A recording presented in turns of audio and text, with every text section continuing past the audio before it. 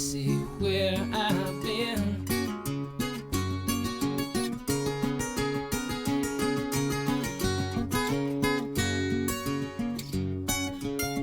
Been down one time, been down two times, never going back again.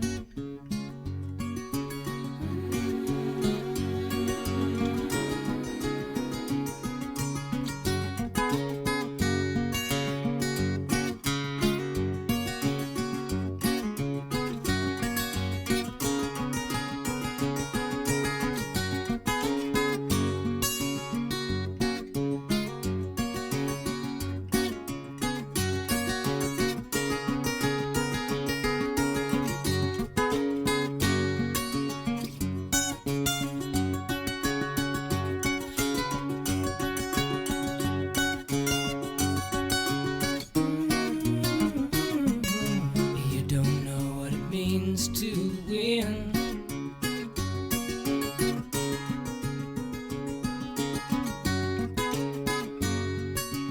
Come down and see me again.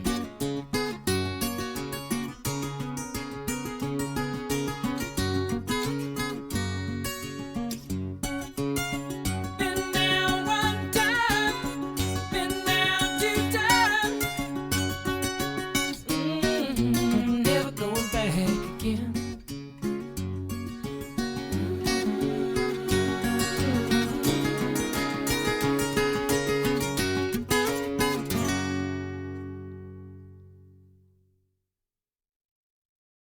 You're a rich girl and you're gone too far, 'cause you know it don't matter anyway.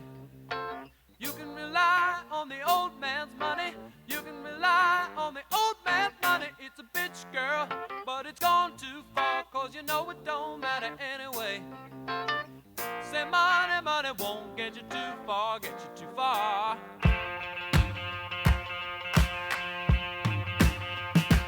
Don't you know that it's wrong to take what is given you so far gone on your own?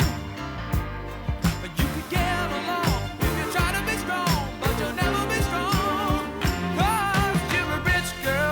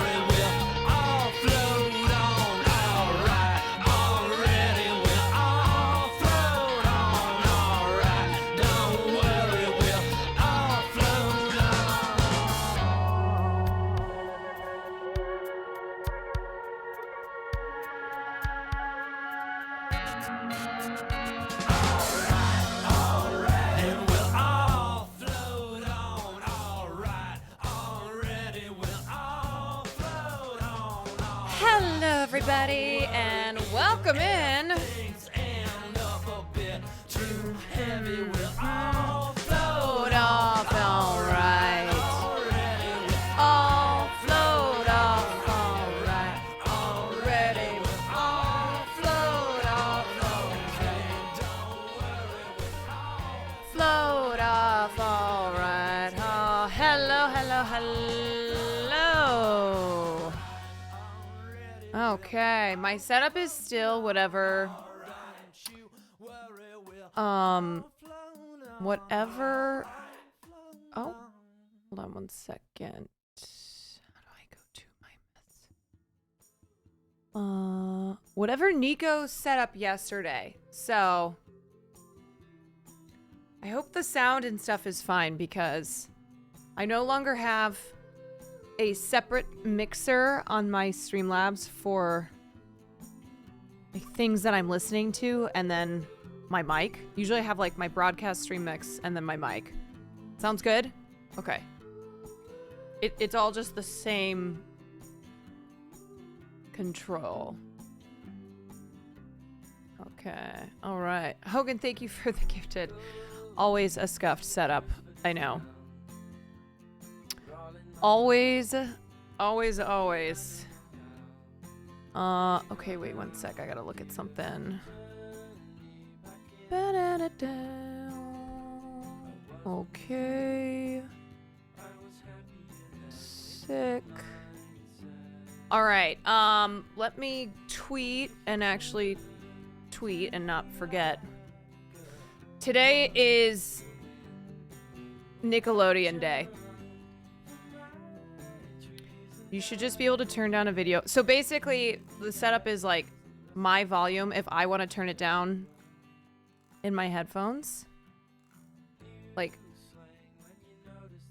it also, I think, turns down for you guys. I think. I don't know. I don't know how to fix. I don't know. Yeah, is that normal? Because I've never had it like that. Is that normally how people do it? It's like one control.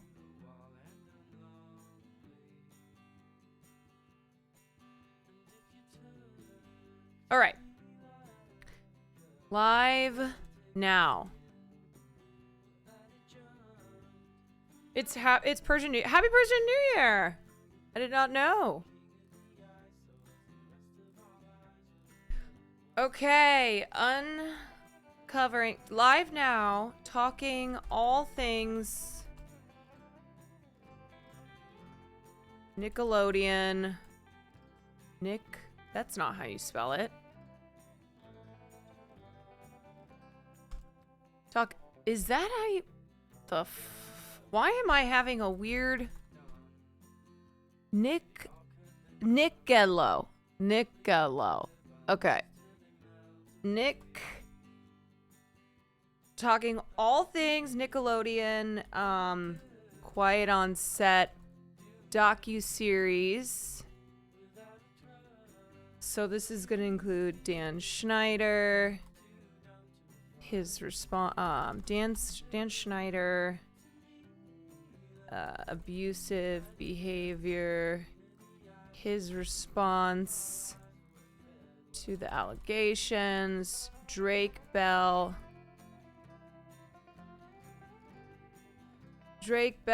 abuse,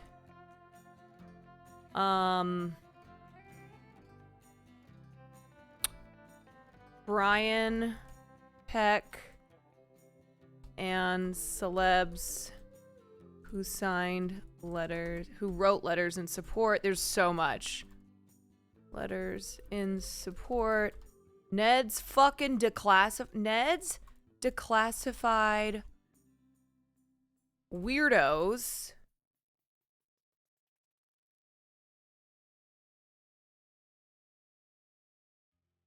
Ned's declassified weirdos and more. There's more. Okay.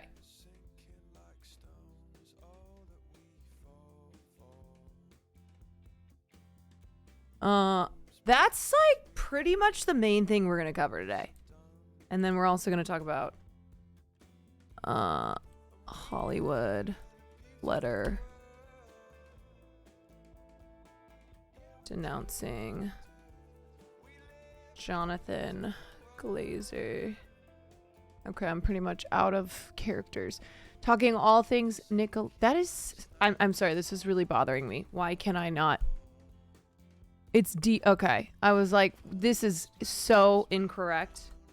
Talking all things Nickelodeon / Quiet on Set docu-series, Dan Schneider abusive behaviors, response to allegations, Drake Bell abuse, spray and PECK and celebs who wrote letters of support, Ned's to classify weirdos, and more. Hollywood letter denouncing Jonathan Glazer. Okay. I will never upgrade to Premium Plus, so now I'm out of... Okay, great. Here we go. There we go. All right, common Hollywood L. Yep. And if there's one thing that I cover here on stream, it is Hollywood L after Hollywood L. Okay. Sorry, that always takes me so long to fucking tweet. Chaotic Lynn, thank you for the tier 3. 4 months of tier 3. Happy first day of spring. Yeah. XOXO Sunbun, thank you for the 17 months. Lineup looks good today for today's stream. Yeah, it's going to be a lot to cover because it is a lot of bullshit. A lot of abuse that was covered up. Not even covered up, just enabled. It was like everyone knew what was happening. It was exactly like Harvey Weinstein. It was just happening with kids. Everyone knew. The people in charge knew. Yeah. Cloud Angle, thank you for the tier 1. So commonplace that no one thought. Well, it was that. It was the same thing as Harvey Weinstein, where Dan Schneider was the guy for Nickelodeon. He made them so much money that they just allowed all of this to keep happening. It's a tale as old as time. That's the truth of abuse, right? The truth of abuse in an industry like Hollywood is that it's not a secret. There are individual instances where it's like, what? We had no idea. But mostly when it is someone who it's a pattern and has created an atmosphere of sexualizing people against their consent, whether adults or children. And it goes on for years. It's like, oh, everybody sees this.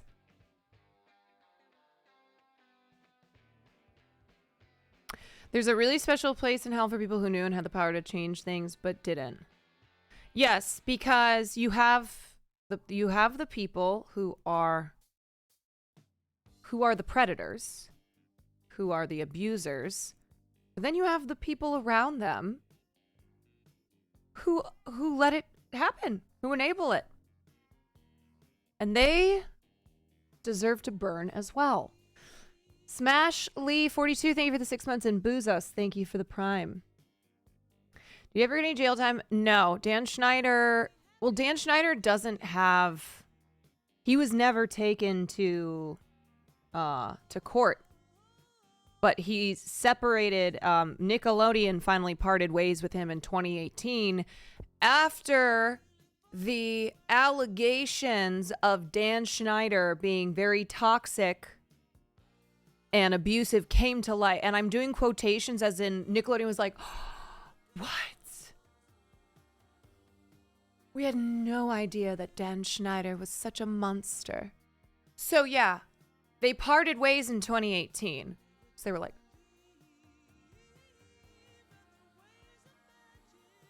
what? We had no idea. Even though we were signing off on scenes in these shows where kids were being sexualized. Even though we knew that female writers were having to split a salary and then were being threatened when they complained about it. I read Jeanette's book. Yeah. Jeanette's book is amazing. And the thing is that for the former child stars who have come forward, it's pretty much because they don't work in Hollywood anymore. But there are so many who will take this to their grave because either they can't face what happened because it's too traumatic, or they continue to work in Hollywood with a lot of the same fucking people who enabled this to happen to them. Or because they were forced to sign NDAs. So the crazy thing is to remember that for the handful of former child stars who have talked about this, Jeanette McCurdy, Drake Bell, Alexa Nicholas, there are many, many more who were abused, who were preyed on, and who will never speak of it. I personally know 2 people, male and female, one of whom was abused when they were a child star with Nickelodeon, and one who was abused when they were a teenager and got hired on a Disney show. False Prophet, thank you for the 18 months. And Black Asuko, thank you for the 19 months. Ready for Amanda Bynes to talk? I mean, you look at Amanda Bynes and it is no wonder that Amanda Bynes went through everything she went through and has severe mental illness and it's comparable to like, it's a totally different situation, but it's in the same way where how society and the media treated Britney Spears, you know? Neither Amanda Bynes nor Britney Spears were the villain. No, they were victims. And yet they were painted and so nastily and smeared and mocked. And it's just really gross. It's really gross what happened to both of those women who went through so much because they were so young and they became so famous. Did I see Josh? Yes. I saw Josh Peck. We'll get into him as well.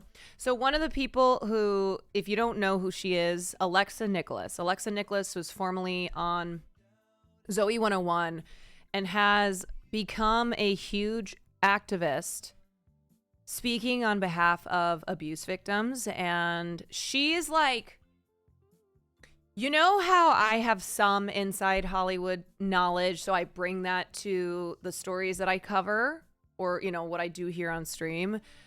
She has so much inside knowledge when it comes to how Nickelodeon behaved because she worked for Nickelodeon. She was on Zoe 101. She experienced this.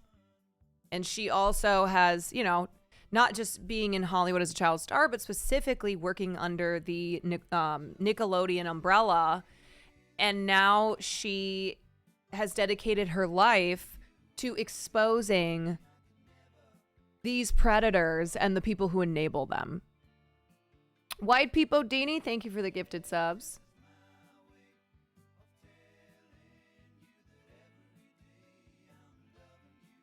I mean, was Josh Peck not groomed by... I mean, look, the thing is that... and this is what I'll say when we get to the Ned's Declassified kids. It seems to me as if you were a child star working for Nickelodeon in the 90s and early 2000s. I don't know how you escaped this environment, because it was the environment. Like, if you were in it as a child, this is what you were dealing with. And it was to varying degrees. Of course, we're going to cover all the Drake Bell stuff, but it's hard not to see how all of these kids were not victims in one way or another, that they were not protected. They did not have rights. They did not have a voice. And so I look at like Josh Peck and I look at Ned's Declassified and I can't help but to see these adults who were probably victimized as kids, and based on some of the things that Ned's Declassified has said, it doesn't sound like there was good stuff happening there. I'm like, okay, so you guys were just allowed to have like drugs and alcohol and you were having sex with each other as children. That sounds like there's trauma there. Sounds like there is some fucked up stuff there. But you know how like some people, when you have trauma as a child, when you survive and you grow up, it's like you either, you bury it deep down, you reject it, you defend abusers. Sometimes you become an abuser yourself, Drake Bell. Or you do what like an Alexa Nicholas has done, Jeanette McCurdy has done, and you reject all that and you speak about it publicly and you advocate for victims. But anyway, there's different ways that we handle abuse and trauma. And Drake Bell didn't do anything. Oh, yes, he did. Before you say things like that, please do a quick Google. We will get into it. I have covered it here on stream before. But before you say Drake Bell didn't do anything, quick Google. Don't say something that you're not 120% positive of when it comes to a line like that. Oh, but he did. Yes. Just gotta Google, brother. Anyway, look, it's complicated because there's a lot going on here. You have abusers who were abused. You have non-abusers who were protecting abusers. You have ones who have said nothing and ones who have been very open. There's just many people involved in this whole thing. And what we're going to be talking about today is the docuseries that came out called Quiet on Set. Quiet on Set is a 4-part docuseries that was produced by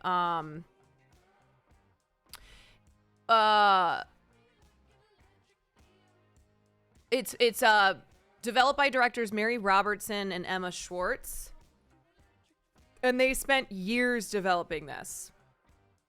And it's a tell-all docuseries featuring Nickelodeon cast and crew who share horror stories about on-set experiences working with Dan Schneider during the late 90s and early 2000s, with some alleging cases of sexism, racism, and inappropriate behavior between Schneider and his young cast members.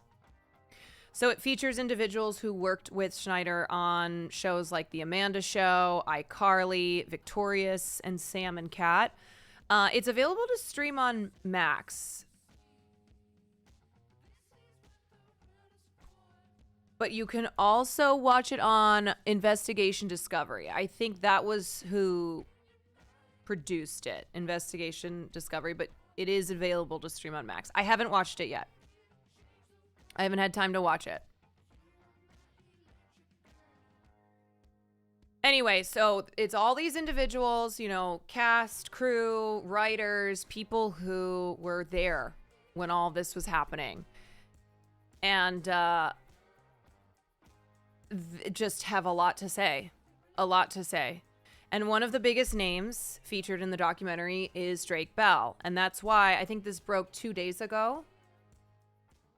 Or I think his episode dropped where he reveals for the first time that he was the John Doe victim in a child sex abuse case against Brian Peck. So Brian Peck was a dialect and acting coach who was friends with Dan Schneider and who was frequently on his sets working with these kids.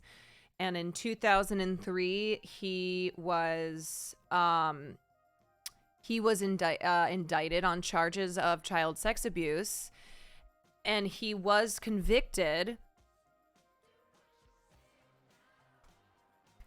The thing is, though, He was so he was arrested on 11 charges of child sexual abuse and was sentenced to only 16 months in prison.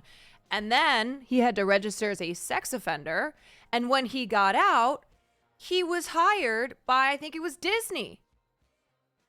After this registered sex offender who sexually abused Drake Bell for 6 months when he was 15 years old, and has had 11 charges of child sexual abuse brought against him in 2003, was sentenced to 16 months in prison in October 2004, and when he got out was given a job by Disney. So, yeah.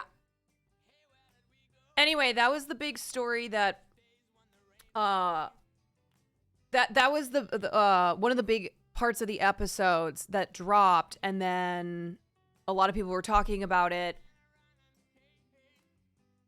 And there were there was stuff that came out, including all of these letters that were signed by celebrities in favor of Brian Peck, asking the judge. So similar to how, sorry, I didn't even kick off the stream. We just got right into everything. Anyway, so there were a bunch of celebrities, including James Marsden, which is horrifying, who signed letters in support of Brian Peck and asked the judge for a leaner sentence, just like happened with Danny Masterson and Tory Lanez. Yeah. A registered sex offender with an autographed clown paint. Oh my God. Okay. Yeah. There's just like so much. There's so much to this, you guys. Like, Brian Peck used to brag that he was pen pals with John Wayne Gacy. This man should not be on this earth and should certainly have never been around children. Brian Peck would brag about having been pen pals with John Wayne Gacy.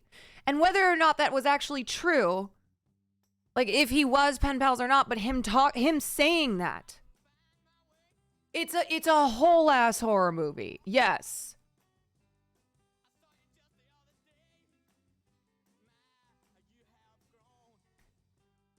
My mind exploded when it came up. It's so sick. And he kept the letters from Gacy next to his bedside table. Yes. So again, I haven't watched the docuseries yet. I haven't had time. I'm going to watch the first episode tonight.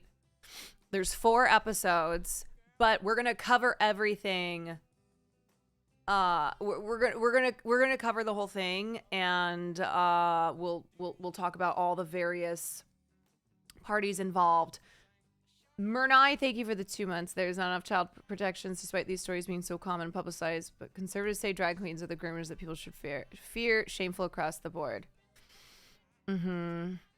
Indeed. Anywho, okay, we jumped right in. Let me just start. Let me kick off the stream. Hi, welcome in. Welcome in, everyone. So, yeah, obviously today's main story is going to be this Quiet on Set docuseries.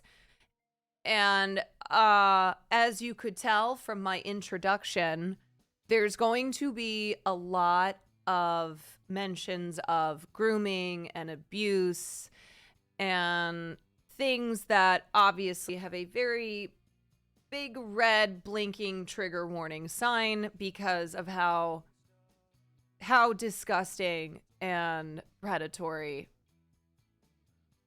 Nickelodeon's sets were, especially in the 90s and 2000s and everything that was happening there. So just know that. Twisters, thank you for the prime. And then we're the only other thing I really want to cover today is Jonathan Glazer's this fucking letter. Okay. Goddamn letter, which I have been appreciating all the jokes that I've seen online, but it's something where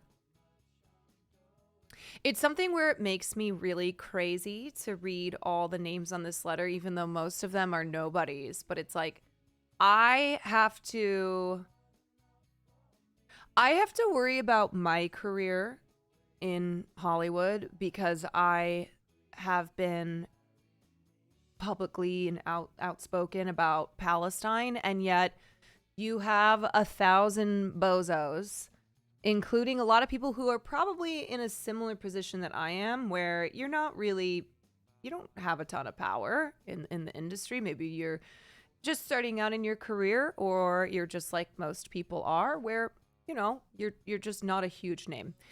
And I look at these people, I'm like, I bet you they're not worried at all. They are probably not worried at all that their career is being threatened by the fact, or could be threatened by the fact, that they, that this is who they've sided with. This is what they think is okay. Alexis Avocado, thank you for the prime. Thank you. The letter was whack. So whack. I know. Really, the only big name was Jennifer Jason Leigh, which, like, girl, what?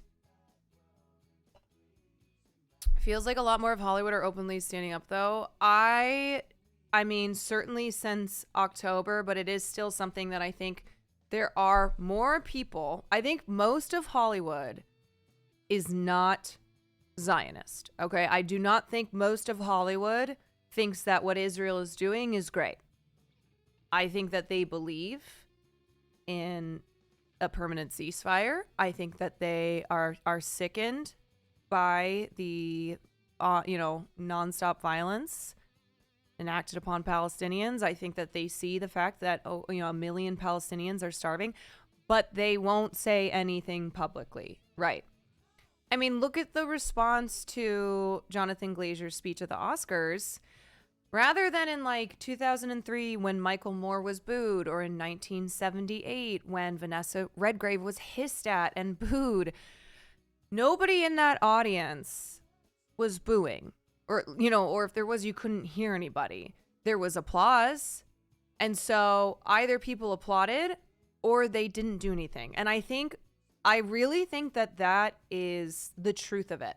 Okay? Because even when you see a letter that's been signed by 1,000 people, that's hardly anybody. That's not all of Hollywood.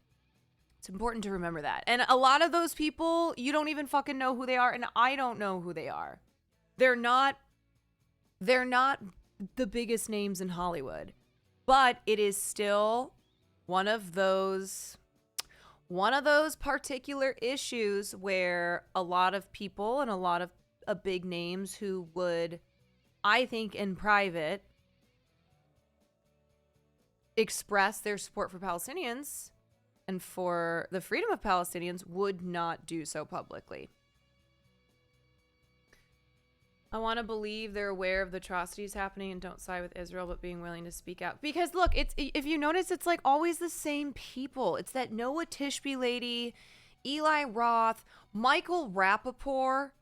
I feel like it's the same handful of the loudest Zionists there who are always Juliana Margulies, who it's like anytime you see some letter getting signed, Deborah Messing, Brett Gelman, right. Anytime you see some letter or you see some condemnation, it's like, yes, it's those people. And with the exception of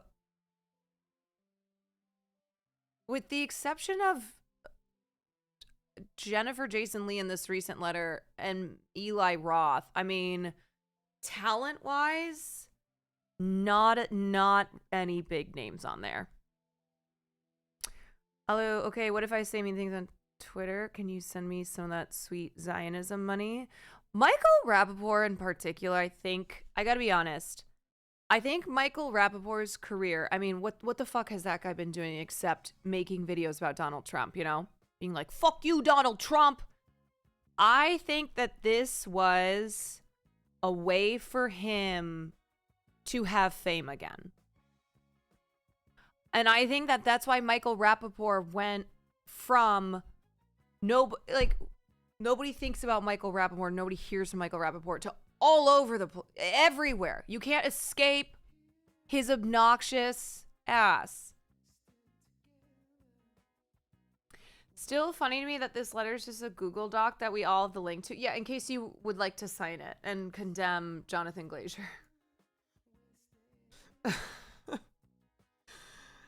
The irrelevant to racist pipeline. Look, it's a grift. It's a grift. You latch onto it and it propels you to a higher place than you were before. You're not gonna let go.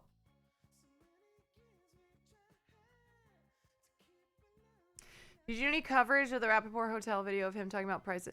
I think that was not real, or it was supposed to be a joke. I mean, it was funny. I thought it was really funny, but it wasn't something where I was like, oh my God. Big proof that Michael Rappaport is being paid for his posts. Time to expose him. Even if it were a totally real, I don't know. Like, he's such a phony. It read like a bit, and then he said it was AI and confused. Yeah, I don't really pay attention to what he's doing. I genuinely think I have him muted on Twitter. There's only 2 people that I have muted on Twitter. I don't follow them, but they still pop up, and Michael Rappaport is one of them. I have two Twitter accounts that I have muted.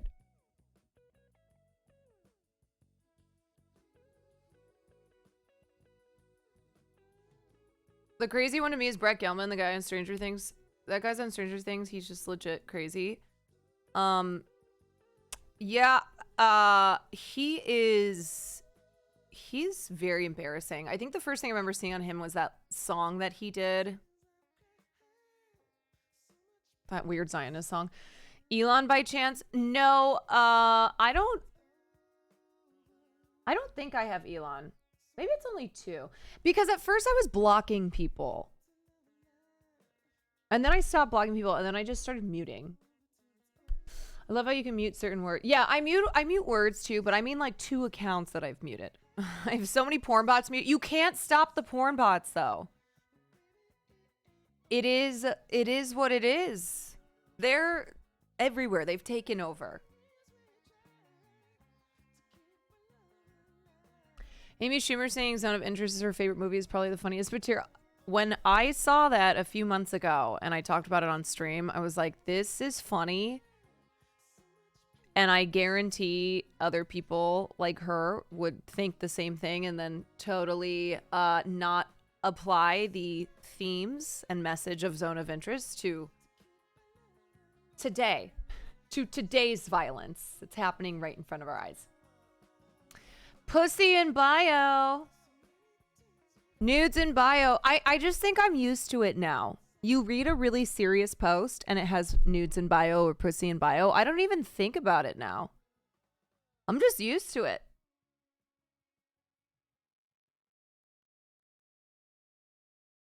There's a really funny story somewhere from someone who went to an improv and Lizzie Kaplan was sitting behind him. They said Brett Gelman was in the show. Lizzie Kaplan said, oh no, and left. That's fucking hilarious if that's true. That's one of those where I'll just choose to believe it's true. Fuck it. All right. I've been doing I've done a bad job this stream of kicking things off before I just get straight into news. But anyway, do I have any personal stuff? Oh,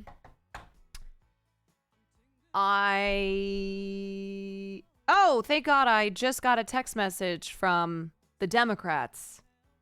I'm invited to join President Biden, President Barack Obama, and Speaker Speaker Emerita Nancy Pelosi for a national organizing call on the 14th anniversary of the Affordable Care Act this Saturday. Can we count on you to join us? Suck my big fat cock. I didn't say that, but that's what I think. I'm just gonna block this. I shall instead block.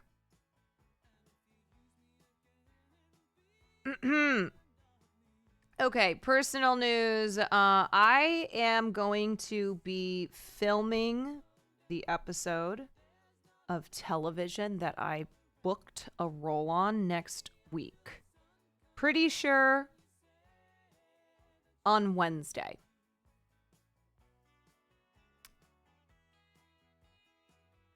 Am I a Republican? I'm MAGA, baby.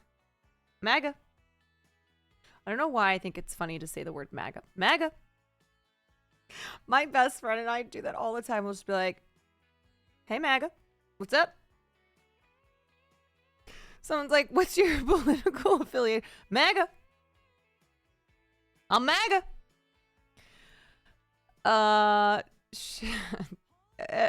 Anyway. Okay, so next Wednesday is when I'm filming the first day. So I don't know if I'll, I don't know what time. So maybe I'll still stream. But anyway, that's pretty much what I have political. That's pretty much what I have personal news-wise. That's about it. It's exciting. It's fun. Very fun. And I'm going to win an Oscar for my 2 lines that I'll have on a TV show.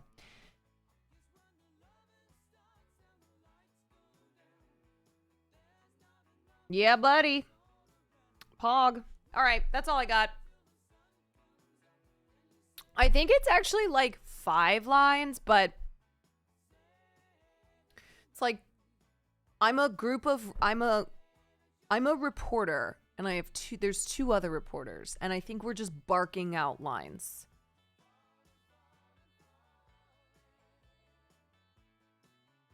I think it's that kind of role. Owen Reese, baby. Should I just bring it back? In the middle of filming, should I just be like, do you know Owen Reese? Like, what is that line? Is that line in the script? Remember to stream just that episode or watch it on your Nielsen TV so producers learn exactly. Do you know what Ray told me? Ray told me that after she did the movie with Mark Wahlberg, that her name, I think it, yeah, I think this is what she said. She said her name was the most searched by far, or like they were able to calculate people tuning in or like Googling Ray's name. The movie, I said, that's right, baby, because you're a star. Damn straight. You're a bigger star than Marky Mark. Yeah, or people only watching stuff that the parts that she was in.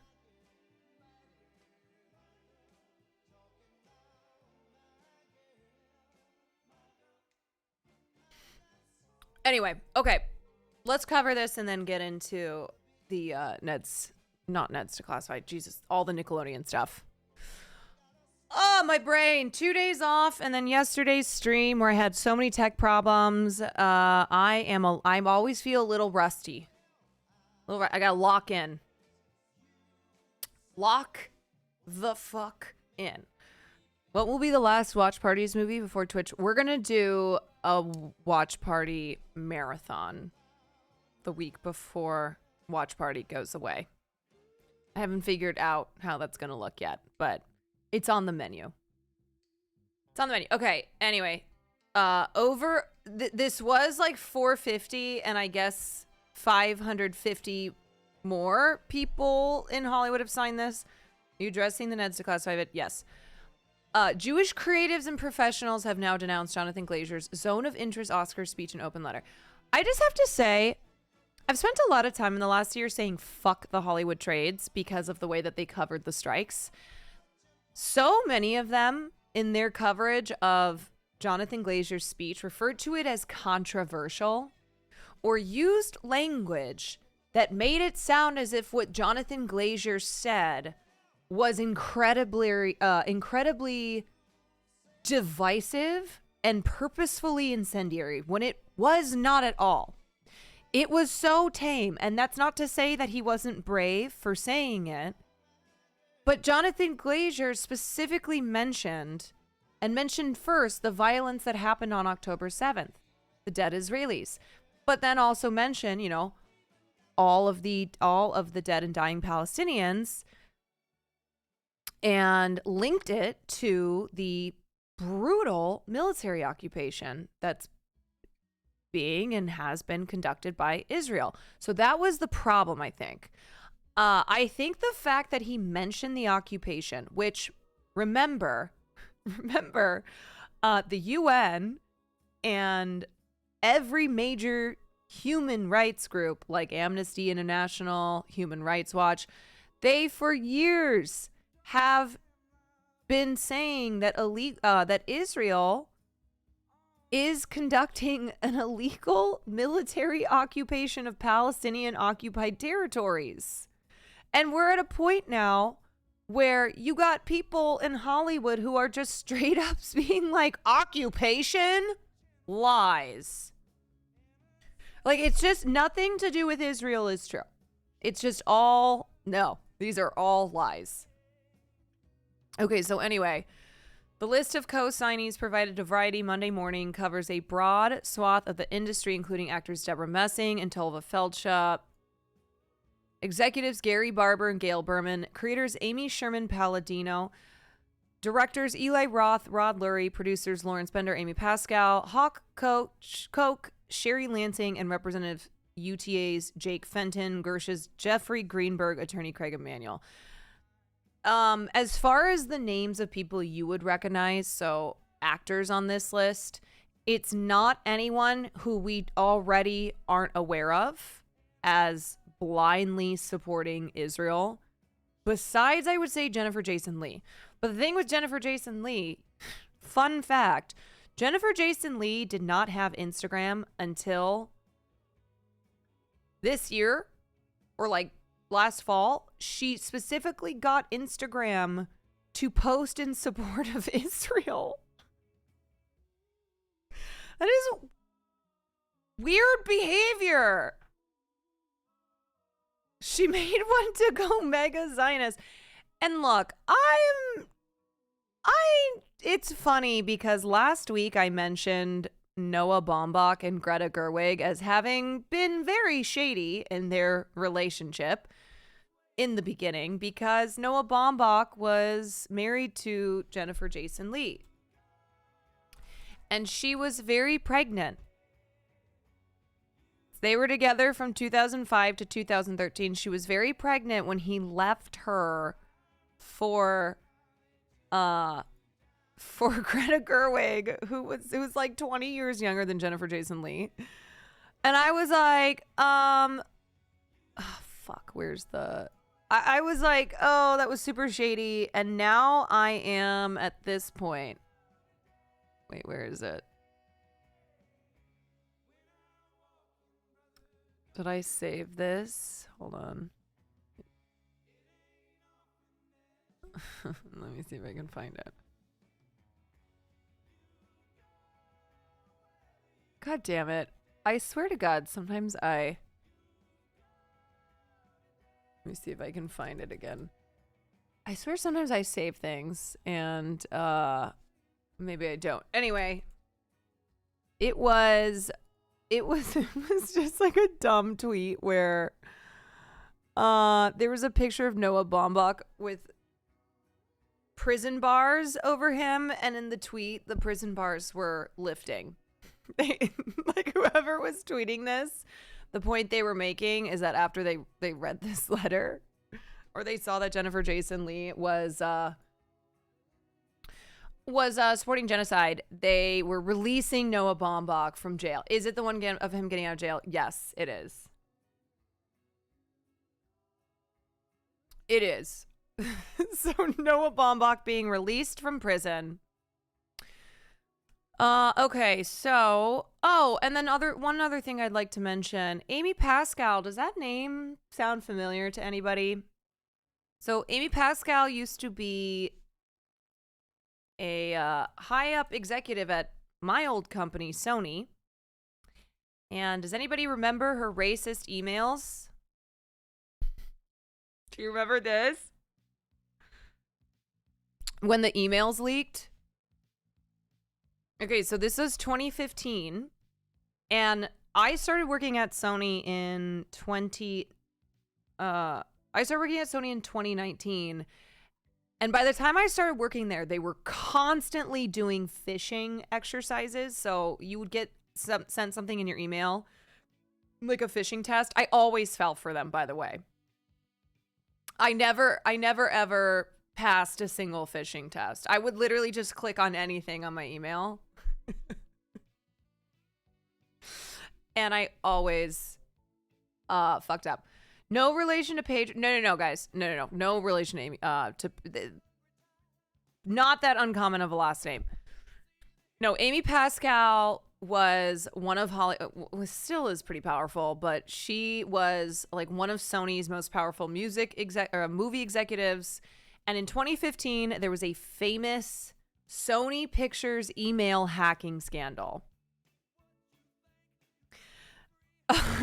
Don't say that public. I'm the same way still. That's why I get, click on links and stuff. Anyway, so Guardians of Peace, which is a group that was linked by the U.S. government to North Korea, leaked these emails. Yeah, that's exactly. Her emails were with Scott Rudin. Yes. Maddie, thank you for the 11 months. And so they leaked a bunch of emails between Amy Pascal and producer Scott Rudin, who's awful. He's an awful piece of shit. And they were talking, and in some of these emails, they were talking about Barack Obama was, there was a breakfast being hosted for him, and Pascal had to go to this breakfast. So she emailed Rudin to be like, why or what should I even ask the president at this fucking breakfast? Keep in mind, Amy Pascal, big Democrat, big Democratic donor. So she's talking to Scott Rudin. She's like, what the hell should I even talk to the president about? And she says, should I ask him if he would like to finance some movies? Rudin wrote, would he like to finance some movies? Pascal wrote back, I doubt it. Should I ask him if he liked Django? Rudin responded with 12 Years a Slave. And Pascal came back with other films starring African Americans. Or The Butler? Or how about Think Like a Man? Yeah, not great. Really, really not good. And she had to apologize, as did Scott Rudin. Amy said, the content of my emails were insensitive and inappropriate, but are not an accurate reflection of who I am. No, she's worse than that. Although this was a private communication that was stolen, I accept full responsibility for what I wrote and apologize to everyone who's offended. I'm not going to get into the whole email thing, but there was so much more to it. They were saying awful things about Angelina Jolie. Really horrible things about Kevin. They were just going in because they thought that this was just these private emails between the two of them where they were talking shit and being racist. Yeah. Anyway, I bet he likes Kevin Hart, said Rudin. I forgot she also had emails that were really derisive towards Adam Sandler. Okay, anywho, that's Amy Pascal, if her name seems familiar to you. She's like, I'm not sorry for what I said, I'm just sorry you saw it. Yeah, the most funny joke to racist people is literally just naming black people every time without fail. Yeah, like, I don't even understand those jokes. Maybe it's because I ain't racist like that. But me being like, oh, should I ask him if he liked 12 Years a Slave? I think there's a lot of jokes that you could make on Barack Obama, and that's not one that I would ever think about. Do you think he liked that Kevin Hart movie? There's also the story where she angrily threw a sandwich at Kevin Feige's face. Yeah, she's pretty awful. Anyway, she signed this letter.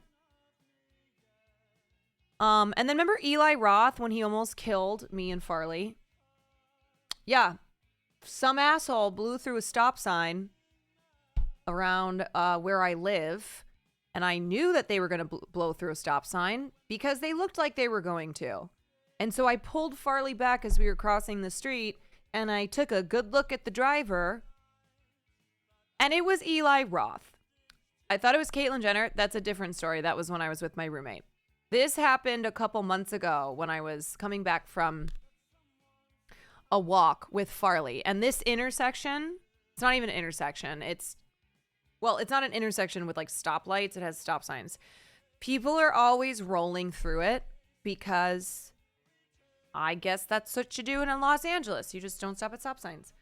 And so I usually am very on the defense anyway. And so I was halfway through. I see this car coming down this hill. I assume they're not going to stop at this stop sign and just go right through. So I pulled back.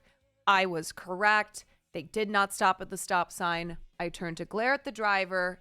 It was Eli Roth. While living in LA and flat out recognizing people who wronged you because they're famous happens all the time.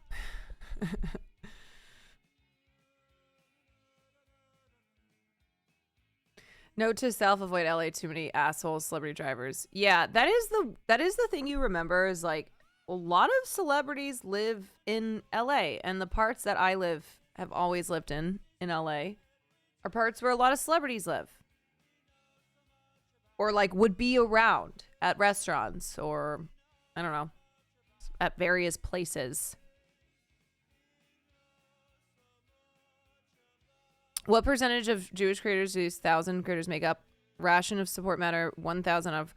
No, I made this point earlier where please keep in mind that this is not a high percentage of Jewish creators, let alone people in Hollywood. But I'm mentioning it because it's gross. Like this letter is gross and just point blank false, like the things that they mention in it. But two, because of how many publications have run with this story, making it sound as if Hollywood is condemning Jonathan Glazer.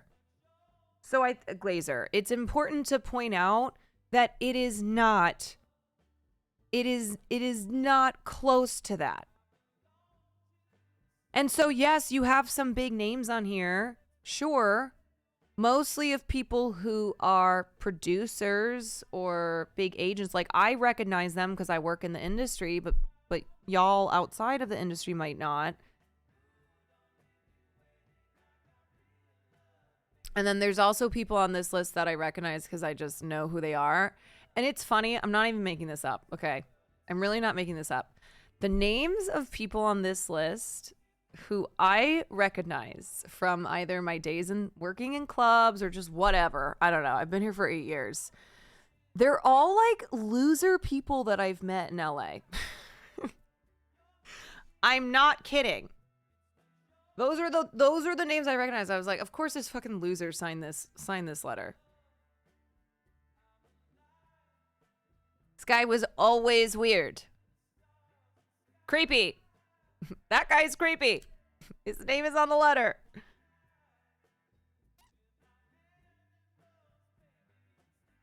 Anyway, okay.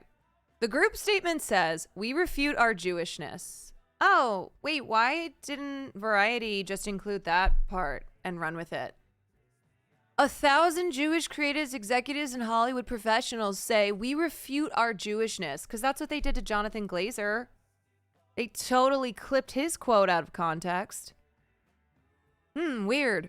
We refute our Jewishness being hijacked for the purpose of drawing a moral equivalence between a Nazi regime that sought to exterminate a race of people and an Israeli nation that seeks to avert its own extermination.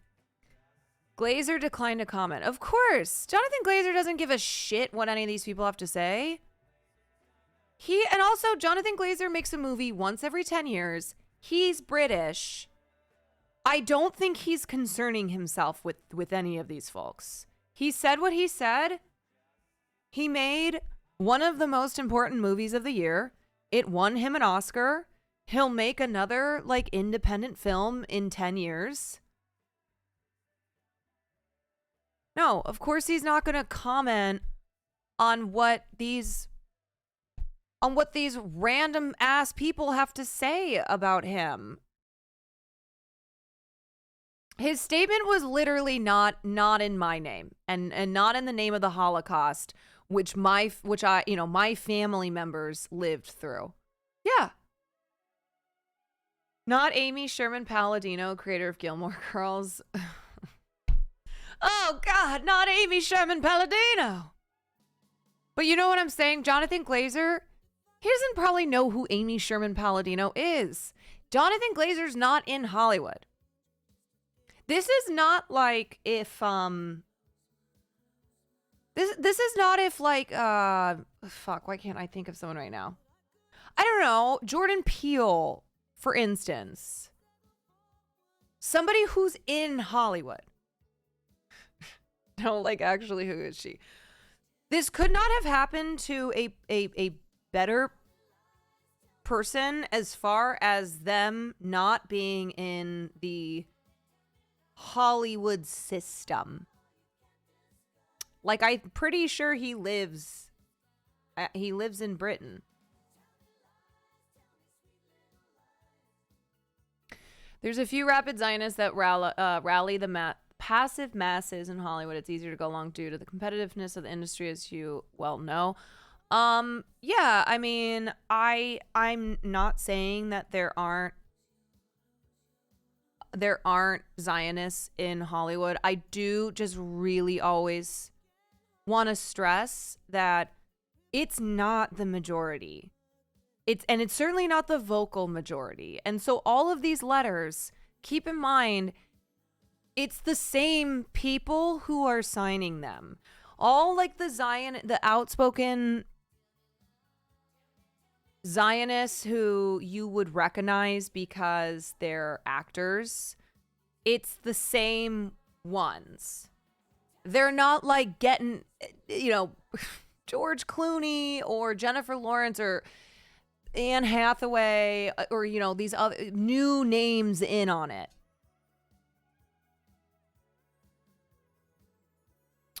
I think it's wild that he said, hey, not in my name, let this movie be a cautionary tale. Everyone just blew over the point. Meanwhile, Gaza is at catastrophic starvation. Those people do not care.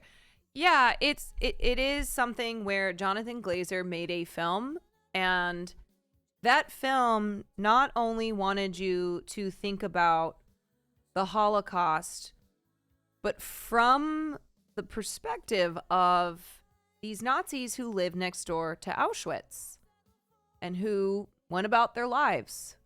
Like everything was fine and dandy as unimaginable atrocities were happening 15 feet away from them. But he also wanted you to look at the world today. Look at the world today. Look at atrocities that happen today and how we, again, act as if it's, we normalize it. Or we act like we can't see it.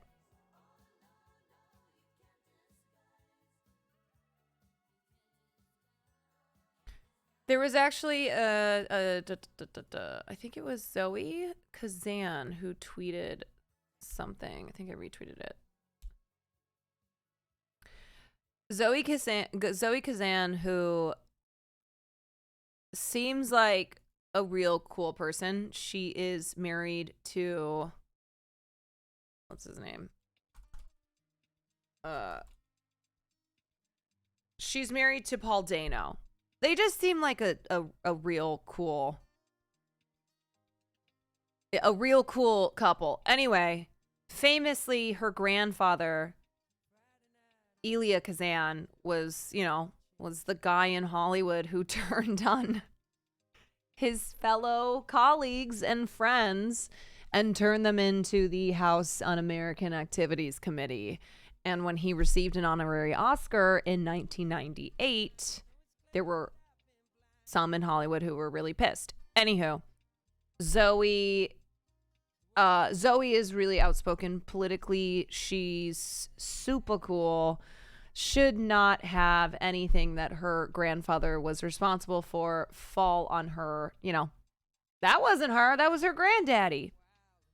She benefited from the nepotism, but she has distanced herself from the not so good things that her grandfather did. Anyway, it's not the majority, yes. Also, a lot of Jews are brought up with the idea that Israel is special, necessary to a culture, even if we have very little relation to it. It takes a lot to break out of that mindset, and they should get out of it. But the fear of anti-Semitism and new Holocaust can be major obstacles to a change of mind. Yes, I totally know this because I have friends who Jewish friends who I've had conversations with, who told me about how they were brought up. And either, you know, what they were taught in Jewish school or from their family members, and how much it was emphasized that they need Israel because Israel is the only way that Jews can be safe. And if Israel goes down, then Jews are not safe anywhere. You know, it's like the talking point that Zionists like Joe Biden love to use. I'm like, you're the president of the United States and you're saying that Jews are not safe here. Imaginary person, thank you for the prime. Anywho, what I've noticed though is my Jewish friends who went on oh my god, why am I blanking for the term what's the pilgrimage? Birthright, yes. My Jewish friends who went on Birthright, who then turned into full-fledged Zionists, versus my Jewish friends who did not go on Birthright. And I'm telling you, just in my own experience, seeing Jewish friends who either went on Birthright or didn't, going on Birthright solidifies that nationalistic pride and that sense of we must support Israel because Israel supports us, and no matter what we must always support the cause of Zionism. I went on Birthright. I'm an anti-Zionist. Well, I definitely think that happens for sure. In just my experience though, the people who and I'm not really friends with them anymore because of everything, but the ones who I saw who I was really surprised to see were so dyed-in-the-wool Zionists, I put it together and I was like, oh damn, these are the people who went on Birthright, or these are the ones who lived in Israel outside of Birthright. Like a guy I know who during COVID, spent like 6 months living in Israel and had this amazing time. Anywho, them versus the friends who did not go on Birthright or did not go live in Israel.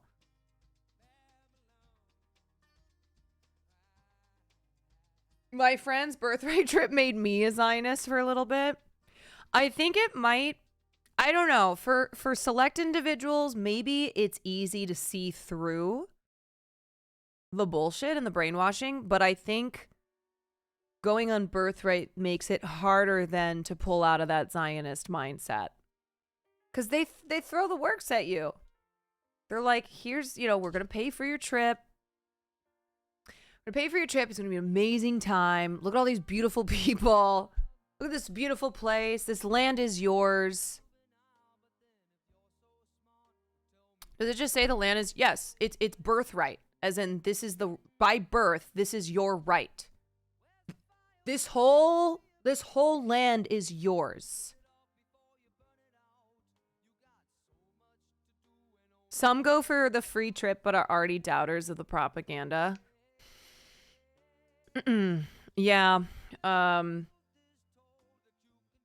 Like I had a dude friend who went on Birthright and came back and just kept talking about how many sexy clubs they went to and how many gorgeous Israeli women they were surrounded by, how much sex he had, how awesome the whole trip was. It was like he went to It was like a version of Disneyland, like an adult Disneyland, where he was just so, he was so swept up. Yeah, I know it sounds weird, but I was raised Jewish and I went to Israel for a vacation with my extended family when I was a kid, so a long time ago, with a local tour guide. I had no idea this even existed, but we're reformed. My dad's an atheist, calls himself a cultural Jew. Zionism is gross. Yeah, I know, and that's why since I started talking about all this months ago, I know how many anti-Zionist Jewish people there are, and I have quite a few friends who are some of the loudest anti-Zionists that I know, and that's why I keep insisting that even though it seems like this is a huge deal because every fucking publication running with this story is making it out to seem as if all Jews in Hollywood are condemning Jonathan Glazer. It's not. It's not the case.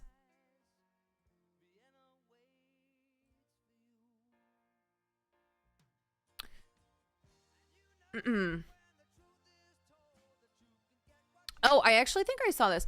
In January 2017, I snapped this photo. I don't know why I snapped it at the time, but something my brain told me to save this image. I stood there looking at the view across a beautiful meadow at what my tour guides described as the enemy.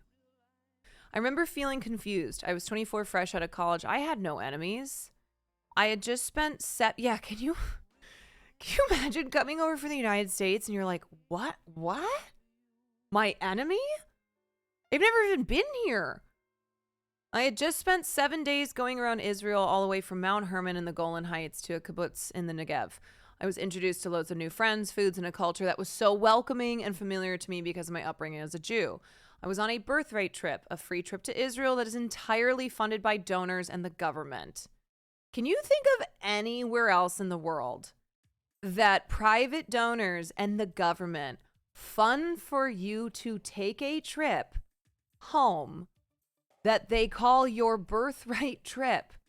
Like, if you just think about it, if you just think about that fact there, it's crazy because it is a propaganda vacation. It is like turning to Jewish people in the West and saying, and looking at them as like, we need them to be with the cause. We got to make sure that the cause of Zionism remains strong, and Jewish people in, let's say, I don't know, New York, young Jewish people, that they come over to Israel, that we make sure that we maintain an ethno-state, that we make sure that we continue to populate, and we have Jewish people from Brooklyn, New York, like, come over to Israel and live here and continue to strengthen the Jewish nationalism. It's so wild, a country I'm barely allowed in, people get an all expenses paid vacation. Yeah. Okay. Just a few days prior to this photo being taken, I sat in I had a great and memorable time. I fell in love with Israel. I fell for it all. Just a few days prior to this photo being taken, I sat in a classroom in Jerusalem where I was lectured for a few hours on the conflict with Palestinians. They went on about the first and second Intifada. They showed us gruesome images of innocent Israelis murdered. They made it clear who they wanted us to hate. I stood there looking at that meadow with Gaza in the distance on January 18th, 2017. We stood at the Black Arrow Monument. It stood there to commemorate the actions of the IDF and the memory of 8 Israelis killed in battle. But the details they gave us on that battle were foggy. Operation Black Arrow was carried out in Gaza in 1955 as a retaliation for one Israeli civilian being killed. For that one death, they killed 38 Egyptians and wounded countless more. It set the stage for Israel's reputation for harsh and unbalanced responses. I looked this info up on the bus on the way to a nearby town for dinner. I remember feeling this sinking feeling that I was only given one side of the story. Not just being in Israel for birthright, but growing up with a Jewish education going to Hebrew school. We were only ever taught one way of thinking. We were brainwashed from childhood to believe that we were the peacemakers and they were the attackers. I knew in the back of my mind that the existence of Israel was inherently problematic. One of my friends said to me that what she learned in Hebrew school was basically like the Palestinians would be equated to a group like the Nazis, where the idea is that nowhere in the world have Jews ever been safe. And so this land, a land without a people and a people without a land, that their ancestors came to settle on and created Israel for them, was a way to keep them safe from all of their enemies. So Palestinians, Arabs who hate them for being Jewish, never again would a Holocaust happen at the hands of a group like the Nazis.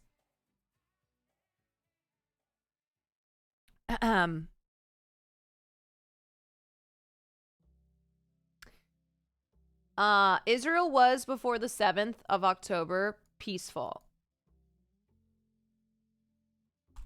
I always just like to pull this up.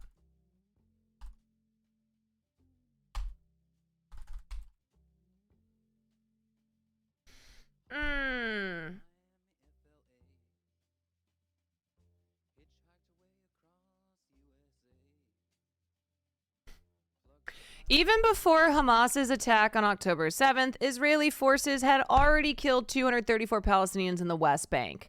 Keep in mind, the West Bank is not governed by Hamas.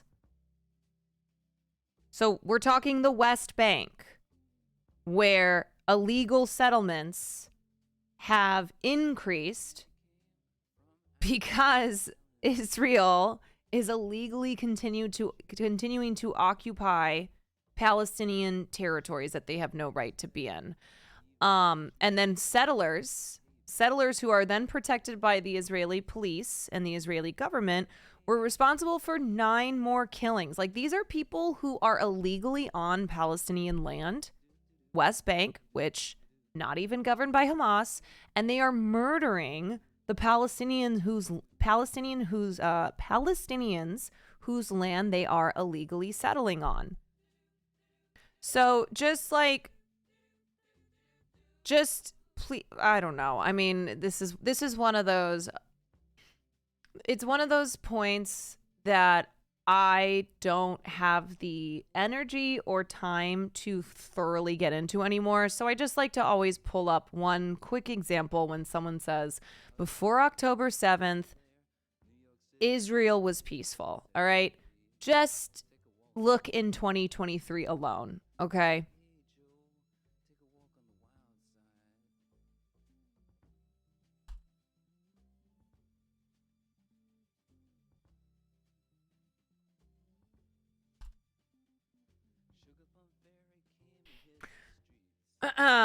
The Gaza border protest. Oh, sorry, it was 2019. Like, here's another example.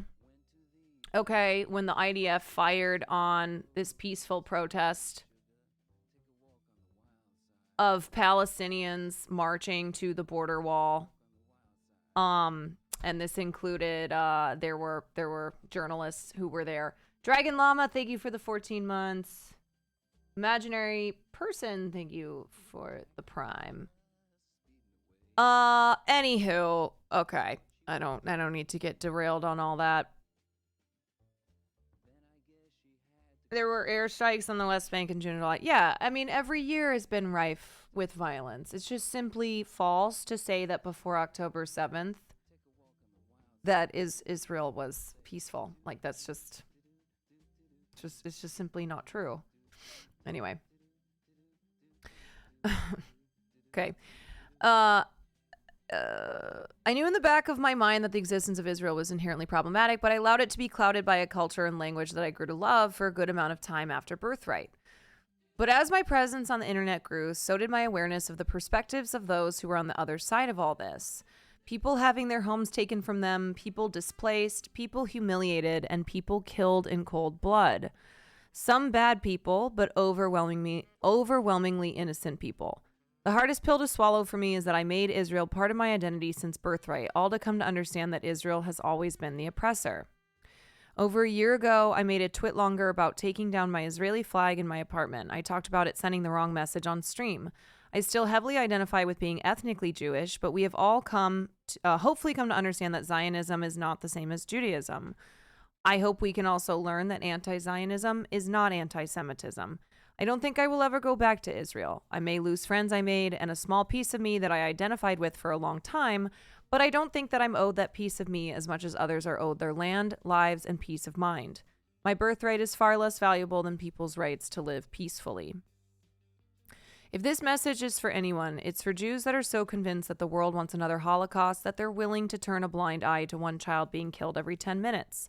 Yes, anti-Semitism exists, but supporting genocide and apartheid makes it worse. Open your minds, step out of your shoes for once. Also, I'm truly sorry for staying silent about this until now. Yeah, I mean, this is someone who has grown up Jewish, went to Hebrew school, went on birthright, and was able to extract themselves from the propagandized narrative that Israel must continue to do as it has done for all these years at the expense of the Palestinian people in order for Jews to be safe. That it's their right to be able to do these things. Tigo3, thank you for the 4 months.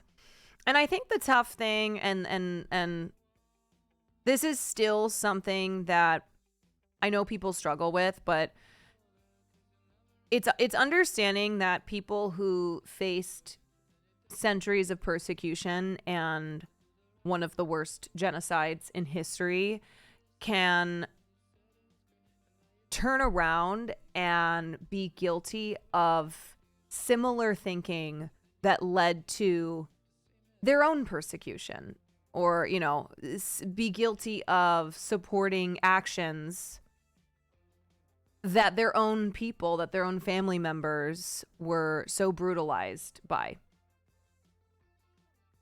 Yugoslavia raid! What's up, my Yugoslavians? Yugoslavians, yes. Welcome in. Welcome in. A high streamer Elden Ring. Yes, later today. We still have 2 stories to cover. I'm finishing this Jonathan Glazer piece, and then we're going to cover all the Nickelodeon stuff. Listen, there's gay people that become cops for some reason. Not everyone understands their history. Or, look, it's like we're going to talk about Drake Bell. Drake Bell was abused, okay? He was sexually abused as a child, and then he grew up, and when he was an adult, turned around and sexually groomed and was inappropriate towards a minor.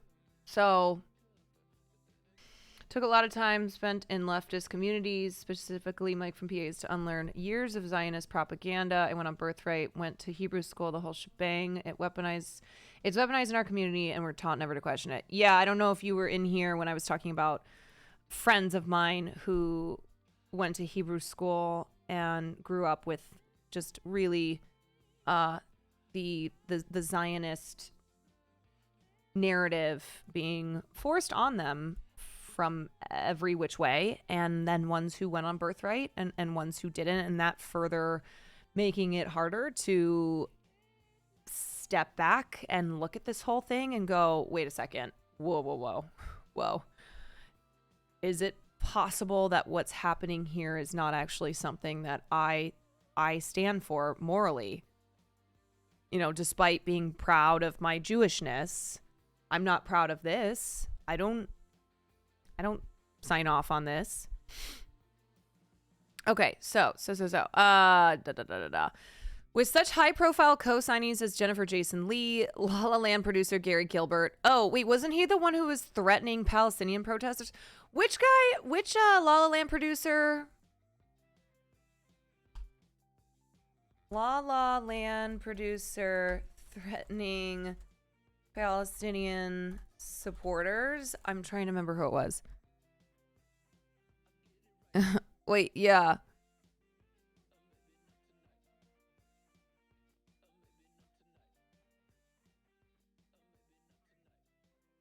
Wait, what was his name? Gary Gilbert. Oh, yeah. It was Gary Gilbert threatening in DMs. And he also is co-owner of the Cavs. That's right.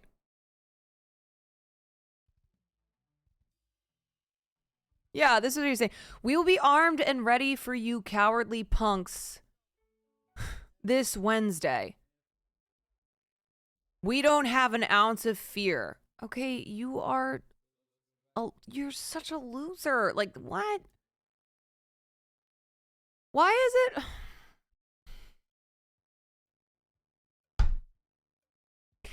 What is up with the worst people ever, and then also having this obsession with like using weapons and or violence, but being excited to do so. Like talking so excitedly about murdering people, harming people with violence. Rose acting like a warlord sitting on Twitter all day. Right. And I was like, this guy is just a punk.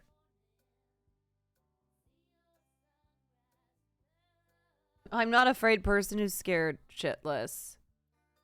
Yeah. So anyway, I keep kind of reminding us of the people who've signed this letter because it's the same motherfuckers who for the last 6 months have been doing this shit and are pretty terrible people. Like you just see all the little stories outside of these letters that they've signed just to inform you who they are as humans. Taloshi, thank you for the 5 months. The statement adds the use of words like occupation to describe an indigenous Jewish people defending a homeland that dates back thousands of years. See, this is blatantly false.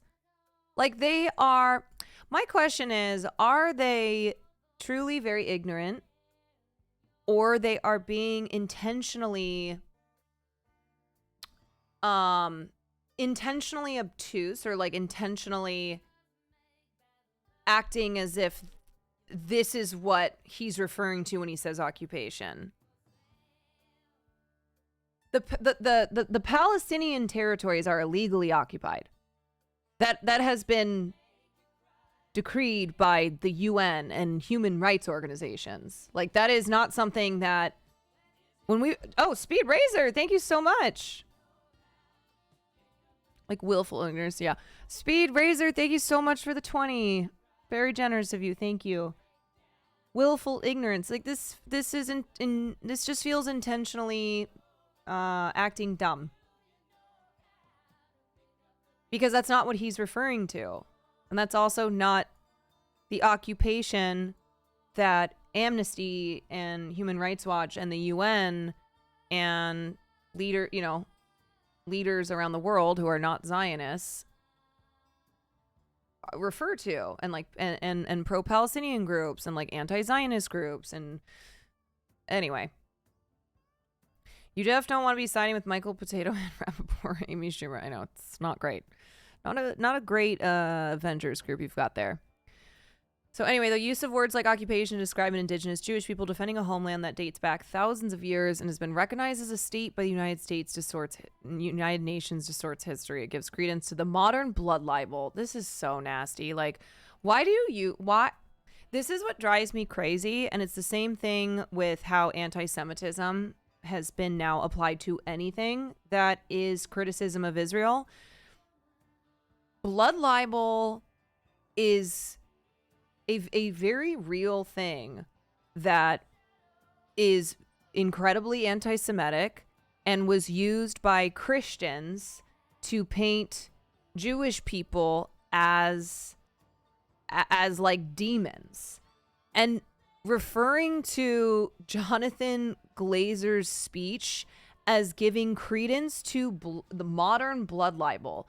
Like, you are minimizing the seriousness of something and the reality of something like blood libel and anti-Semitism when you ascribe it to a person like Jonathan Glazer.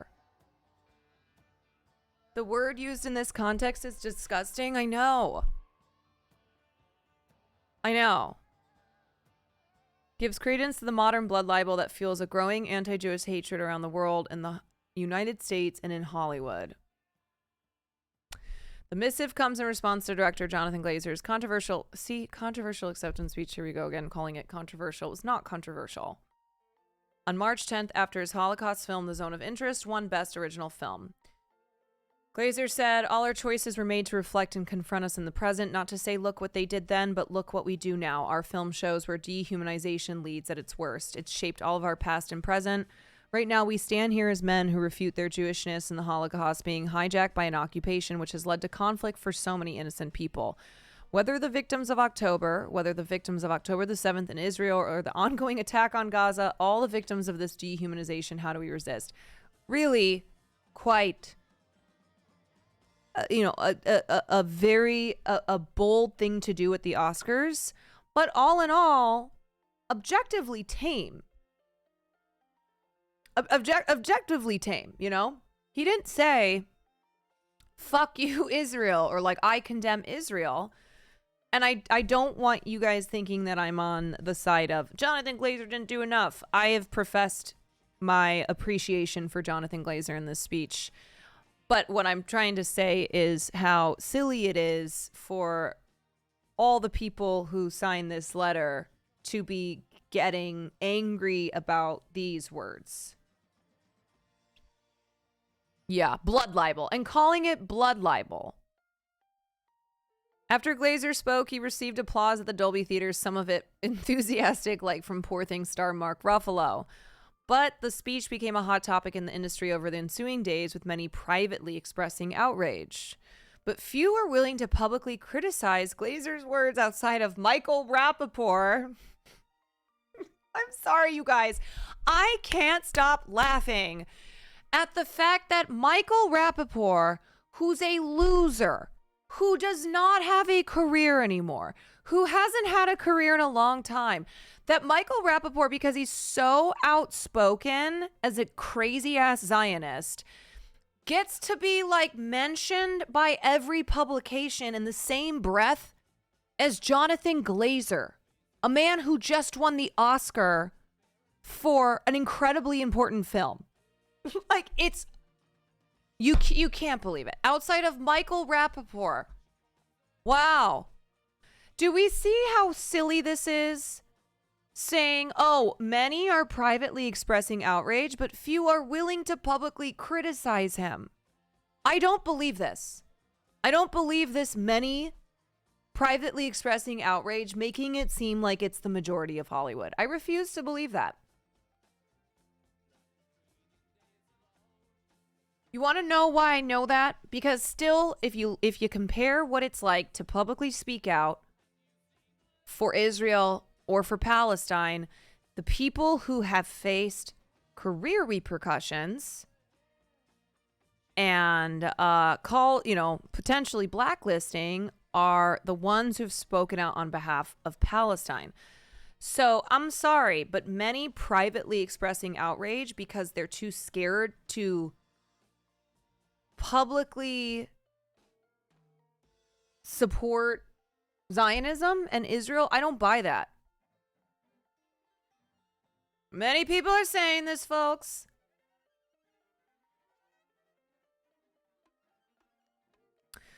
Oh, I'm sorry. Outside of Michael Rapaport and Mayim Bialik. Wow.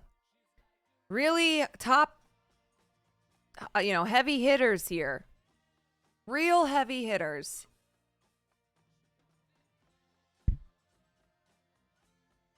Others previously interviewed by Variety, like directors Asif Kapadia and Jesse Peretz, expressed support for Glazer's speech as the Zone of Interest director faced condemnation from outside Hollywood. It is unclear how the open letter, which can be signed here, yeah, if you want to go sign the Google Doc, here you go, came together. Variety spoke to several co-signees who explained why they lent their names to the statement. Among the signatories is Julieta Margulies. Remember old Jules? I played a lesbian reporter on TV, and I can speak on behalf of the LGBT community. Miss Black people have been, and LGBTQ people have been brainwashed to hate the Jews. Yeah, that's Juliana Margulies. Great person as well. Do you notice that there's similarities between the outspoken Zionists in Hollywood and the ones who keep signing these fucking letters? You notice that they're all pieces of shit. His words sounded eerily similar to Vanessa Redgrave's infamous Zionist hoodlum speech, says Modern Family producer Ilana Wernick of Glazer's speech. Only this time there was no Patty Chayefsky, we covered this on stream, to stand up and say the right thing. Sadly, Jew hatred won the day. You're talking about a Jewish man who made one of the most important Holocaust movies. You fucking dumbasses. Why don't you go do what Jonathan Glazer did, okay? You can't. You want to know why they can't do that? You want to know why none of these creatives would ever be able to make something as important as Zone of Interest? It's because they don't get it. It's because they simply do not have the hearts and minds and talent to be able to depict something like that on screen. They can't. Jew hatred won the day. That's why so many of us in the industry reached out to each other. I'm laughing imagining Michael Rappaport talking to, like a Juliana Margulies, who would have nothing to do with him otherwise. Can we be honest about that? The names of these Zionists who are out here fighting on behalf of Israel, these people, a lot of them, they wouldn't have shit to do with each other. Like Eve Fartlow being in, friends with someone like Noah Tishby. And yeah, right. Or Michael Rapp.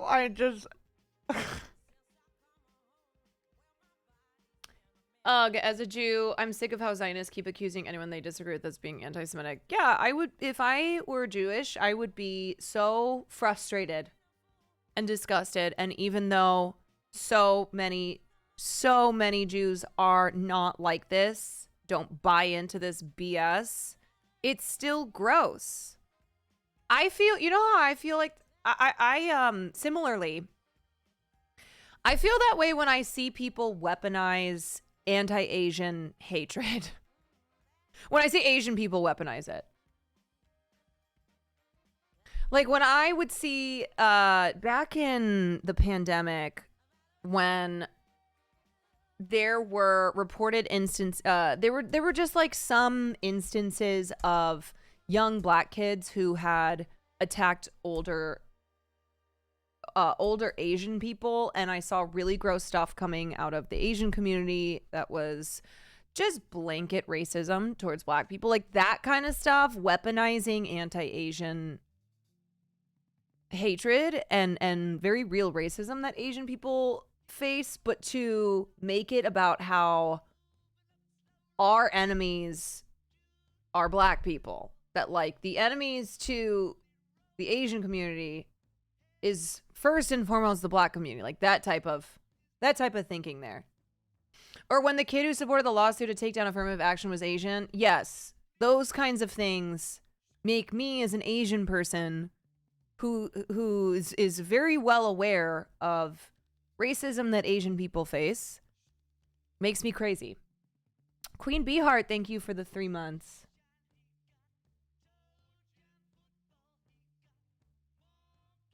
Writing the letter wasn't just cathartic for us. It's something we had to do. You guys have written so many letters, though. Can we be honest about that? Like, what do you mean? This isn't the first letter you've written. You haven't stopped writing letters. Stranger Things and Fleabag actor Brett Gelman echoed that sentiment. There was no concern for how Jewish people are going to react to a speech like that. The speech giver is Jewish. The speech giver is Jewish. What are you talking about? No concern for how Jewish people are going to react to a speech like that? To that applause to those red pins, the red pins which call for a ceasefire, when not even our hostages are being mentioned, that goes along with a ceasefire so that hostages on both sides can be released, you fucking dumbass. And it's just incredibly hurtful, incredibly painful, says Gelman. It's truly baffling to me that people were choosing to be silent that night. Several Oscar attendees, including Ruffalo and Billie Eilish, were an artist for ceasefire, but it makes your head want to explode, folks. It really does. Like, the more... This has been months now of this. This has been months now of reading stuff like this, but it still makes your head want to just explode. Gelman, who's currently on a book tour for his literary debut, The Terrifying Realm of the Possible, Nearly True Stories, has seen 4 stores cancel signings. Yeah, because he's a violent, genocidal supporter. Good. According to Gelman's agent, the venue cited security concerns over pro-Palestinian protesters who've targeted Gelman for his vocal support for Israel. I like, too, that his agent makes it seem as if, like, his life is being threatened, rather than a bunch of young progressive kids showing up with their Palestinian, with their Palestinian flags and their signs and, like, standing outside your book signing protesting it. Like, come on. They truly love to make it sound as if Zionists like Gelman, A, are being targeted because they're Jewish, and B, as if their lives are at stake.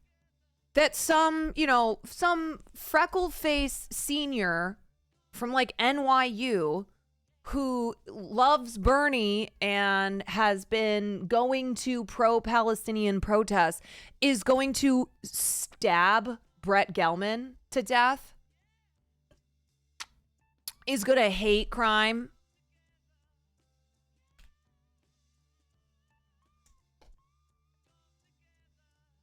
Extended life is in danger to be him having a heart attack looking at a Palestinian flag.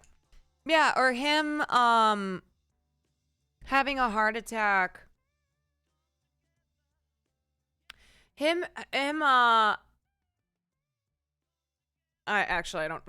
don't know what the fuck I was going to say there. I don't know enough of his career to make fun of him, if I'm being honest. I know he was in Fleabag. That was about it. I don't watch Stranger Things. If Israel had existed in the 30s and 40s, Auschwitz would not have happened. What? Mr. Glazer used the memories of the victims of the gas chambers to attack those trying to rescue Holocaust survivors and their relatives from captivity and sexual slavery. Huh? It's important to call for peace, and we all do. But in this conflict, disinformation prolongs the war. Sorry, this is the person who directed Jakubowicz, who directed Resistance, starring Jesse Eisenberg. I don't know who that is. And his comments, unfortunately, gave legitimacy to the propaganda networks interested in prolonging the war to demonize the Jewish people. What? This might be the craziest, dumbest take I've ever heard. Propaganda networks who want to prolong the war to demonize Jewish people? That is fucking deranged. No person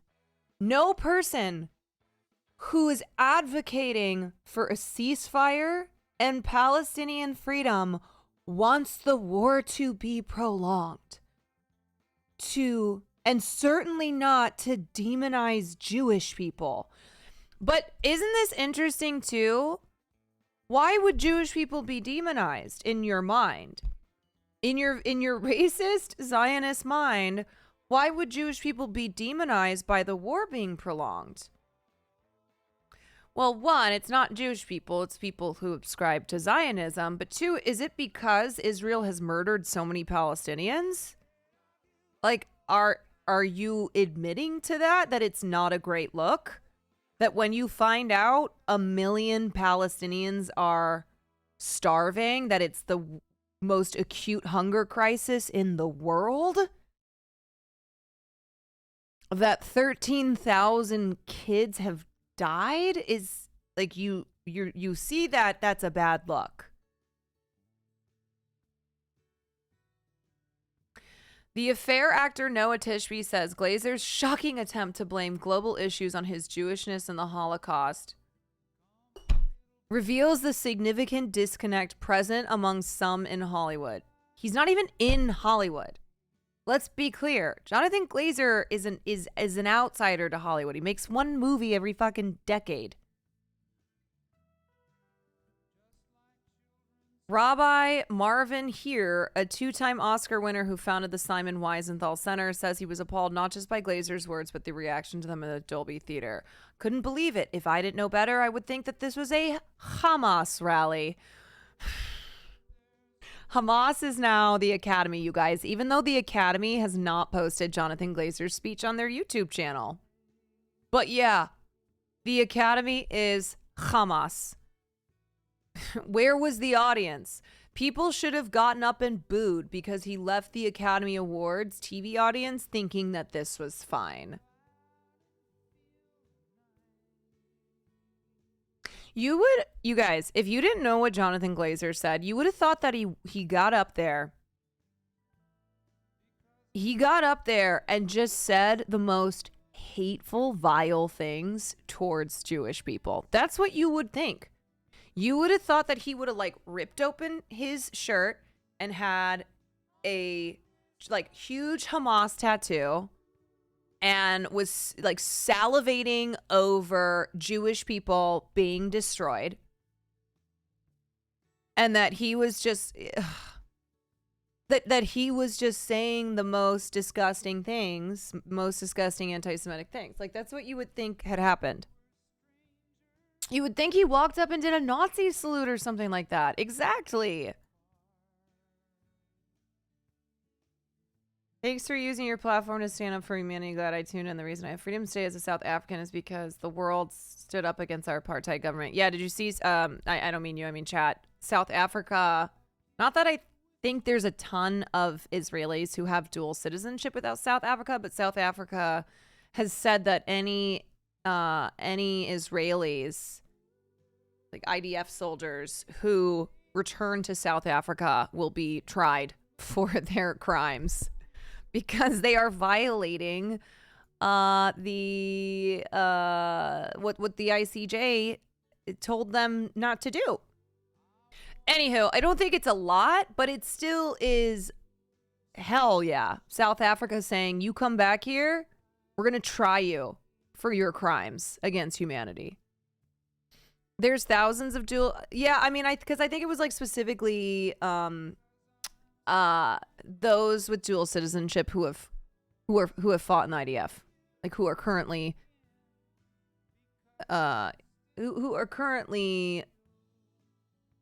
responsible for killing Palestinians. Don't pull up. Two base, don't pull up.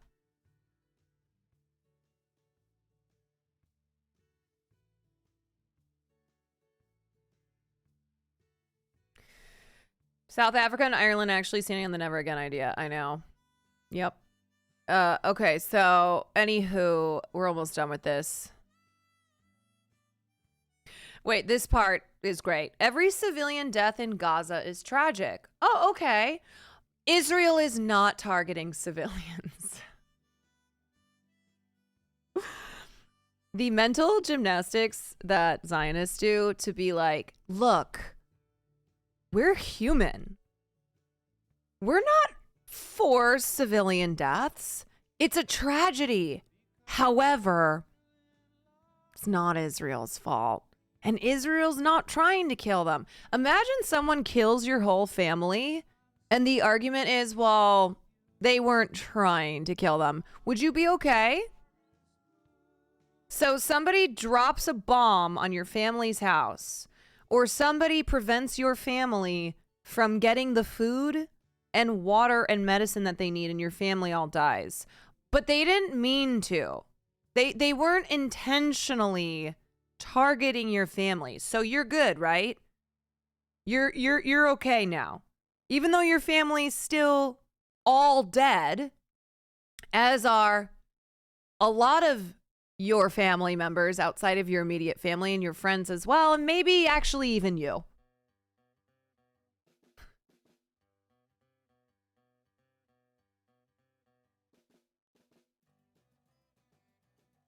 So gross. Anyway, like I said, I recognize names on this list of people that I know in LA. Not many. None of them are bigwigs, okay? And they're also really weird people. And as I said before, I have had to worry about my career. I still have to worry about my career. I've had people reach out to my management. I've had people reach out to sponsors. I have had threats to my entertainment career. And I also have seen what has happened to people like Melissa Barrera, people like Susan Sarandon, who have a lot more power than I do. And yet, these people who sign a letter like this and say these disgusting false things, do they have to worry about their careers? Because they should. Anybody who is doing genocide apologia should be the ones worrying about their careers. Not someone like me. Not like the writers I follow on Twitter who are anti-Zionist, who are against the genocide. Like, we should not be the ones who have to think to ourselves, we're probably fucked. If this happened to Melissa Barrera, then yeah, I'm probably in trouble. Like, here's what I will say, okay? Not a lot of huge names that you might know on this list, but there are people on this list who I have certainly auditioned for, like casting directors on here. And there's not a ton of big casting directors. It's kind of the same main casting directors who cast everything, and I recognize their names on here. I have auditioned many times for shows or films that they cast for.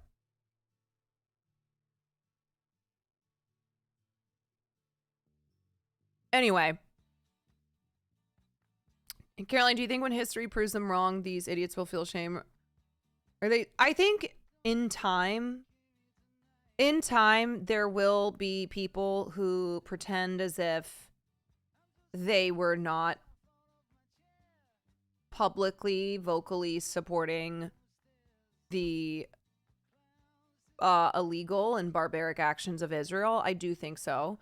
But I think that there are ones who will go down with the ship, who will claim that, who will claim anti-Semitism until they're blue in the face, who will say that they were on the correct side of history.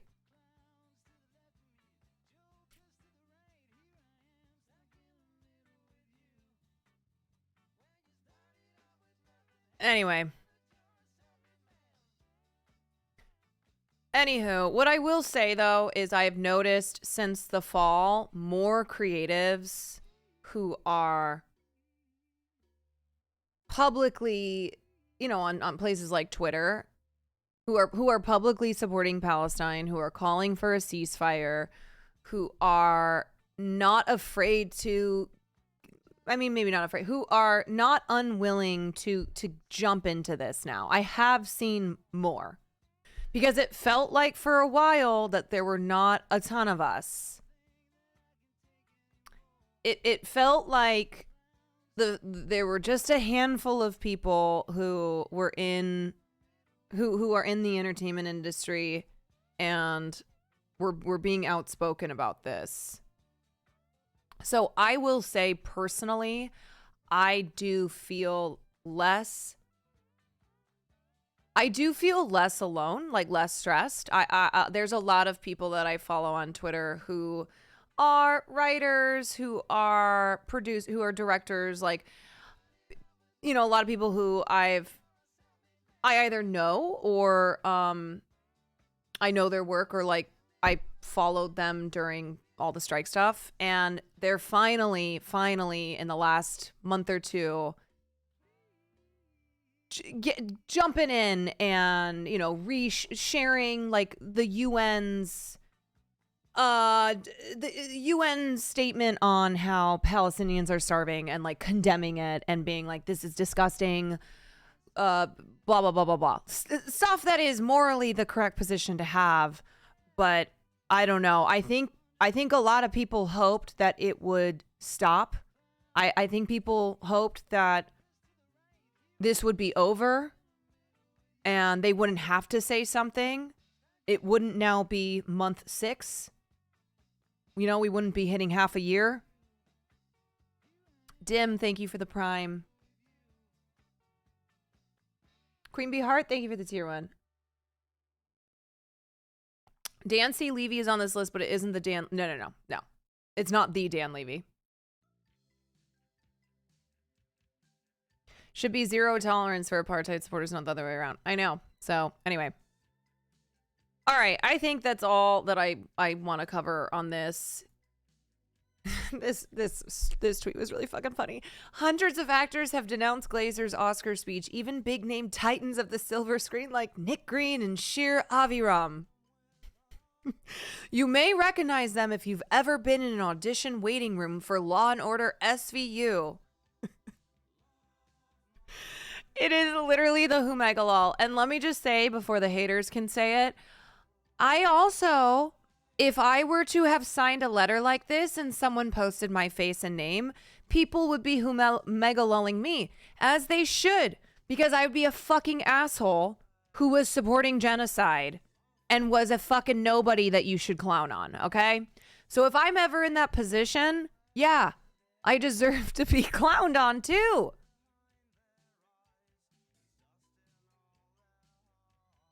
These people are clowns, and they don't deserve to go any further in their careers than the Law & Order audition room where they haven't booked a role. No, they should be totally done. No one should hire them. Vampsies, thank you for the gifted subs. Absolutely not. Even Steven Marmelstein has signed the list. Steven, of course, is known for World's Most Amazing Videos, Amazing Vacation Homes, and Ripped.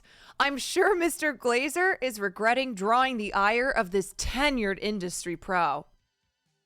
That's what I'm saying. Jonathan Glazer is shaken in his boots. These are the people who are coming after him, who are condemning him with a letter. He's toast. Brainiac, thank you for the 7 months. Every person who signed the list looks like an actor from another dimension. Like they came from some place where they're actually famous.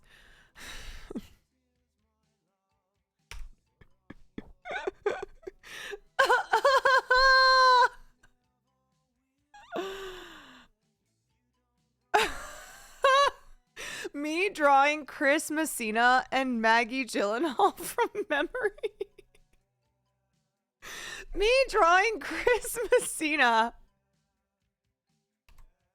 and Maggie Gyllenhaal from memory. Oh, man. Again, if you are a genocide supporting freak, you deserve to be clowned on, okay? In no other instance would I clown on someone who hasn't made it in Hollywood or is a nobody, because that's me. But in this instance, yeah, you deserve to be mocked. And you deserve to not have any career at all. Don't forget Ben Shapiro. This happens every time I mock Ben Shapiro, where losers will be in my comments being like, aren't you a failed screenwriter as well? I was like, okay. First of all, you guys got to get new material, okay? Because every time I tweet about Ben Shapiro, you're in here saying the same things. Second of all, the difference with me and Ben Shapiro is that I took a break from screenwriting after I went through a lot of shit with a script that I had sold and was supposed to be made and went through a lot and just couldn't deal with it anymore. My hope is to return back to screenwriting one day. Second of all, I didn't leave Hollywood to then start a right-wing media outlet to bitch about how woke Hollywood is, and that's why I didn't get my movies made. Like, do we understand that there's a big difference there? I have not left Hollywood angrily because I couldn't get my movies made, and then was so butthurt that I created the Daily Wire in order to bitch about Hollywood. And also blaming Hollywood's not making my movies on Hollywood being woke. The difference is Caroline is hot and has good opinions. Wow, you have a lovely personality. I feel like that's might be sarcastic because I'm in the middle of I'm right in the middle of making fun of people and people like Nick Green and Sheer Aviram and Ben Shapiro. You took it on the chin, and Shapiro's a crybaby. It's like when actors in Hollywood don't have opportunities anymore, and then rather than blame it on their lack of talent or on how competitive Hollywood is or on the fact that they're racist and said really disgusting things, they blame it on Hollywood being too woke. That's what they say.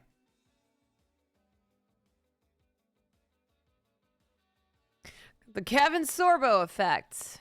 Yes, indeed. All right, you guys. We got to get into this because there's a lot to cover here.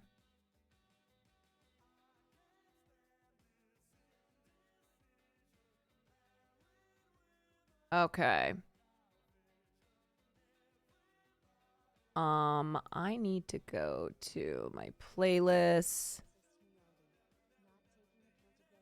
I think it's underneath. I think I have a bunch of stuff saved here. Oh, no, that's not what I want.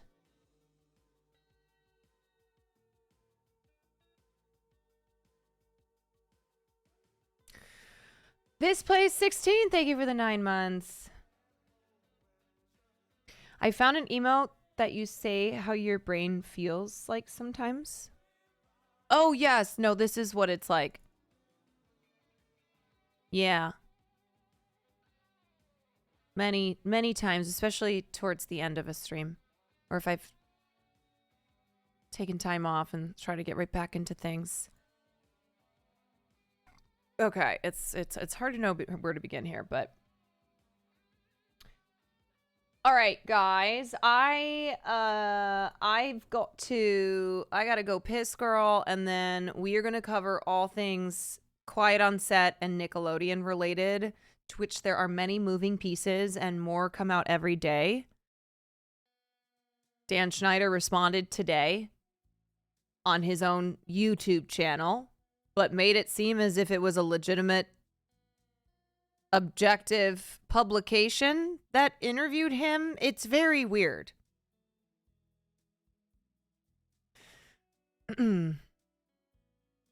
Weird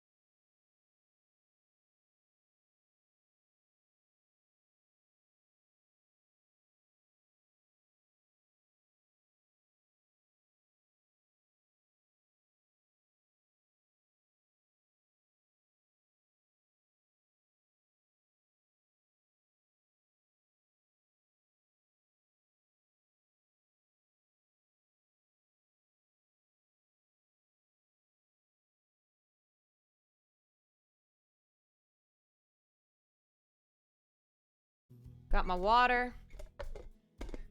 Got my sleepy tiny. Did I hear Cutie's diss tune? Yes, I did. She should release a whole track. All right, so Dan Schneider.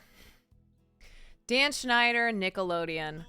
Dan Schneider is who the easiest comparison is that he was like Nickelodeon's Harvey Weinstein. He made them so much money. He was the top showrunner, screenwriter, TV producer.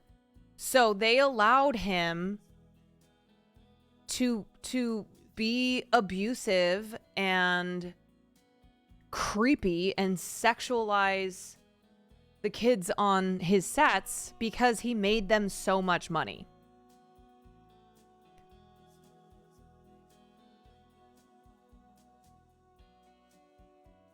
There's a lot of great articles about this whole thing. I like this headline. Nickelodeon's Me Too story was hiding in plain sight. A lot of people are basically saying that there is seven years after Me Too first hit Hollywood, that now children who are, or former child actors who are now adults, are having their Me Too stories be told. And it's just really awful because so many of them... Sturdy Lias, thank you for the 4 months. Calikai, thank you for the prime. So many of them were not able to advocate for themselves and were betrayed by the adults around them who should have been protecting them. Not everyone was lucky to... Like, if you read Jeanette McCurdy's book, I'm Glad My Mother Died, she specifically mentions Miranda Cosgrove, and Miranda Cosgrove's parents seem to have really protected her. But that is less common than it is common. And most of the time, it seems like child actors are just laid bare for the wolves. They're just left. They're just thrown to the wolves, and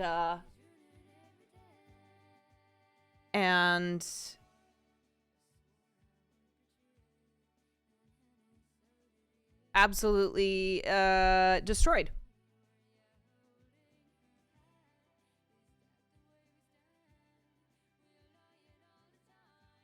Okay, I want to start here.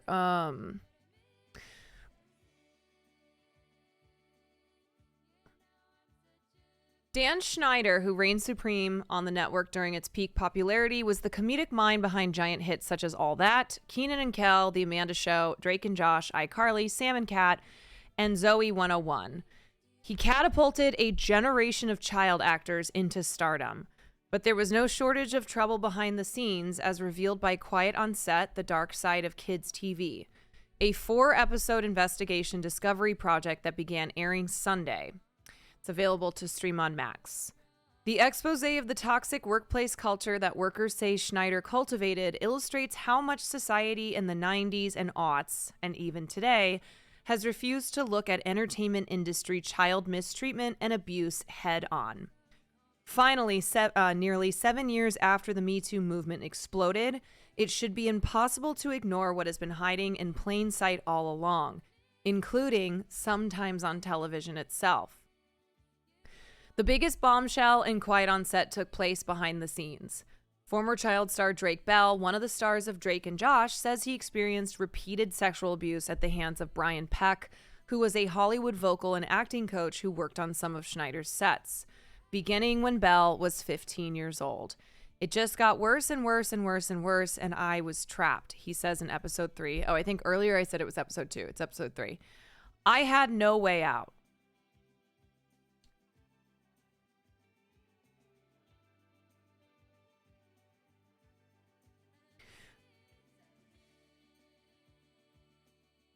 And Schneider and Nickelodeon.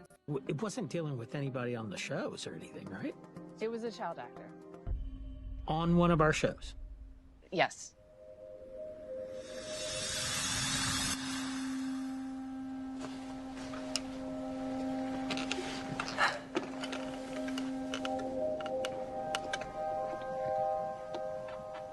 Drake Bell speaks out about the sexual abuse he suffered at the age of 15. The former Nickelodeon star appears in the new documentary Quiet on Set, The Dark Side of Kids TV, which investigates the experiences of former child stars who worked on Nickelodeon shows produced by Dan Schneider. According to Today.com, Drake tells his story for the first time publicly, reportedly revealing he was the unnamed minor in the 2004 sexual assault conviction of acting coach Brian Peck. The former child star reportedly says in the film that the coach abused him over the course of months at his home, allegedly turning Drake against his father, who had become suspicious of Peck, and ultimately his mother and stepfather. According to Today, Drake says his separation from his family meant he often spent the night at Peck's home. The Drake and Josh alum reportedly says, Yes, so we're gonna revisit Drake Bell's own abuse that he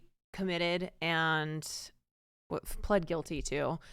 But just side note, Josh Peck is not related to Brian Peck. Same last name, but in case you're confused and thinking like, is that Josh Peck's father? No, totally separate. That one morning, quote, I woke up and he was sexually assaulting me, and I froze and was in complete shock and had no idea what to do or how to react. He says he later revealed the abuse to his mother, who called police. According to court records viewed by E! News, the acting coach, now 63, was convicted of 2 charges that included lewd act upon a child 14 or 15 by a person 10 years or older and oral copulation of a person under 16. He served over a year in prison and was made to register as a sex offender. E! News has reached out to Brian Peck, Dan Schneider, and Nickelodeon for comment, but has not yet heard back. In a statement to NBC News, a Nickelodeon spokesperson says, quote, now that Drake Bell has disclosed his identity as the plaintiff in the 2004 case, we are dismayed and saddened to learn of the trauma he has endured, and we commend and support the strength required to come forward. As far as the workplace allegations against Dan Schneider addressed in the documentary, a spokesperson for the 58-year-old previously told E! News he understood what they were going through and he was their biggest champion. The fact is, many of the kids on these shows are put in the untenable position of becoming the breadwinner for their family and the pressure that comes along with that. It continued, in part, that is why there are many levels of standards, executives, lawyers, teachers, and parents everywhere all the time, on every set, every day. However, it is still a hard place to be a kid, and nobody knew that better than Dan. Oh, okay. Oh, it just makes me so mad. It makes me so mad. All right, so let's talk about Drake Bell. So this is one of those situations where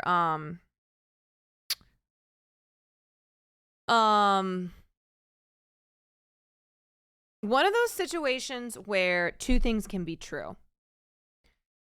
And in this case, the 2 things that are true is that Drake Bell was abused. He was sexually abused when he was a kid. And obviously that did a lot of damage to him. And he is a victim of not just being abused by Brian Peck, who was an adult and absolutely knew better, but also being abused by the studio system that was Nickelodeon, and being left on his own and having this behavior and this atmosphere that he was surrounded by be one that protected predators. That was what was going on. People who sign off on this again and again. So Drake Bell shared his story of alleged abuse at the hands of Brian Peck, who was convicted of sexually assaulting a Nickelodeon child actor in 2004. So when this came out in 2004, Drake Bell was not named. He was a John Doe because he was a child, and so his name was kept secret for his own protection. He is not the only kid who Brian Peck sexually abused. Just there's that. So, oh wait, sorry, let me skip down. So Brian Peck, who was a dialect and vocal coach on many of Dan Schneider's sets, in 2003, he was accused of molesting a child and was subsequently convicted of a lewd act against a child and oral copulation of a person under 16 and spent only 16 months in prison. When he got out of prison, he was hired by Disney. So he's all good, even though he had to register as a sex offender and was convicted for child sex abuse. But Disney was like, great, we love people like that here, so here's a job. Drake Bell recounted waking up one morning while he was on Peck's living room couch. Quote, I woke up, God damn it, I hate that I cannot highlight. I woke up to him, opened my eyes, and he was sexually assaulting me. I froze and was in complete shock. I had no idea what to do or how to react. Peck is said to have manipulated Bell's mother and others to allow himself free reign with a minor. It just got worse and worse and worse and worse, and I was trapped and I had no way out, Bell adds. It was only when the mother of Bell's then girlfriend asked why Peck wouldn't stop calling him that Bell sought therapy, but he was still not ready to share his secret. Then I realized it was so calculated. Peck moved all the pieces into place. The whole thing was mental manipulation, Bell says of Peck's behavior. It's a theme that many adult actors now claim about their childhood selves on Nickelodeon shows during Quiet on the Set series. If they spoke up for themselves or had a parent do so on their behalf, they feared retribution and never being able to work again. So this is what I mean by the atmosphere and the environment protecting the adult predators over the child victims. And it is why still many adults who were former child stars who were absolutely abused have never said anything, because they continue to work in Hollywood and do not want to do anything that will end their careers, get them blacklisted. Because the thing is that the people who have spoken out, people like Alexa Nichols, she never intends. Alexa, stop! What the hell? My Alexa just started going off. God damn it. Okay, anyway. People like Alexa Nichols never intend to return to this world. And that's why she has been merciless towards Nickelodeon, as they deserve. And in saying that it's not just the Dan Schneiders and the Brian Pecks who we should be talking about here, we should be condemning here, it's also the executives who were on set, the ones who were signing off on these things, the ones who saw this behavior, who saw how kids were being sexualized in fucking episodes of television that was supposed to be for kids by kids. They saw all this, they knew all this, and they still gave the green light. In 2003, Bell talked to the police after finally telling his mother. I have no idea what provoked it, what happened, but I just screamed into the phone everything that had happened to me, Bell said. He recalled a brutal interview with two detectives and having to call Peck to get him to admit to his guilt on a tapped phone. He did, with a full confession. That's insane. It's crazy to think that Brian Peck might have never gone to jail for even those 16 months if he had not confessed on the phone. Immediately after Peck's arrest, Bell recalled a phone call from Schneider asking if the case had anything to do with him. I'm sorry, but that's incredibly suspicious. I was close enough with Dan that I was like, yeah, man, this is what he's been doing. And Dan just goes, you don't need to talk anymore about it. That's all I needed to hear. Are you okay? Do you need anything from me? Anything you need.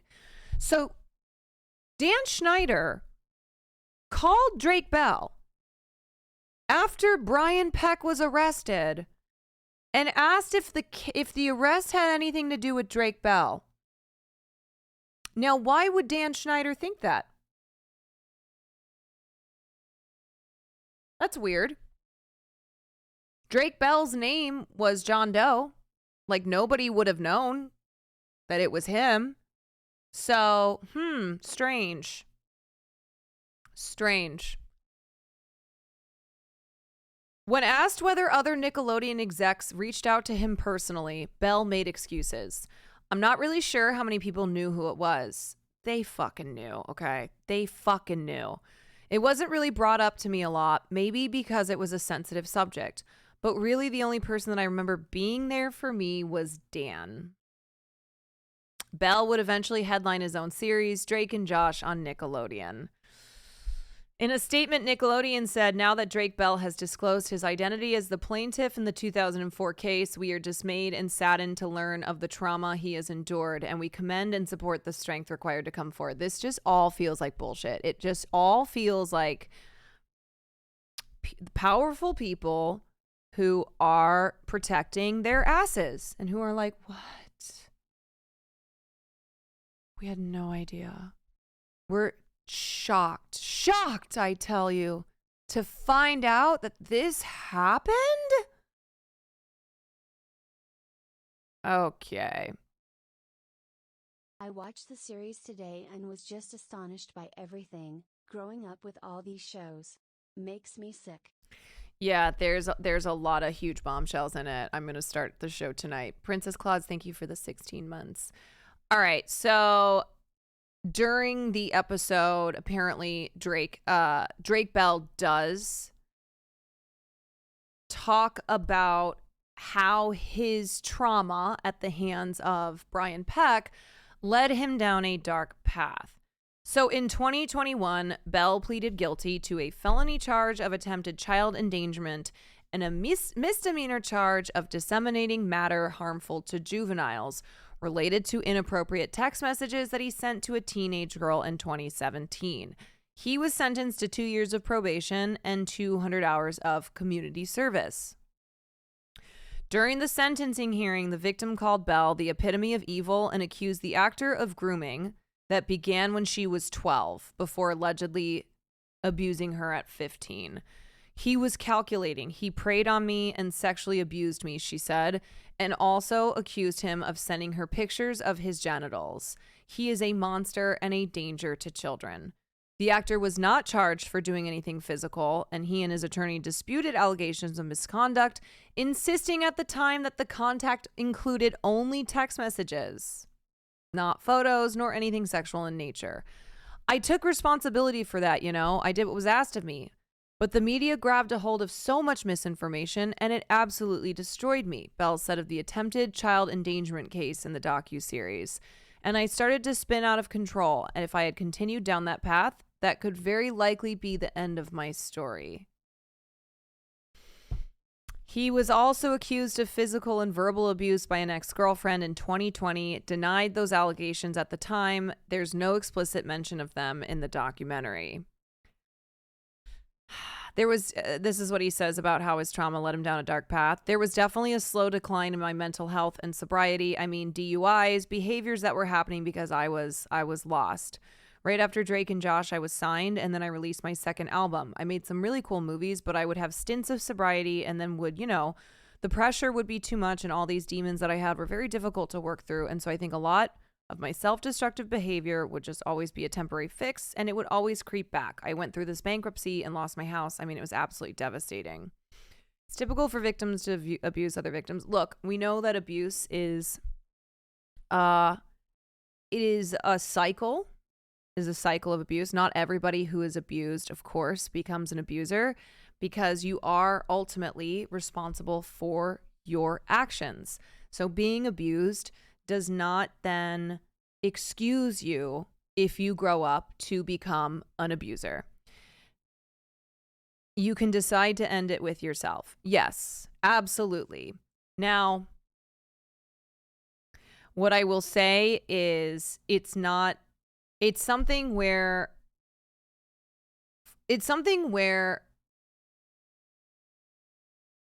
knowing that Drake Bell was abused when he was a kid makes sense or or makes sense as to why he went down this dark path that he talks about, where he had problems with alcohol, he had problems with drugs, he had problems with money. He was, like many former child stars, dealing with a ton of trauma, and trauma that was buried pretty deep down. And we see that happen all the time. Is former child actors, they have substance issues, they have financial issues, and in some of these cases then become abusers themselves, or turn around and groom children the way that they were groomed. It doesn't excuse it. It doesn't excuse it, but it does almost offer an explanation as to why someone like Drake Bell grew up and did all these things. Caroline, as someone who's been groomed in the past, I'm glad that you're shedding light on cases like this. The mental manipulation that abusers inflict on their victims is horrific. Talking about cases like this allows people to recognize the signs and wholly avoid them. I don't wish what I went through on anyone. Thank you for covering this. You're welcome. And I want to be clear, though, that if you were abused when you were younger, please don't think that it's like you will grow up to become an abuser unless you do these steps. Okay? No, that's not the case. But it is understanding how abuse can beget abuse, and how, and how kids who were abused by adults, whether or not they grow up and become abusers, will grow up and have problems in their lives. Like oftentimes substance abuse issues, serious mental health issues. So it's not saying that abuse is always a part of that, but the response to trauma, which often is not healthy, is very commonplace.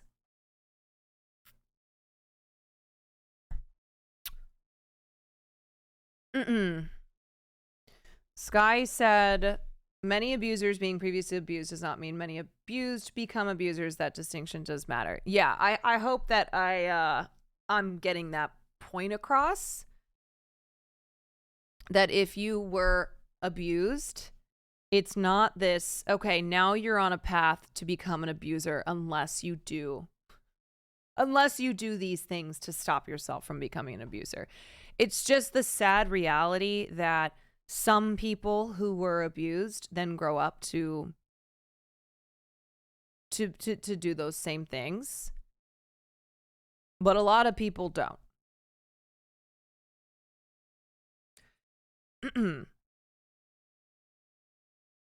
Bell was accused of physical and verbal abuse by an ex-girlfriend in 2020. Denied those allegations at the time. There's no explicit mention of them in the documentary. Yeah. So, like I said, this is a situation where two things are true at the same time, where it is true that Drake Bell was abused when he was a child, and he was sexually victimized by an adult. And then as an adult, Drake Bell was a sexual abuser and groomed a young girl. It's sad. I mean, it's very sad all around. Yeah, I saw the Ned's Declassified thing. We will get to that. I think Jay Aubrey has the video on the whole Drake Bell situation. I didn't feel the need. I didn't feel the need to cover it much more than just a reminder of the felony charge that Drake Bell pled guilty to and the allegations that are against him, just as a way to provide more context here. And because and just to reinforce what I just said, where Drake Bell was abused, but also was abusive to this young girl, and there were multiple young girls, but I don't think that he was convicted on those other allegations. Drake Bell and his fuckery it's just his story. Yeah, because the big story here with the Quiet on Set series is Dan Schneider, Brian Peck, and Nickelodeon. Okay, let's watch this. I've been waiting 17 years for today. Welcome to Ms. Mojo, and today we're looking at the biggest bombshells from Investigation Discovery's 4-part expose about Nickelodeon. Yeah, we're gonna watch the Dan Schneider interview. Everyone knew it, from New York to California. So who would we go to? Who could we possibly go to complain about this? Amanda Bynes replaced Katrina Johnson. I had less and less and less and then no time with Dan. So, look, you guys, normally Miss Mojo videos, I would only watch if it's like, the top 10 best superhero movies, whatever. It seems very strange for Miss Mojo to put out a video on Quiet on Set, but I couldn't find another video that was similar to this, where they went through like a lot of moments that were produced from this docuseries. And it also, it's top 10 traumas from Quiet on Set. At least they kind of made the voice a little less. And today we're going to cover the top 10 movies that take place in Canada. Yep. Kanafa, thank you for the tier 1, and Cara Vanilla, thank you for the 4 months. Your favorite had arrived. Number 5 will shock you. From 1994 to 1997, Katrina Johnson was the youngest cast member of Nickelodeon's hit sketch comedy series, All That. During her time on the show, she was one of Dan Schneider's favorite young actors, and as she recalled in the docuseries... Wait, I'm sorry, what is this sketch? Is this a... cast member of Nickelodeon's hit sketch comedy series, All That. Why does During this her feel time on the show, incredibly she was one racist? of Dan Schneider's favorite young actors, and as she recalled in the documentary, This feels... Ross Perot kids commentary. She regularly played... Okay, I missed out on this.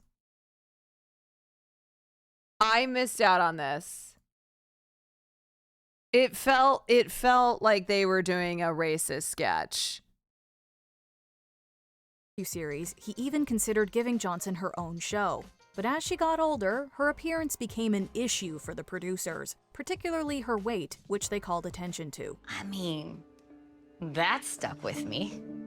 You can't be the fat one. Like, I still hear those words in my head to this day. With the addition of rising star Amanda Bynes in 1996, Johnson felt she was progressively sidelined by her former mentor. Here, I'll just show for people who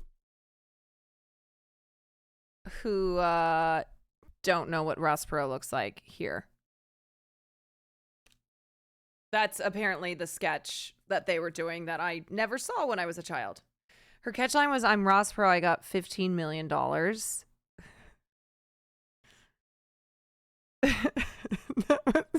Sorry, we're ruining my childhood love of all. I don't mean to be.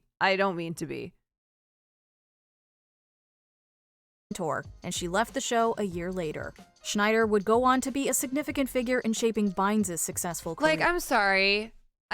Why is he in a hot tub with Amanda Bynes? Like, you look at Dan Schneider and he just looks like a fucking creep. He just, like, look at him.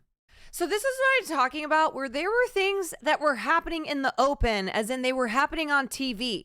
Okay, the foot stuff, the sexy clothing that young girls had to wear in the shows, the inappropriate sexual content, Dan Schneider being in a hot tub with Amanda Bynes. I know he's fully clothed, it's still weird. Which some people, including her parents, saw as concerning. Maybe at the time, people viewed it as comedy, but I think now some people are very uncomfortable with the implication. Gender discrimination and a toxic work environment. In the late 90s, Nickelodeon producer Dan Schneider created a spin-off series to All That centered on Amanda Bynes. For Christy Stratton and Jenny Kilgan, the only women in the Amanda Show writers' room, this is crazy. It was a dream job. I had been in LA for 7 years, and so it felt very satisfying that someone was gonna pay me to write comedy. However, there were red flags from the start. Stratton and Kilgan were made to share one salary between them. They had to split a salary. They had to share a salary between two women. And when they would bring up their complaints or concerns with splitting a salary, they were threatened. Which isn't exactly legal, and along with other female staffers, they allegedly endured Schneider's misogynistic behavior, degrading jokes and harassment. I don't want to talk about that. I mean, it's not that I'm not proud of it, and I'm also like, ugh. Thinking about it now, yeah, it's like, oh boy, I just think of that poor girl and what she had to, go through. Stratton was reportedly fired shortly before the end of season 1. Kilgan quit just days into season 2 and filed a lawsuit against the production company for gender discrimination, ultimately settling out of court. The awful experience had a lasting impact on their careers in the television industry. I knew that this was the end of my career, so it had better be worth it. Like, it had better stop. And to learn that it didn't stop, that it was all for nothing. Sexualizing the female casts.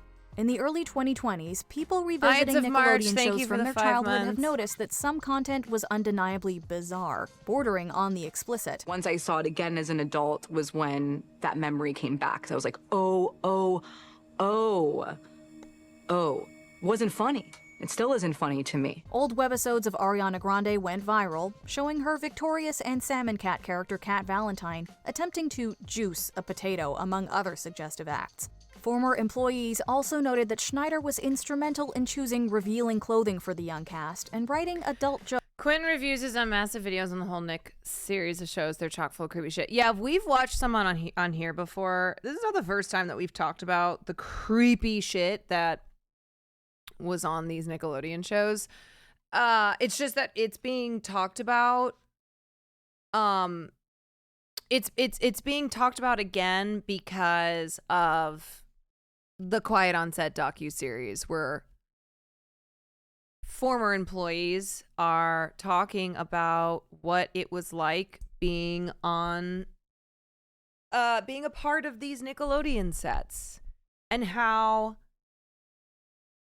the inappropriate stuff that was happening on these television shows, on these episodes of shows featuring children, was the tip of the iceberg, It's like, of course all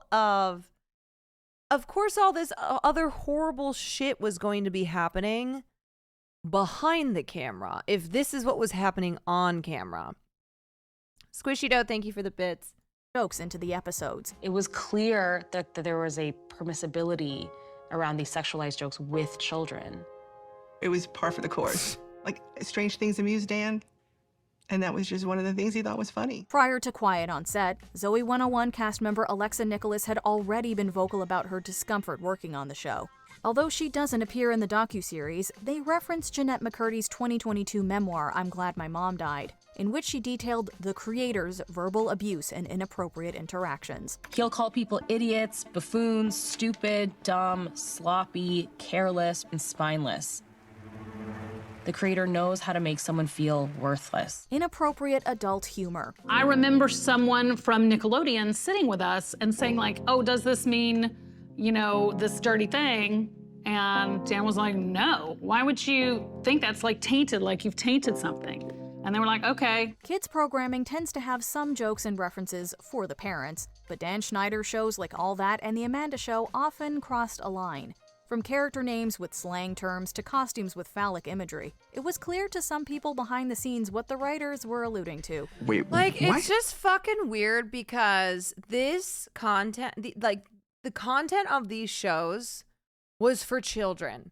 It's not like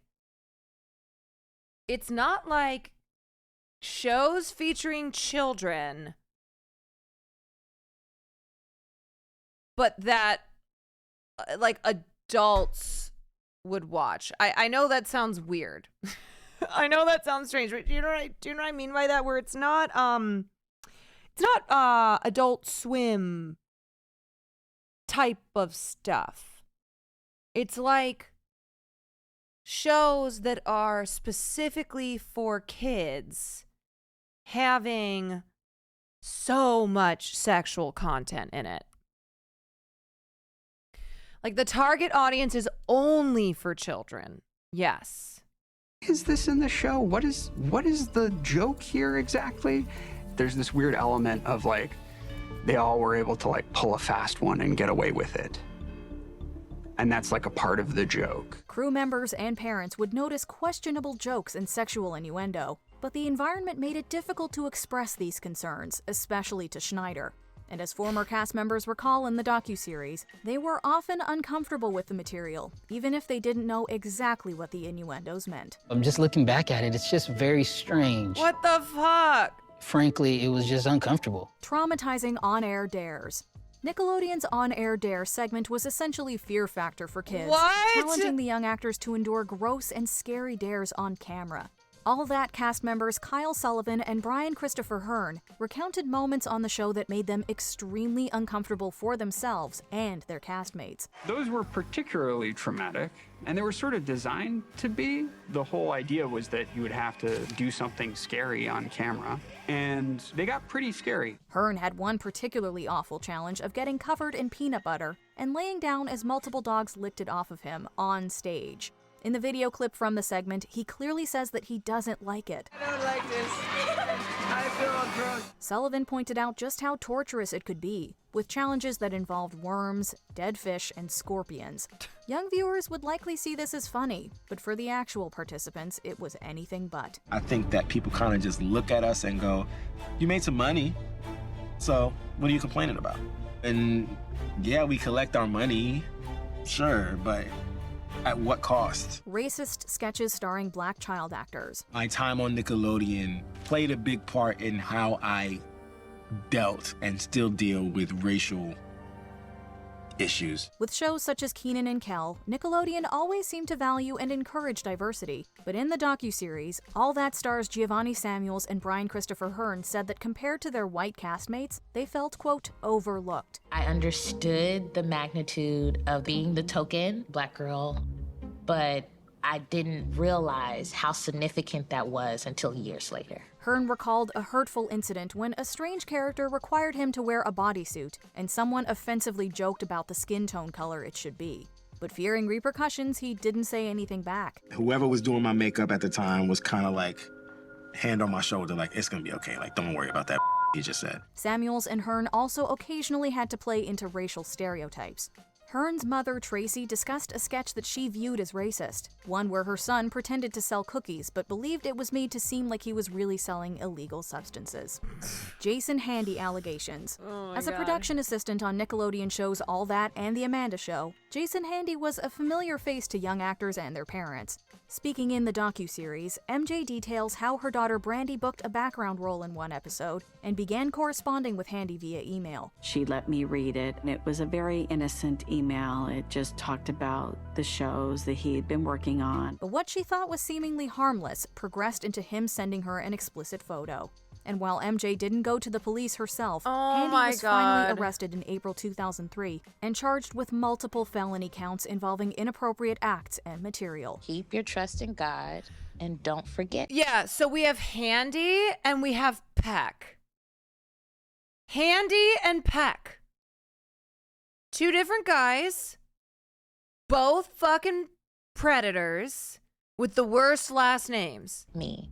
You and all the kids are why I work for free half the week. I love ya, Jason. He pled no contest and received a 6-year sentence. Shockingly, he wasn't the only convicted predator employed by Nickelodeon. Registered sex offender Ezel Channel, another Nickelodeon employee, was arrested in 2005. When you look at having multiple child predators who worked at Nickelodeon, it raises some confusing questions on who to hold accountable. Why were there multiple child multiple predators working at Nickelodeon? Brian Peck's connection to John Wayne Gacy. Hi, I'm not just Pickle Boy, but I'm also a trained professional who works here on the set of All That. You can tell by my very important-looking headset. Like Jason Handy, Brian Peck was well known at Nickelodeon, though the acting and dialogue coach was much more involved and even appeared on screen at times. Kyle Sullivan recalled a get-together he attended at Peck's home where he found a weird portrait of a clown. Brian got very excited when I asked him about it. He flipped the thing around, and on the back it said, "To Brian, I hope you enjoy the painting. Best wishes, your friend, John Wayne Gacy." He learned that the man had a disturbing, quote, pen pal relationship with John Wayne Gacy, a convicted serial killer who targeted young men.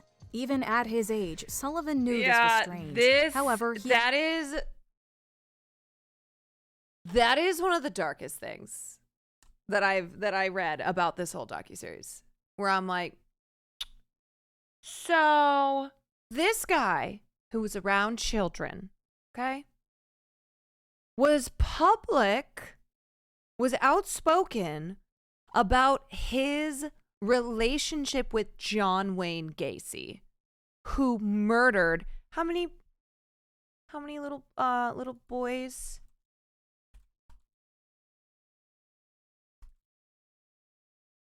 Uh, 33 young men and boys. He was a serial killer and sex offender who raped, tortured, and murdered at least 33 young men and boys in my home state of Illinois. Yeah, he was an evil, sadistic demon. And Brian Peck, who worked for Nickelodeon, was around all these kids, was talking about how he had a relationship, how they would communicate. Okay? Yeah. He alleged that other guests, including adults and parents, also saw Peck's collection of letters and art from Gacy. In his nightstand, next to his bed. Okay, if my child has to work with an adult who has letters and correspondence and a collection that he's proud of. He's proud of his collection. It's not like okay, I have to show you something really fucked up. When I was a kid, John Wayne Gacy and I were pen pals. It's fucked up. I can't believe it. Gross, but I still have this as proof if you want to see it. No, that's not how it was presented. Instead, he's like, look at my collection of John Wayne Gacy stuff. Black Hoodie, thank you for the raid. Oh my God. That is just so... Oh, yes, Sin is dead. Oh, yeah. Black Hoodie, what's up? I recognized Black Hoodie. I was like, wait, why do I know Black Hoodie? Cinna's father. Thank you for the raid. Welcome in. We are covering the disturbing details of the Quiet on Set docuseries that details everything that was going on these Nickelodeon sets where Dan Schneider was king, supreme king, and you know, he had a foot fetish.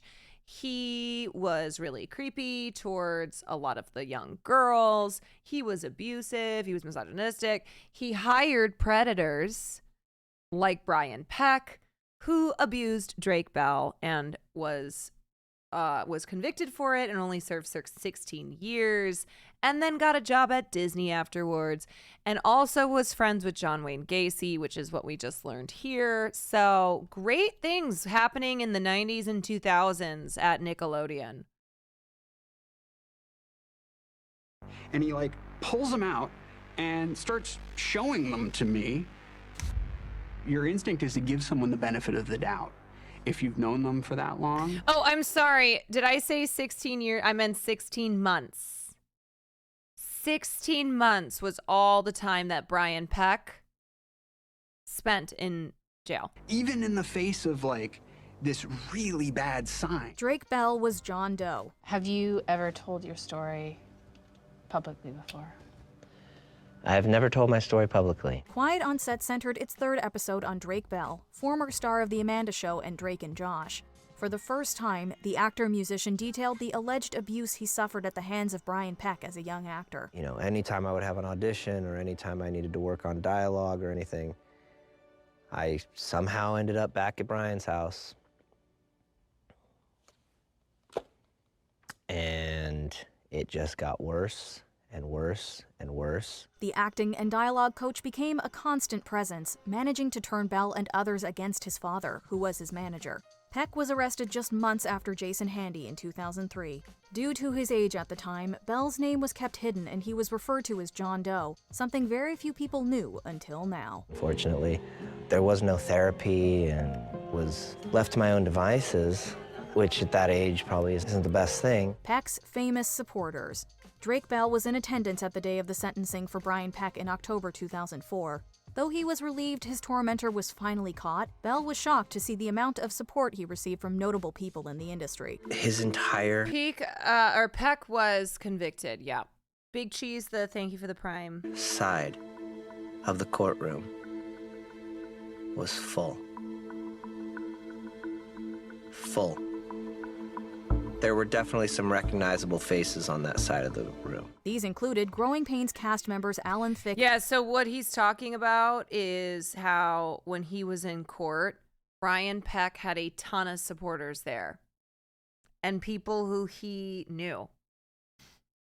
People who he fucking knew, but then also people who he didn't find out.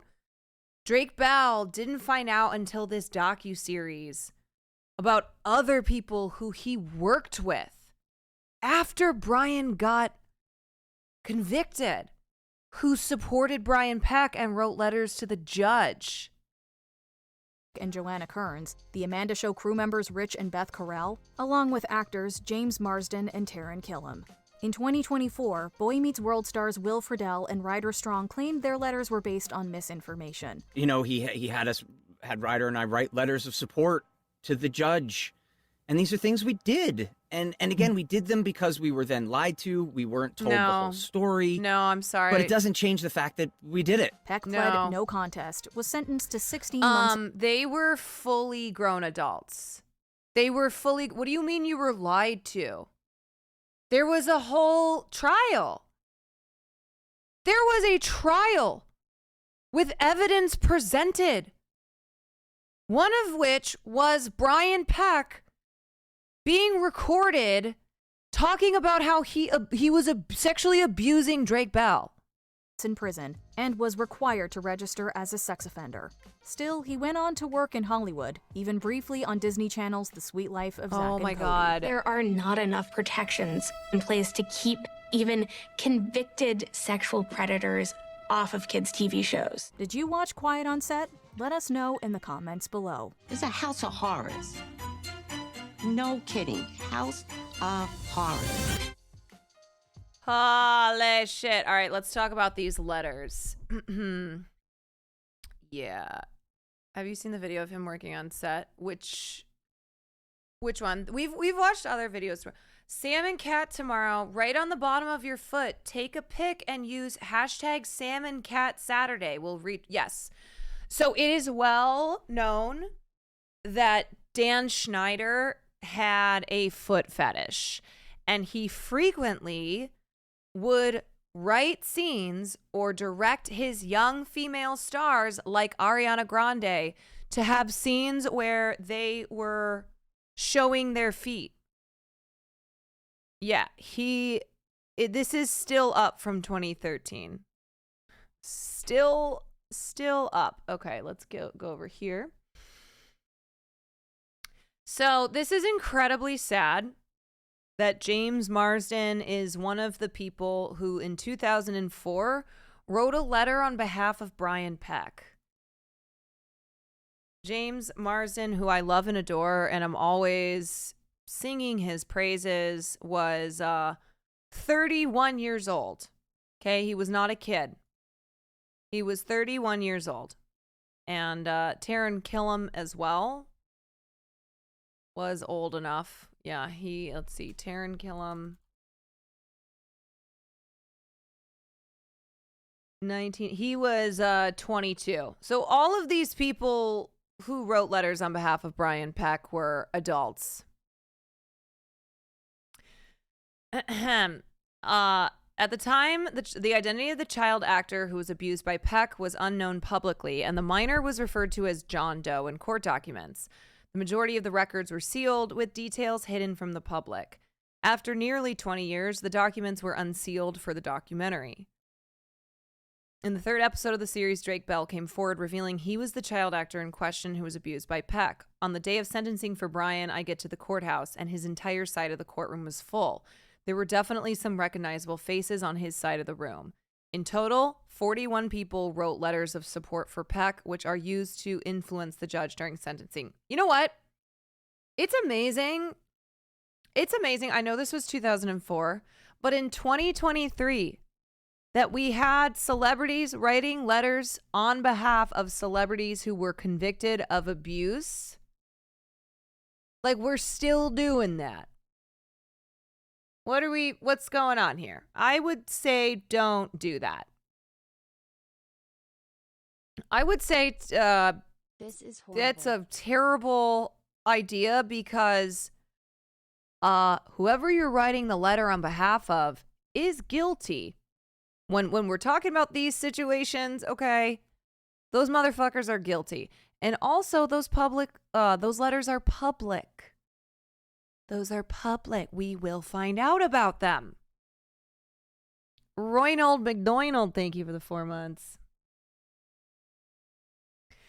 So many of the letters asked for the judge to put Peck on probation rather than having him serve time in prison. Why? Is it because we all know that child abusers don't do well in prison? You know what? I wish someone had shanked his ass.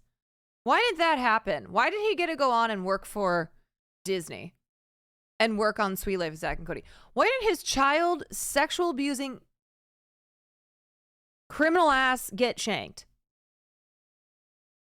Among the recognizable names that voiced their support towards Peck were Ron Melendez, Alan Thicke, James Marsden, Ryder Strong, Will Friedle, and Bell's former The Amanda Show co-star, Taran Killam. This was his co-star. These were people he worked with.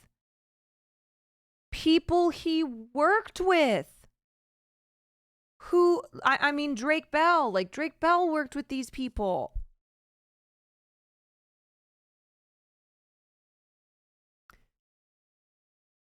A lot of Schneider recounted Bell attending the sentencing hearing and Peck's side of the courtroom being filled with supporters. A lot of them were pretty famous. Of course, Drake was devastated that happened. Even more disappointing, 41 of those people wrote letters for Peck's character, letters praising him for who he was and asking for leniency.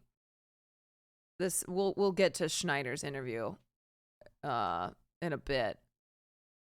That was probably the darkest part of my career. Shut the fuck up, Dan Schneider. And here's the kicker that I don't really get. After Peck got out of prison and was a registered sex offender, he was hired on a Disney Channel show. I don't understand that. Yeah, same. But also, I don't understand why you were allowed to run rampant, being a freak at Nickelodeon for so many years. In his letter, James Marsden noted that he'd known Peck for 14 years. I bet we could find the James Marsden letter.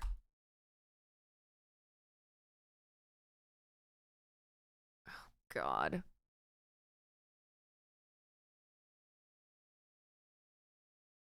Wait, where?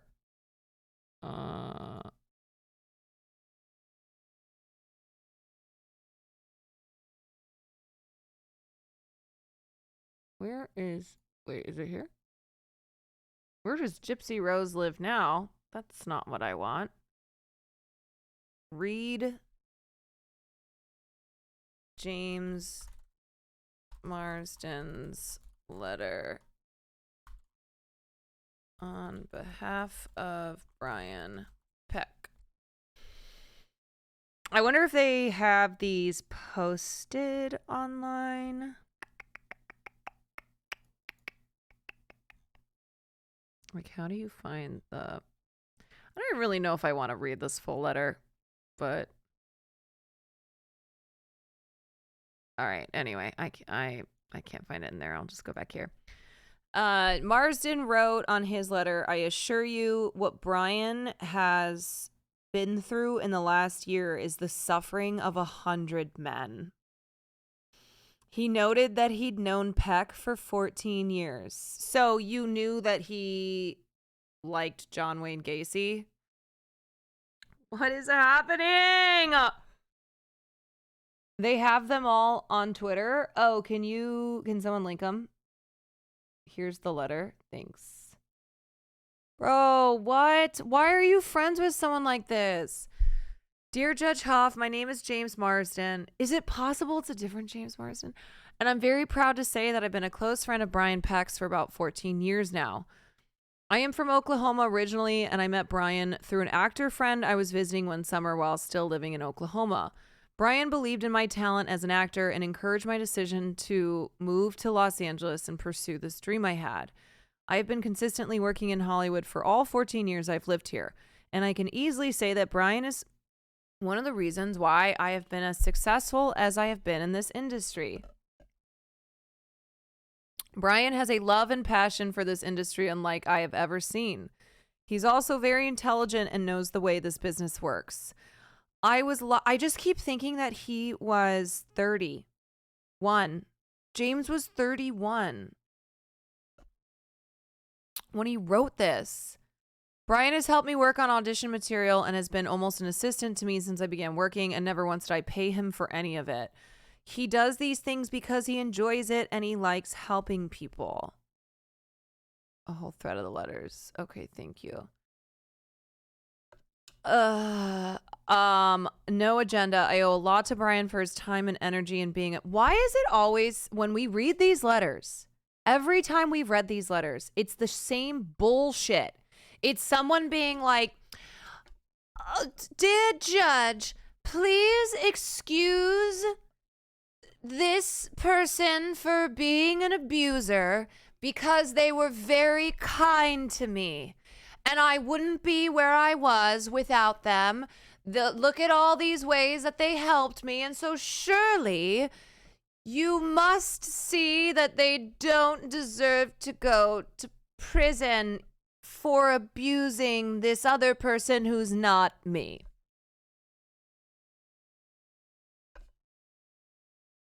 Oh, brother. This guy was nice to me, so how could he be a bad person? No, and the crazy thing is, it's never like okay. These letters are written after the person is convicted. Just remember that. There's not a trial that still needs to happen. No, they've been convicted. They're going to jail. This is a please go lenient on them.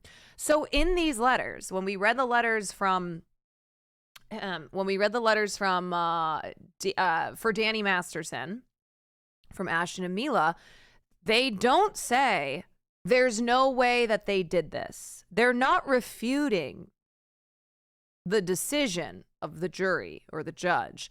Instead, they're saying, hey, we know that they've been convicted, but they're a good person. And here's my experience with them.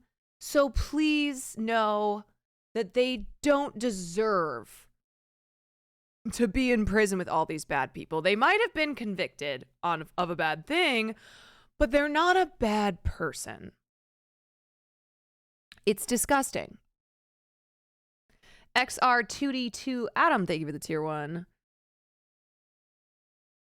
Okay, continuing on. Brian has an amazing capacity to care about people. I don't mean to dramatize this, but I am speaking wholeheartedly about a man whose heart is pure. And no matter what you're talking about, his intentions are always good. Okay, this man, this man sexually abused a 15-year-old boy, Drake Bell. So no, his intentions are not always good. And he admitted to it. He literally admitted to sexually abusing Drake Bell when he was a kid. He has such an amazing capacity to care about people. This, I find, is very rare, especially in Hollywood. Brian genuinely cares about other human beings. Yeah, he cares so much that he rapes them. Sorry to be so crass. That's how much Brian cares, James Marsden. While on jobs, he works with tremendous responsibility and professionalism. Brian is one of those people who, if he says he will meet you at 9, he's there at 9. I don't care if it's work or lunch on Saturday. Brian is the one who scolded me when I tried to park in a handicap spot just to run in real quick. He made me move my car. I remember I don't give a fuck, James Marsden. I remember we actually got into an argument about it. He's also one of the few people I would trust with anything. So he's a punctual pedo. Oh my God, I'm going to scream. Oh my God. Oh, great. So he's a he's a punctual pedo. Cool. He arrived on time to abuse Drake because you know what? Whether he is teaching someone dialect or he's sexually abusing them, he'll always be on time. It was Brian who urged me to write thank you letters, who encouraged me to be thoughtful and give wrap gifts to not only cast members but the crew as well. Keep in mind, none of these suggestions from Brian were about networking or for my own self-gain within this career. They were simply about being kind, generous, thoughtful. Oh, you know what's interesting? I wonder if Brian is like that and taught you to do that just in case you ever became an abuser. Not that James Marsden is, but maybe that was Brian's way of being like, hey, yo, bro, look, here's what you do. You get people gifts. You be generous to them.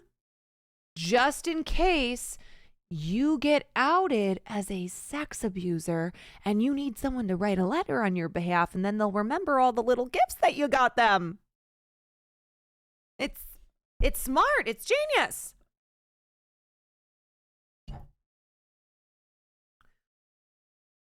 It was Brian who taught me why I should be interested in what was going on in the world.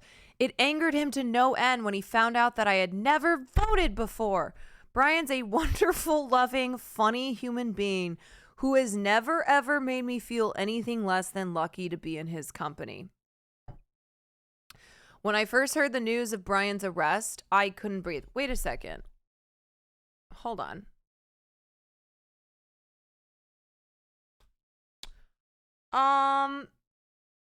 Why was a 16-year-old... Okay, wait. Hold on. James Marsden wrote this letter in 2014. He was 30. Actually, I can just do this. Hold on a second. Hold on. Why was a 16-year-old hanging out with a 20... I'm sorry, I cannot do math right now. Okay. James is 50. Brian is 63. James said, I've been a close friend of his for 14 years. So that means that he was 16 or 17 when he met Brian Peck and became best friends with him when Brian Peck would have been 30. That's kind of weird. No, especially knowing who Brian Peck is.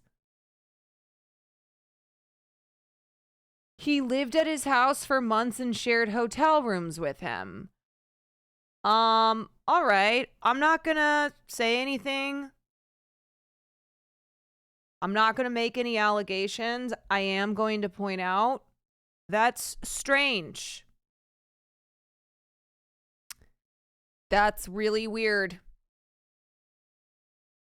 Yeah, this is a guy who has a John Wayne Gacy collection because he used to be pen pals with him. Okay. It says it in the next paragraph. All right, let me get to that. God Madaku, thank you for the prime. When I first heard the news of Brian's arrest, I couldn't breathe. I could not believe what was happening. It was unimaginable. I've known Brian for 14 years and never once did I see any sign of him being capable of something like this. I have lived at his house for months and shared hotel rooms with him, and never once did he ever make me feel compromised or uncomfortable in any way. Now, that could be true. Remember, because I have to say this every time, abusers don't abuse every single person they come in contact with. It's just not how it goes. So it could be that James Marsden, 16, 17 years old, being besties with Brian Peck, a.k.a. John Wayne Gacy's pen pal, was not being abused by him. That's possible. The red flags are definitely there, of course. Of course. I don't know what it would take to have something like this occur, but whatever it is, it's extremely out of character for Brian. Well, he had 11 charges against him, so not that out of character. I know Brian very well, and I know how much he has suffered since August of 2003. He's a good person with a very healthy fear and respect for the law. He fears the law! And I assure you, what Brian has been through in the last year is the suffering of 100 men. I don't intend to victimize Brian. That's weird. I don't intend to victimize Brian, nor would he ever wish that. That's not the way you say that, but anyway.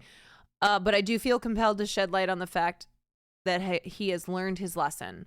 I guarantee you the earth would fall from the sky before Brian would even think about doing something like this again.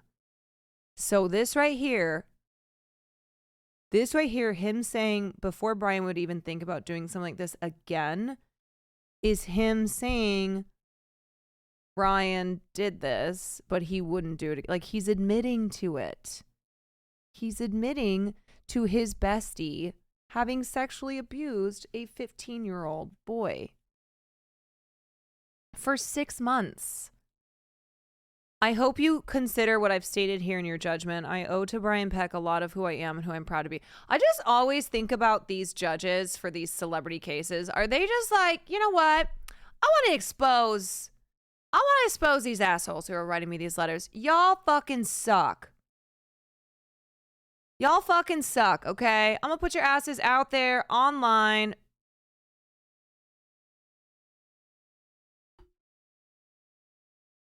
James is an idiot who writes all that and then ends it with a, yeah, he did it, but like he won't do it again. I just can't get over. Look, if James Marsden had been it's 18 when he wrote this letter, it's bad. You're an adult. But I would get it. I would be a little less like, oh, he was 30. He was fucking 30 years old when he wrote this letter. There's no way around that. There's really just no way to excuse this. And it sucks so much. And I cannot believe that James Marsden is a name who is now a part of all this. Why is James in this? James, you're not supposed to be here.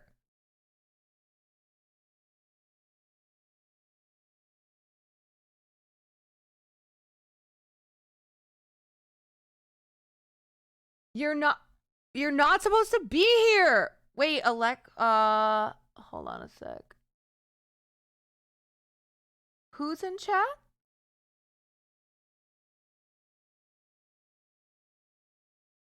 Oh. I was looking for her name. Power to Survivors. Will was 27. He's a predator. Welcome to Hollywood. Hey, my name is Alexa Nicholas from Quiet on Set. I just want to say thanks for covering this. Ridiculous. Y'all, shout out to Alexa Nicholas, who has the screen name Eat Predators. I was talking about her earlier. I was saying that it is not an easy thing to have survived an environment like this, and then B, dedicate your life to exposing the adults who not only were responsible for this behavior, so like the Dan Schneiders and the Brian Pecks, but the adults who enabled it, who allowed it to happen and knew it was happening. And another thing too is it's one thing to like go after Harvey Weinstein, okay? Or it's another thing to go after like a Dan Schneider. Dan Schneider's in the shitter right now. But it is more dangerous to continue to go after Nickelodeon and these executives, because they're not the Dan Schneiders, but they deserve to be exposed. They deserve to be called out. So it's really important to support people like it's really important to support people like Alexa and people who are doing this work, because it's not the Dan Schneiders that they have to worry about. I mean, yes, but you know what I'm saying, where when you're calling out the industry, when you're calling out the other powerful people who surround the Dan Schneiders of the world, when you call those people out, when you put a spotlight on them, it's not an easy thing to do.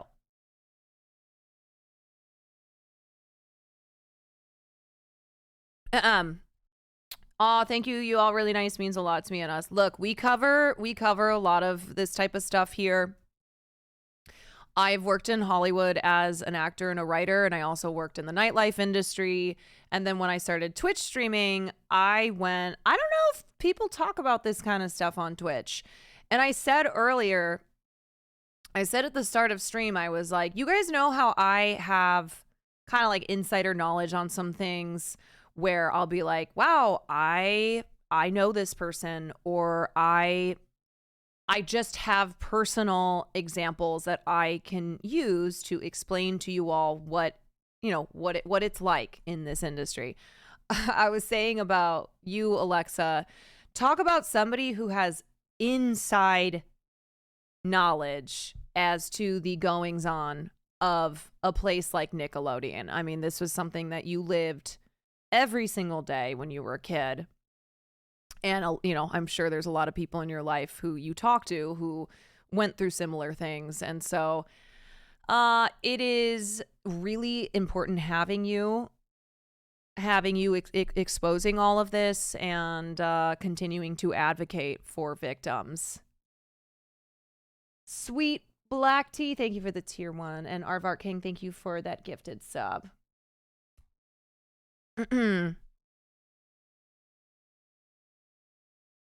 Alexa, get started. Do you think that I know how to do that? Here, I'll throw I'll give her a VIP. There we go. Also, it'll help me see her username.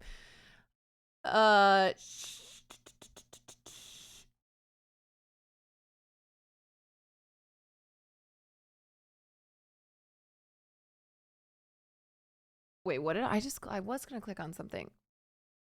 What did I click on? I don't remember. Okay, we have more letters to read.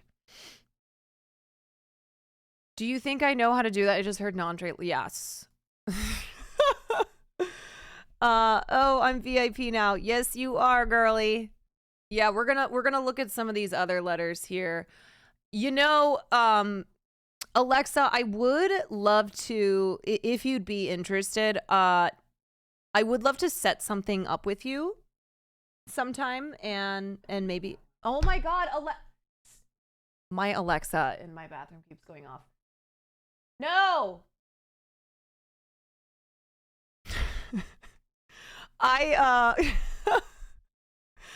Anyway, I would love to set something up with you in the future and have a conversation either here in my stream, or I know you live stream on YouTube, or, you know, we can figure something out.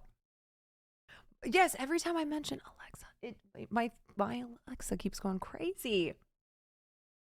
Let's do it. Awesome. Oh, are you on Twitter?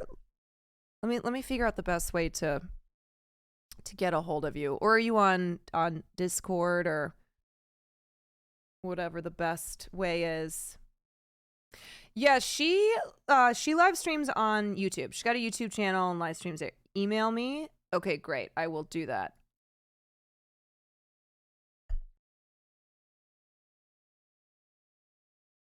Excellent. Okay, boop. Put that off to the side here. All right.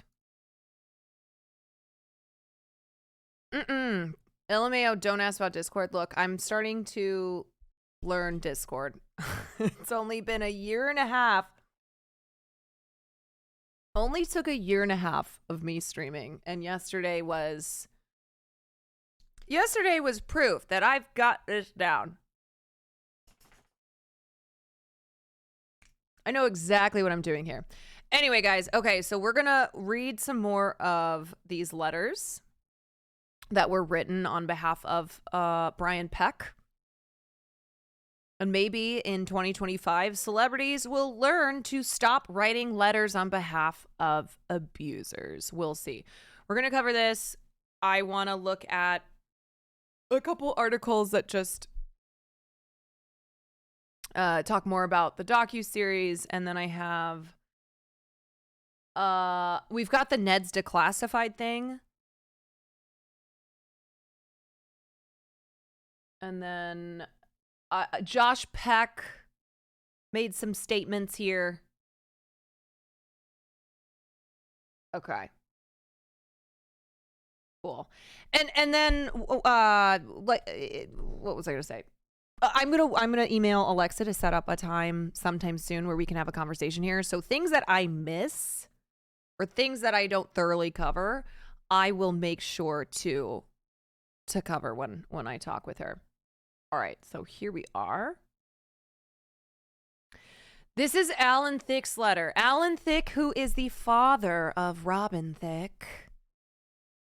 Blurred lines.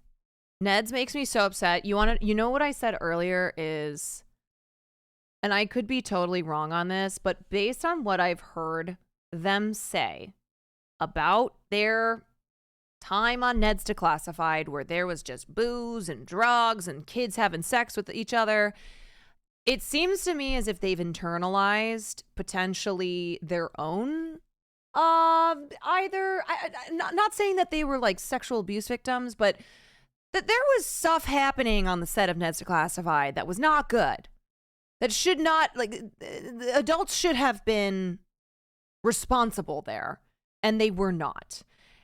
And the response of the Ned's Declassified people to the Dan Schneider stuff feels like they have just internalized the crazy ass childhood that they had, where not everything was great there.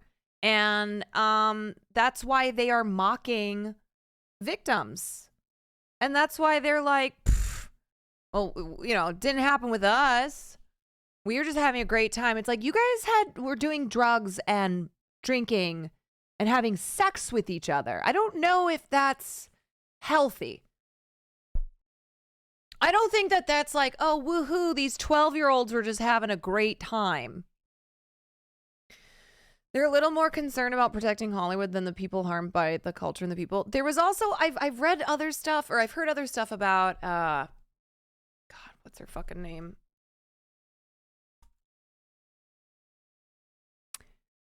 Lindsay. Lindsay does not seem to be entirely all right up in the membrane. And you guys want to know something funny? I was supposed to do a movie that she was in, and it was directed by one of the bozos who signed that letter condemning Jonathan Glazer. This is how small world it is.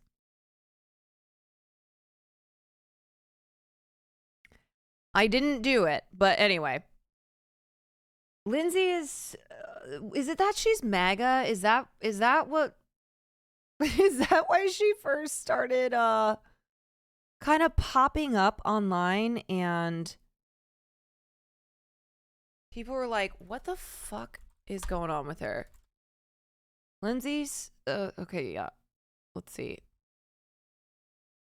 Lindsay Shaw on backlash to TikTok dance comments. Sorry you were offended. Her recent TikTok posts, people were calling it problematic and anti-black. Okay, this is coming back to me now. Wait, I'm trying to remember what TikTok apology. Yeah, this was in 2021. So this was during the pandemic. Lindsay Shaw said she's temporarily leaving social media following accusations that she mocked a black TikToker's dance. Yep, I remember this. Her former co-star Devin Werkheiser also participated in the dance trend. She was criticized for imitating a black TikToker's dance. She has since apologized and announced a social media break in response to the backlash. She can be seen reacting to a black creator performing a viral dance craze dubbed the Don't Spill Challenge, saying, "Hey, are you okay? What the fuck is this?" before imitating the dance. So it sounds like they're assholes. Like, it sounds as if they are just real dicks on Ned's Declassified here. Our set was not like that. Lindsay Shaw on the podcast said she was confused when she woke up naked and doesn't remember what happened, and everyone laughed at Being it. like, we need it. I was like, I need it. Like going in and out of Ambien, like, and so that's when I like black out for the night, right? The next morning I wake up with no clothes on, right? And so I'm like, what? And then Chris was up and had been to the gym already. So he comes in the door and he's like, it's time for set. And I like, remember I was acting like a bitch the rest. Yeah, okay. See, this is exactly what I was saying. Exactly what I was saying, where let's not pretend that what was happening on the set of Ned's Declassified was totally fine. These were kids who had access to drugs and alcohol and have talked about how they were all having sex with each other. That is not a normal, healthy environment for kids to be growing up in. Of the day, A, because I didn't remember it, and B, because I don't know, like maybe it wasn't the reaction I was like hoping for from you or something. But I remember I was just like crushed, and then like we are just best friends. This one night, with the aid of some Ambien and the condom from the hotel desk manager's wallet. Okay, whoa-y. And remember, look, I know that this says this is a shocking sexual encounter with friend and colleague Chris Zelka in her early 20s. But what I'm trying to explain is that they started doing drugs and drinking when they were on the set of Ned's Declassified when they were kids. So by the time she got to her 20s, like this kind of behavior was normalized. This kind of what she's describing here is something that to me it seems she would not think, she would not understand or realize is bad. That this is not normal. This is not okay. She was fired for her drug use from Pretty Little Liars, and only in the first few years she got sober. They're probably so apathetic to this shit that it was normal to them. Yeah, so let me play you the Ned's Declassified post that everyone's talking about. I know I just said I don't like drama, but immediately opening TikTok to see the Ned's Declassified crew joking about the victims that are coming forward from Dan Schneider and Nickelodeon is crazy gross. I started recording after, we didn't have the same experience as some of the people who are coming forward right now in that documentary going around. And even if you didn't, even if you did not, this is a fucked up response to have. But I don't believe that they escaped. That they escaped like the toxicity and the bad behavior that was occurring on these Nickelodeon sets. I just don't believe that they escaped, that they got off scot-free based on things that they have said now on this podcast of theirs. He says, it's so gross. Let me play this for you guys. Daniel, I told you. Daniel, we told you never to speak about that. Get back in your hole, Daniel, and give me your holes.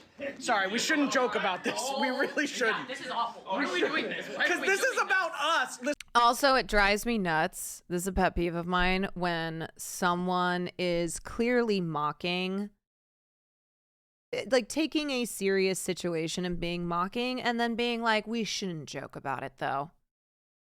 We shouldn't joke, where it's almost as if they are feigning the seriousness when it's so obvious that they're not taking it seriously. Listen, our set was not like that. And no, it's fucking awful. The Drake Bell shit is that's crazy to hear. That is fucked, man. That sounds so disingenuous. Oh, the Drake Bell stuff, it's crazy here. Why would you make a joke at all?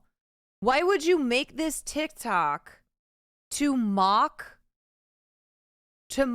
what happened on the set of these Nickelodeon shows? Everything from Dan Schneider to Brian Peck. Clearly, your intention here is to make fun of it all. And that never came out, which is... Yeah, and this is child sexual assault. Like, these people...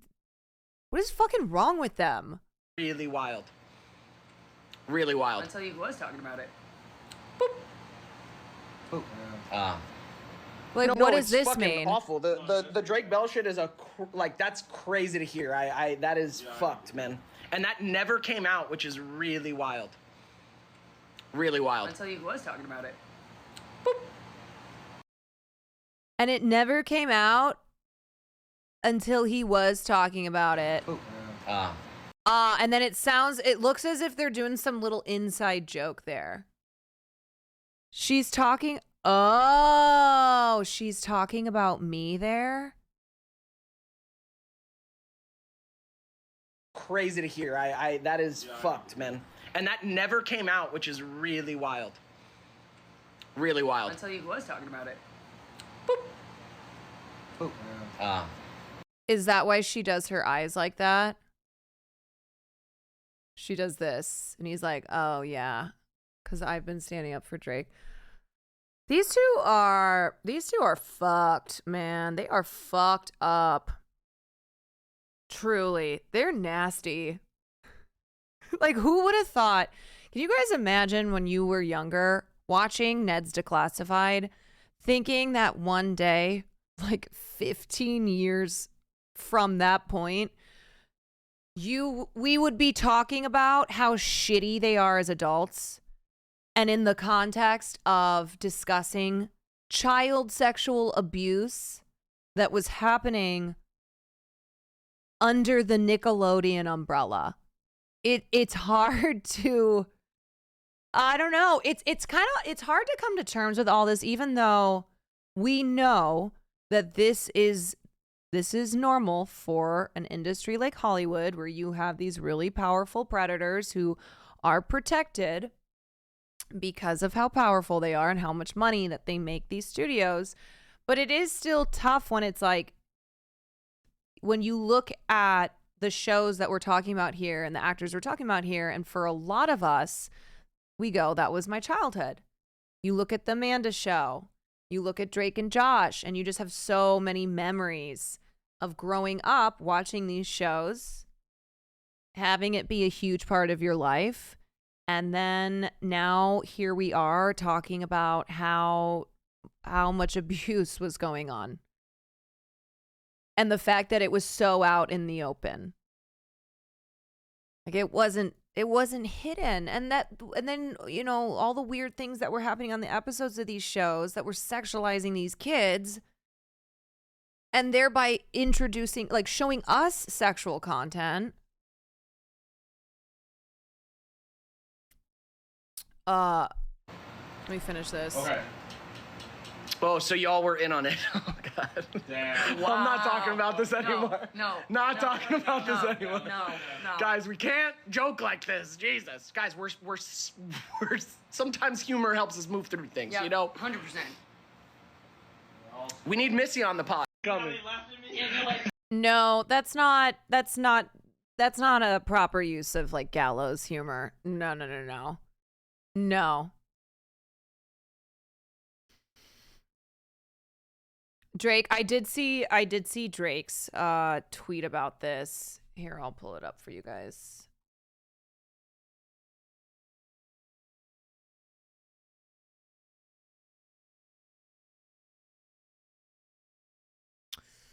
Hold on. Is this his Twitter? Let's see. It was like okay. Ned's declassless. Yeah, here's the tweet. It's like he's into cryptocurrency. Ned's declassless. This is wild. Laugh it up, guys. Laugh it up. Give me your holes. Really. I wonder if they've responded. Probably not. Declassless. Yeah, it's gross. It's really gross. And again, this is the type of behavior that enables the abusive behavior we've been discussing. He did apologize. Okay. But not privately. Interesting. Yeah, I mean, he got a lot of shit for it, rightfully so. I just always think to myself, when people post stuff like this, do they not think that they're going to get shit for it? Do they not think that people are going to find this distasteful and be mad at them for it? I don't know.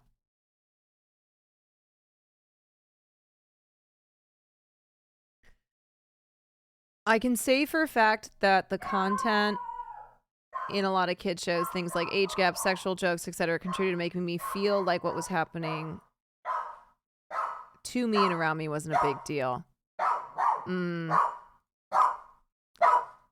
Okay, Mister, what is it? Come here. Come.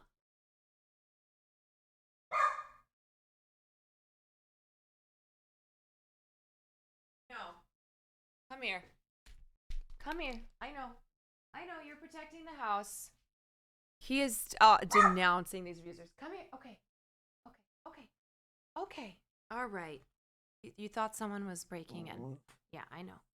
Okay, come on. You're just going to sit here. No. So sorry to Drake, gutted that I hurt you. Fuck off, dude. I was being an idiot today. No way around it.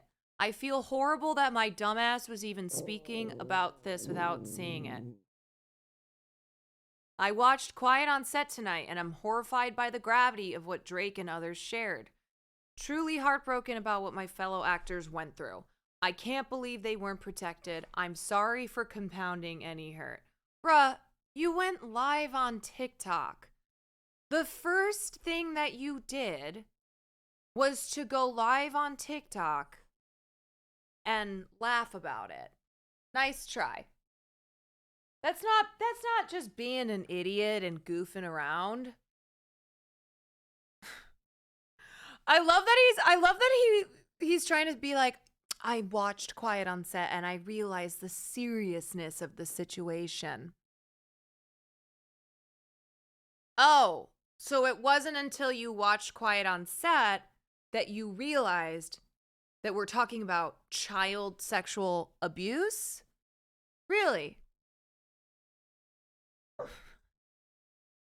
He said he just watched basically same energy as those that said if I knew all the details, I wouldn't have written the letter defending it. Yeah, okay, so let's go back to these letters because Strong and Friedel, I forgot what his first name is.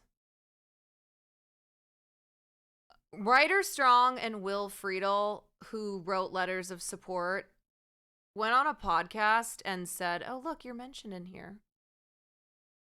Of course. Okay, they said here, commented on the situation on their Boy Meets World podcast, Pod Meets World. In telling me what happened and instantly spinning to where it wasn't his fault, it was clearly the fault of his victim. My initial instinct, because of the years I'd been working with him, was, well, yeah, of course it can't be you. So I'm just going to say this and then not say too much more, but there was someone on the show Boy Meets World who I knew, who I spent time with, and there were a couple instances that they made very strange comments or alluded to an abusive environment that they were in when they were a kid.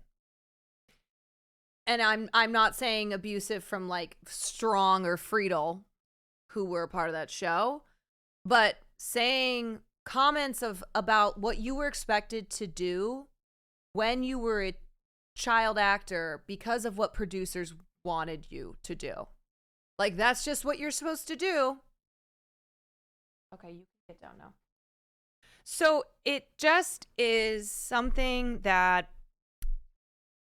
feels especially gross here, that two of the people who were on Boy Meets World wrote letters on behalf of Brian Peck saying, well, of course it can't be you. And of course, like, not seeing how he was a real predator and victimized kids, including Drake Bell. When there, somebody on the show Boy Meets World has made comments to me about how this is what you were expected to do. This is what it was asked of you when you were a child actor. So the point being that this was everywhere. That this attitude, that this environment that was one that enabled these predators and protected them was not invisible. And I think at the time, Ryder Strong was 24 when he wrote his letter. Let's see. 1979. He was 25. Yeah, he was 25. And then Will Friedel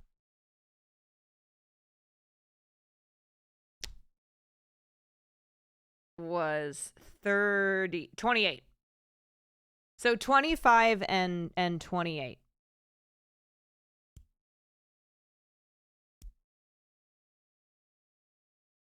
"25 and 28 when they wrote these letters. Corey Feldman was right. Why is this not popping up? Why are you not loading? I'm going to give that a second to load.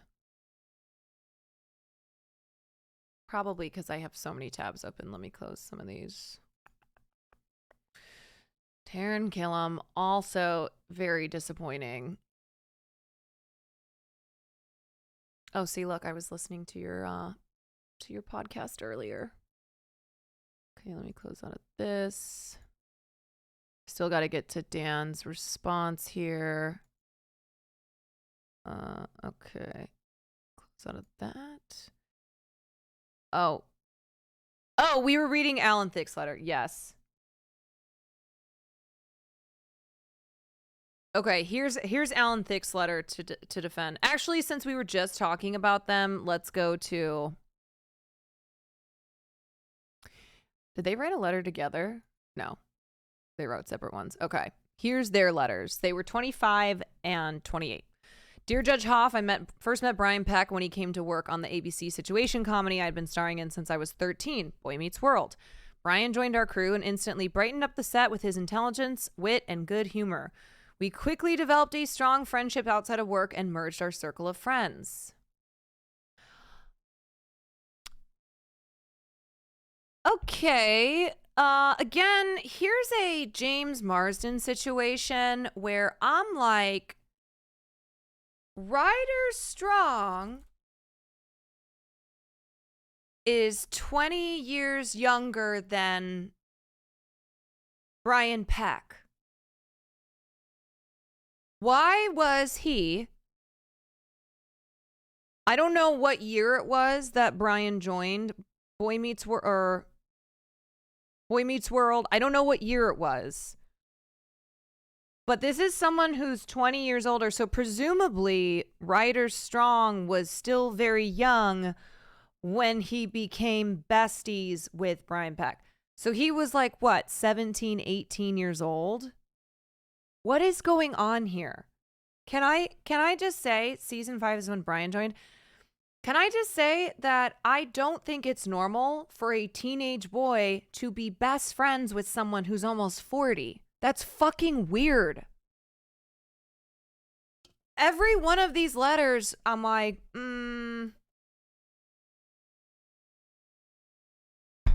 this shit is weird. Red flags.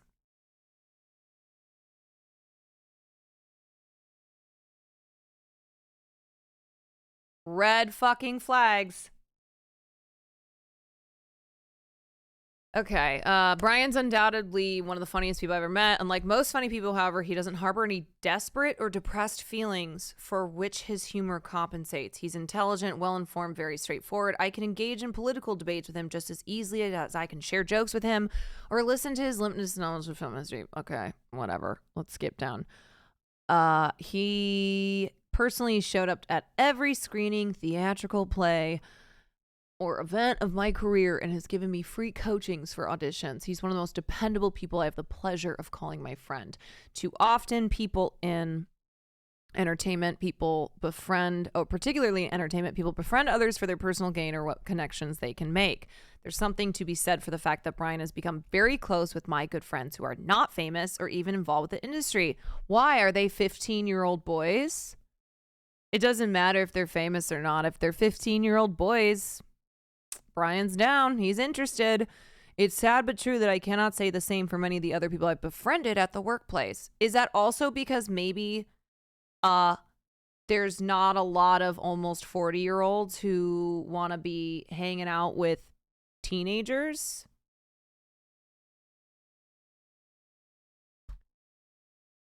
Okay, that link is finally working. Sweet, sweet, sweet. It's extremely disturbing to learn of Brian's arrest. Maliciousness is so antithetical to his nature.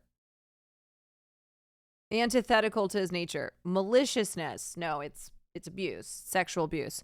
It's impossible for me to comprehend a situation that would lead him to do something illegal or even inappropriate. I immediately called him and offered whatever support I could. Of course, Brian being Brian, he had already received numerous such calls. You know what I just thought about too? You know what was happening at this exact same time? Danny Masterson. Circa 2003, Danny Masterson was doing all his shit too. Of course, Brian being Brian, he had already received numerous such calls. Oh, I'm so glad there are so many people out there who will gladly defend and call accused sex abusers. I'm convinced that if granted probation, Brian would not disappoint the court. He's an outstanding human being. Blah, blah, blah. I'm writing this letter because I believe in Brian as a person, not just as a friend. So that is Ryder Strong's letter. And then Will Friedel's Writing to you on behalf of my good friend Brian Peck, whom I have known on both a professional and social level for the past 7 years. So the reason that I'm reading these letters is that they're claiming they did not have, that they were lied to. So Ryder sent a letter that he reached out to Brian, but in the podcast, he says Brian reached out to him. Oh, isn't that interesting? Yeah, he says here, I immediately called him and offered whatever support I could, but then in the podcast is saying that Brian reached out to him. Okay. I never in my wildest imagination thought that I would find myself having to defend such an honest and ethical friend like Brian. I moved to Los Angeles in early 93 to co-star in a family sitcom for ABC, was fortunate enough to have met Brian on the set a few years later. The show revolved around a young boy and his family. Needless to say, sir, the entire set was full of children, and throughout the seasons, I can honestly attest to the fact that in no time and no way whatsoever did I ever witness Brian behaving inappropriately with anyone. I love that he's like, look, there were a lot of kids there, and he wasn't like fucking them all. So obviously, he doesn't deserve to go to prison. There are many kids that Brian Peck did not abuse, so he's a good man. As a matter of fact, Brian was so professional and so good at his job that when the show wrapped after 7 seasons, I asked him to join the crew of a new show that I was starring on. When that show failed, I asked Brian to come with me yet again to a new set, and so on. I was given the opportunity to witness firsthand the type of man he was, and seldom have I met a person of such moral fiber. Gotta meet more people. How many of these are ghostwritten by their management? They write these. I do think that when it's a situation like this, where you have a celebrity writing a letter on behalf of another celebrity, they're writing them themselves. See, they knew it was a child, so gross. Yeah, no, they absolutely knew. Brian has always shown himself to be a man of integrity and honor. He has always held himself up to the highest standards, and in recent visits with him, I have never seen him more ashamed of himself or the charges against him. I can only stress and honestly state that Brian must have felt an overwhelming sense of pressure and temporary loss of reason. This happened for 6 months. And correct me if I'm wrong, but it wasn't just Drake Bell who at the time allegedly, not allegedly because he was convicted of this, but at the time allegedly that he had been sexually abusing. He had 11 charges against him. Brian is always, I have ever seen him more ashamed of himself for the charges against him. I can only stress and honestly say, Brian, yeah, this is literally blaming the child. It would be a case of a very good person slipping.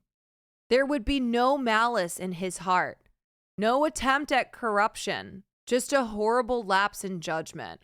Look, when I have a horrible lapse in judgment, I buy 3 giant bags of hot Cheetos and eat them all and then get ulcers in my mouth. A horrible lapse in judgment is not sexually abusing a 15-year-old boy for 6 months. 6 fucking months. What kind of great person because a fan of John Wayne Gacy? Yes, I know! Girl, me too. Pokey me! What's up, queen? First time chatter. Yes, since I need to remind us once again, he had a relationship with John Wayne Gacy. He was very prideful of his John Wayne Gacy collection and would show off letters that he had from John Wayne Gacy, who was a rapist and serial killer who tortured, raped, and murdered over 33 young boys and men. This is who Brian Peck, who's supposedly this man of integrity and honor and no malice in his heart and just had a lapse of judgment, was, I don't know. John Wayne Gacy was the hero of him. Thank you to whoever gifted me my first subliminal. Oh, someone, thank you for the 2 months, darling. And Noma Nomi, thank you for the prime. So many queens in this chat right now, for sure.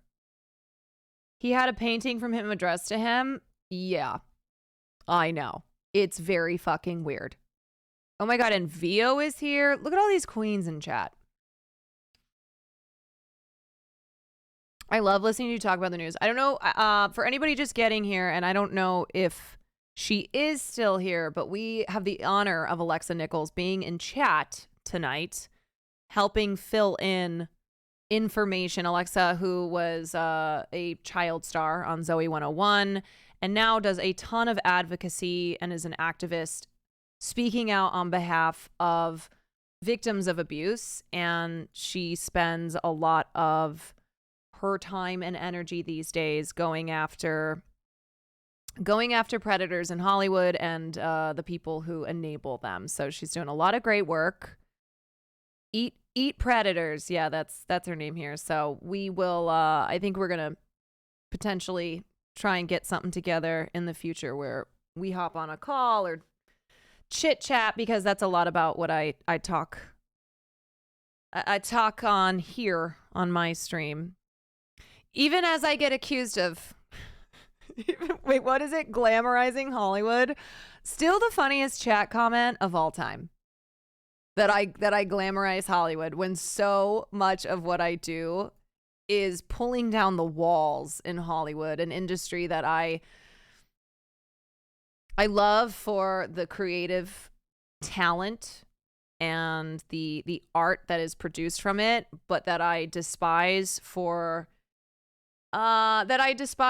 its systemic just abuse and how it has caused harm throughout its entire shelf life. And it's one that needs to constantly be exposed, okay? Because if you thought Harvey Weinstein that was the end of it, oh God, no. Oh Jesus, no.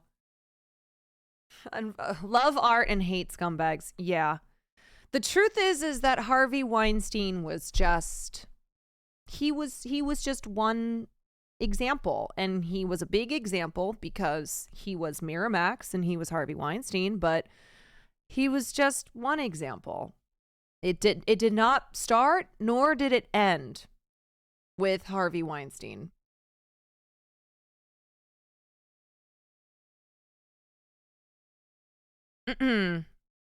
Yeah, he's just one who got caught.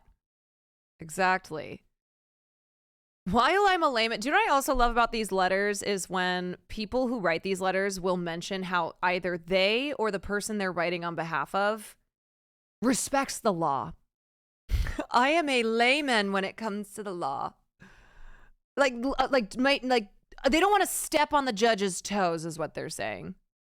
I understand that it exists for essentially two reasons: punishment and the safety of our society. Sir, I can only emphatically state that knowing Brian as I do, if he were granted probation, nothing like this would ever. Hey, okay, so he no, he did spell. There's a lot of misspelled words. The argument here is that, okay, yes, Brian was an abuser. Yes, he sexually abused this kid. But I can promise you he'll never do it again. Because that's how that works. That's how abusers work. They only do it one time. That's it. And will never do it again when caught. No, you want to know what they'll do? Is they'll make sure not to get caught.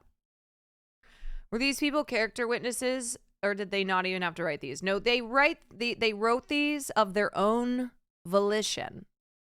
That's what they, yeah. They wrote them of their own volition. And I'm pointing them out. We started with James Marsden, and now we're getting to the Boy Meets World actors, because they were all grown-ass adults when they wrote these letters. And it's from, look, it's 20 years ago. 20 years ago, but 20 years ago, James Marsden was 30.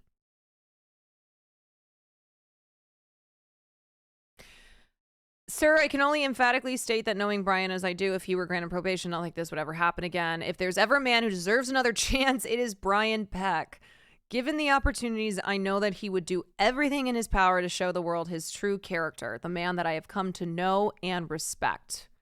If I can be of any further assistance, please feel free to contact me. Okay, let's go over here. Drake Bell slams Will Friedle, Ryder Strong, for defending abuser Brian Peck and claims that the Boy Meets World stars never apologized. Bell, who is set to break his silence on the abuse he allegedly experienced at the hands of Peck in a new docuseries, took to Instagram Thursday to respond to a series of fans commenting in support of the Boy Meets World co-stars.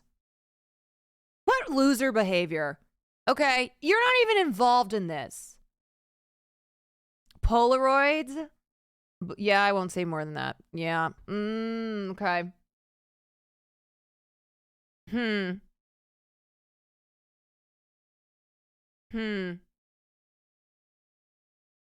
They were victims too, one fan wrote under Nickelodeon alum Alexa Nicholas's post criticizing God.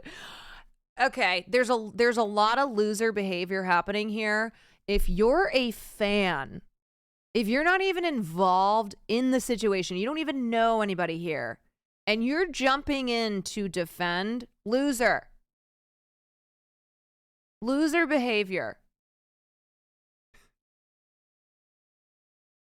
And remember, guys, even if you are a victim, it doesn't excuse your behavior as an adult if you turn around and victimize others who were vulnerable like you once were, okay? It's never an excuse. So the two men alleged that they had been groomed by Peck. Oh, okay. So apparently in this podcast episode, they detail the alleged grooming and manipulation by guest star Brian Peck.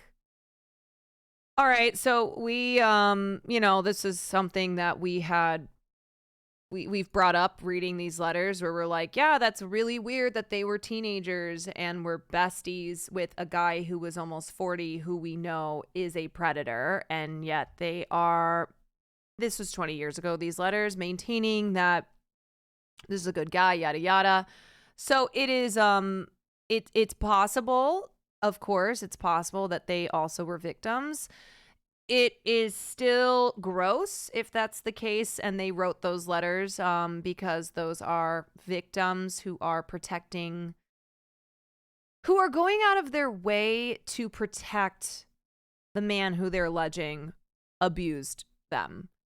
So that's like an extra step there.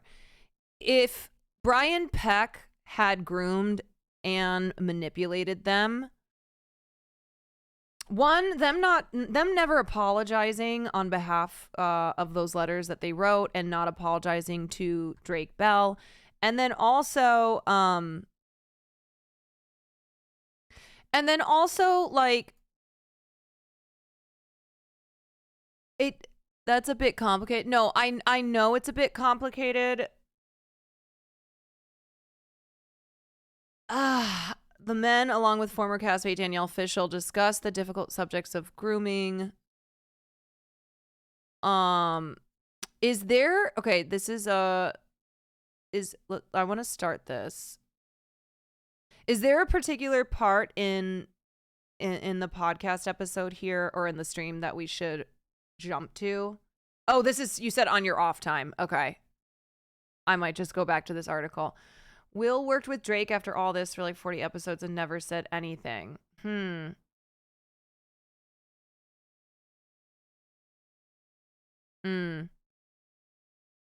4 years after Boy Meets World ended, Peck. Okay, wait. They discussed the difficult subjects of grooming, childhood sexual abuse, and their effects on victims.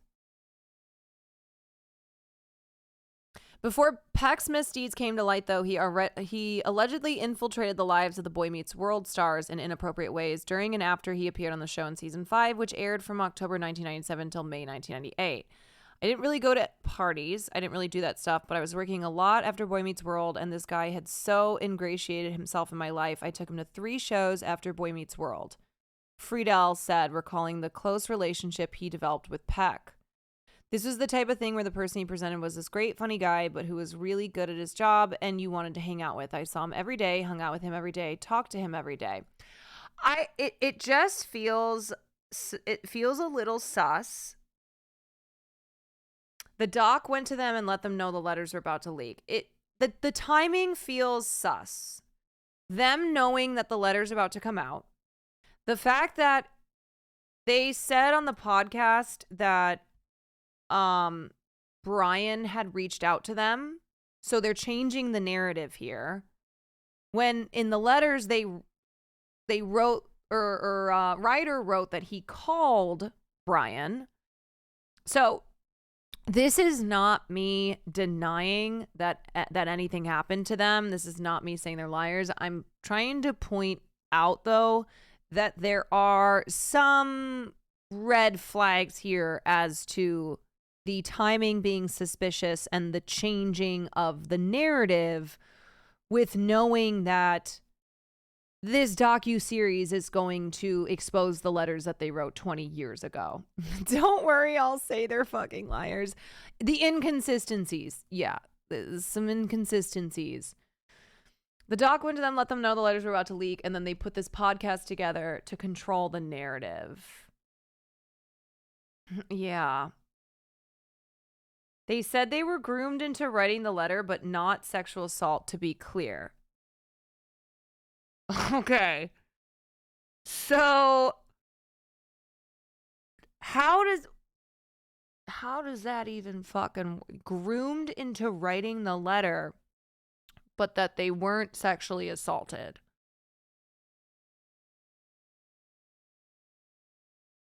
What?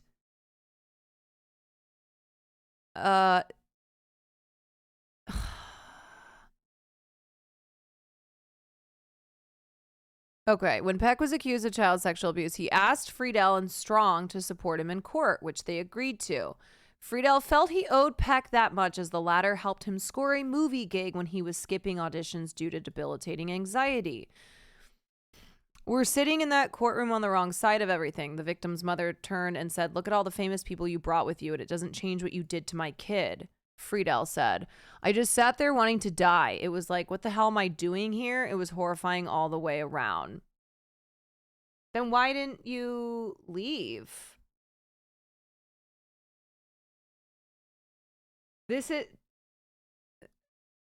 This feels really gross. It feels like a cleanup job is being done.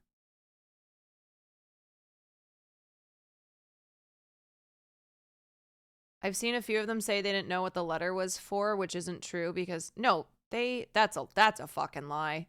That's a huge lie.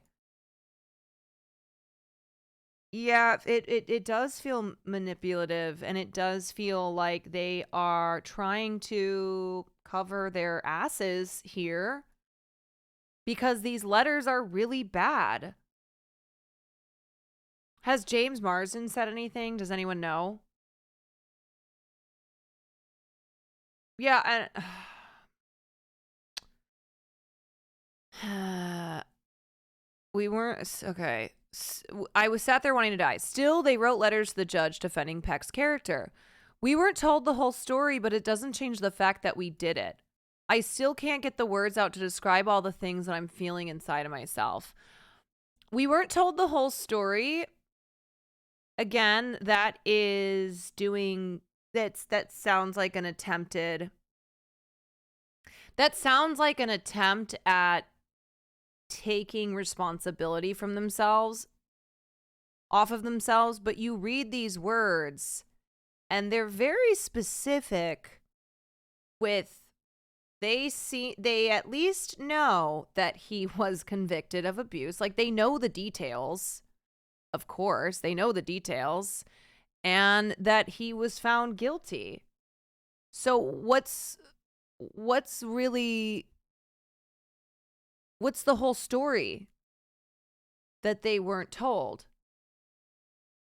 This is not the same thing as you find out that someone is making allegations against a friend of yours. You talk to the friend presents you a side, you know, their side of the story, manipulates you, tells you it's all lies, yada, yada, you instinctually defend your friend and then find out later that wasn't the whole story, okay? That's not what happened here.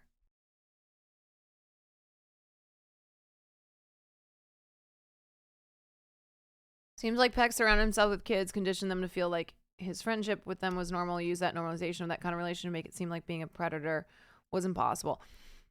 I'm not denying that his relationship with all of these teens was, I'm not denying that that's not creepy as hell, but I think there can be a couple things going on here.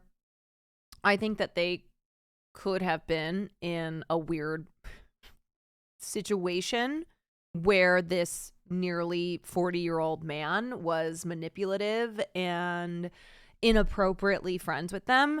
And now also 20 years later, wanting to make sure that they come out of this looking like it was not their fault at all, that they don't bear responsibility for the words that they wrote in those letters to the judges, which, mind you, they were 25 and 28 when they wrote them.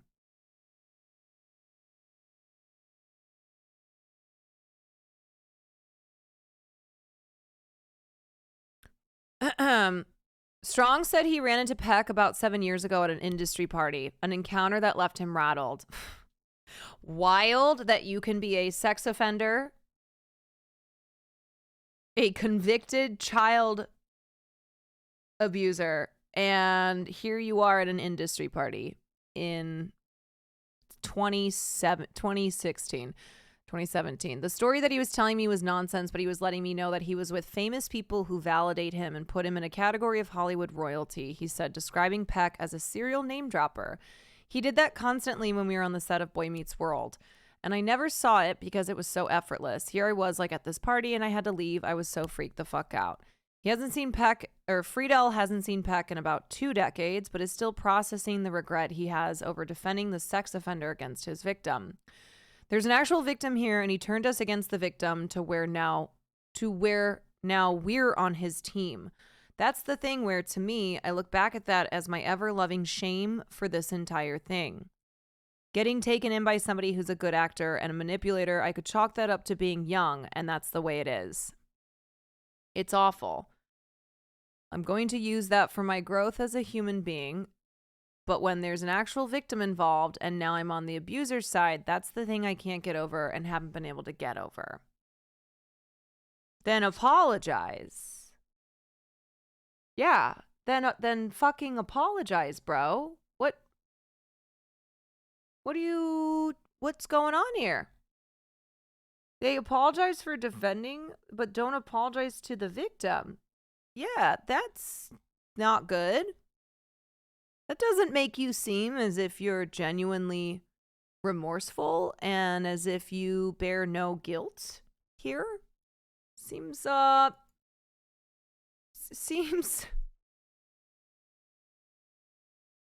pretty shitty,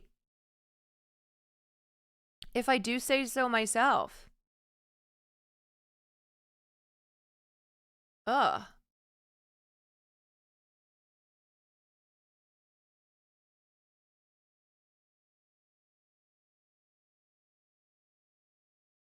Let's look at this one. Alan Thicke, father of Robin Thicke. Sorry they got caught.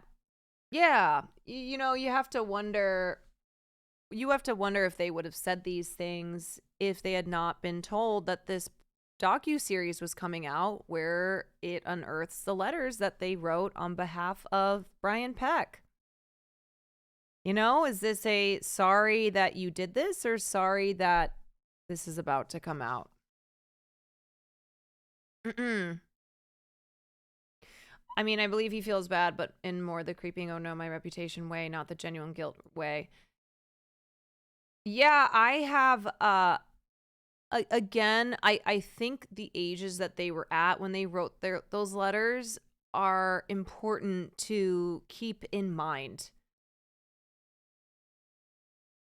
I don't think that you get to say, you don't get to use your age, your youth, when you're 28 years old.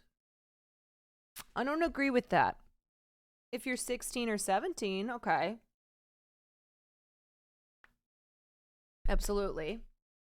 28 years old? No. Because the way that they described it, I'm with you. The way that they describe it, where it's like, oh, we were so young, this and that, you would think that they wrote those letters when they were 16. Ain't no way the therapist they had on the podcast was the fake therapist that Shane Dawson used in his Jake Paul series. Wait, what? For reals? Alan Peck is 13. Yeah, Alan Peck is maybe one of the only people who's older than, or Alan Thicke's one of the only people who's older than Peck who wrote a letter on his behalf. Wow. Ain't no way that it's the same fake therapist. But also, why is that not surprising? I can't imagine that there's many fake therapists who are in the market for this kind of thing.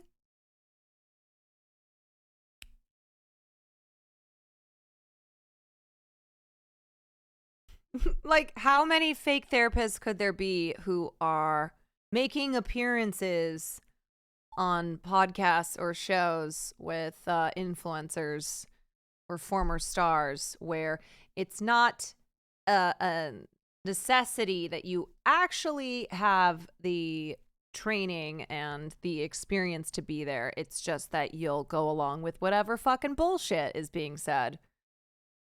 The one he talks about cluster B personalities like Marvel villains. Lord, that is a joke. What's her name? Let's see. Katie Morton. Family therapist Katie Morton. Incredible. Caesar, thank you for the bits. Thank you, thank you.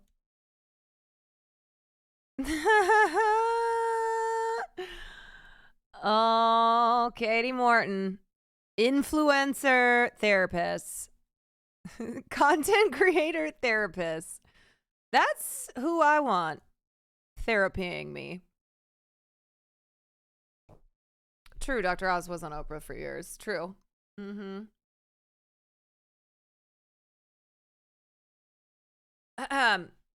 Okay, dear Judge Hoff, I'm writing to express my estimation of Brian Peck as an honorable, respectable, intelligent human being who apparently made a gigantic mistake, which will haunt him for life.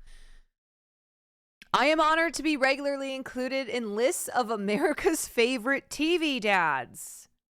Ain't no way you were ever one of my favorite TV dads, okay? An identity that I proudly carry throughout the country in writing about and lecturing to families on issues of parental concern. I am regarded as a published authority in this genre, and because I take that image and its responsibility very seriously, I would obviously be very careful about a character reference relating to children. Ain't no way that Alan Thicke said, I am regularly called one of America's favorite TV dads, so I take my responsibility seriously when doing a character reference. Dude is stroking himself off. That I can like see his cum on the page. That's how much he gets himself off by thinking about how much America loves him. Some actors are so up their own ass. This is actually one of the worst things I've ever read. Then this is the father of Robin Thicke. To no surprise. I am a published authority in this genre. Bro, you're an actor. Shut up. I worked with Brian Peck daily from 1987 through 1991 and found him to be a highly professional and nurturing mentor of the young people on our television set. Because he was there are people in this world who, if it doesn't happen to them or they don't see it, then it's not true. It's simply not true. They're like, didn't happen to me. And I didn't see it. Because he was never inappropriate in any way around children, including my own 2 young sons. I was shocked and saddened to learn of the trouble he was in. Knowing him as I did, I also know beyond a doubt how remorseful he is and how dedicated and focused he will be on his rehabilitation. Brian's integrity and self-respect have always been important to him, and this turn of events has been mortifying to him. Mortifying to him in ways that will only make him a better, stronger citizen in the future. No thanks. I'm convinced that Brian will make a second chance last a lifetime, and I trust you will consider the people who have known him and hold him in high regard when you contemplate his punishment. Offering a sincere and heartfelt vote of confidence in Brian's future, I remain yours truly, Alan Thicke. Didn't he just say it couldn't have been Peck, but then says he is remorseful at it? But yes, but remember, he's regularly included in lists of America's favorite TV dads, which is an identity that he carries proudly throughout the country. In writing about and lecturing to families on issues of parental concern, and because he's a published authority, he takes it very seriously and is careful about character references.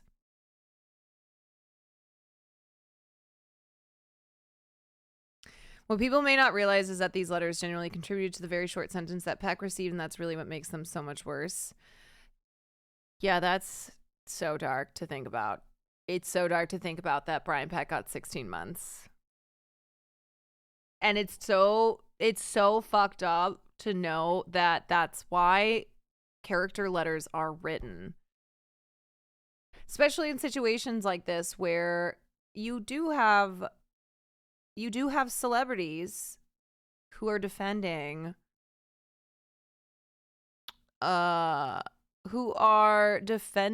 person who was convicted. And then he worked on Zach and Cody.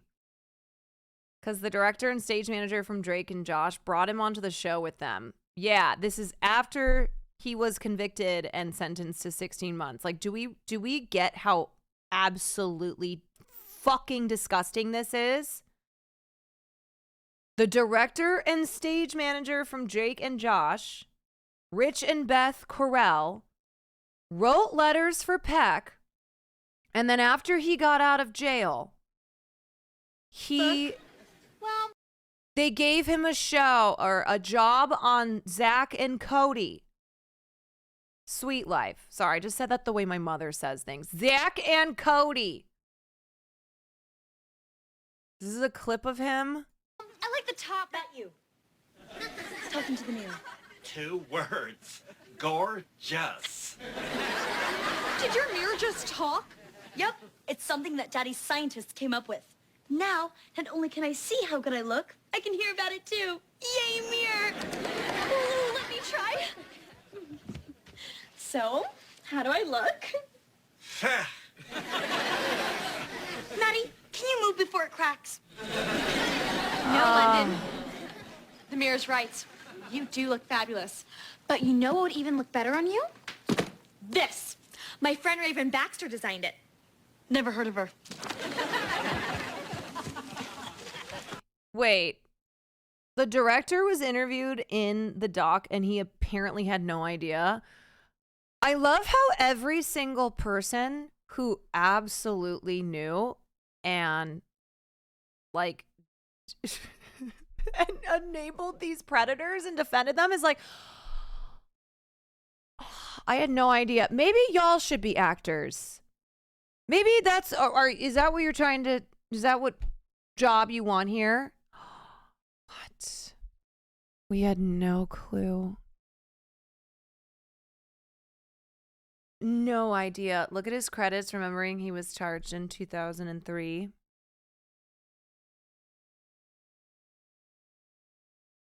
Yeah, no, it's so awful. It's awful. Yeah, he's the mirror in Sweet Life and Zach and Cody.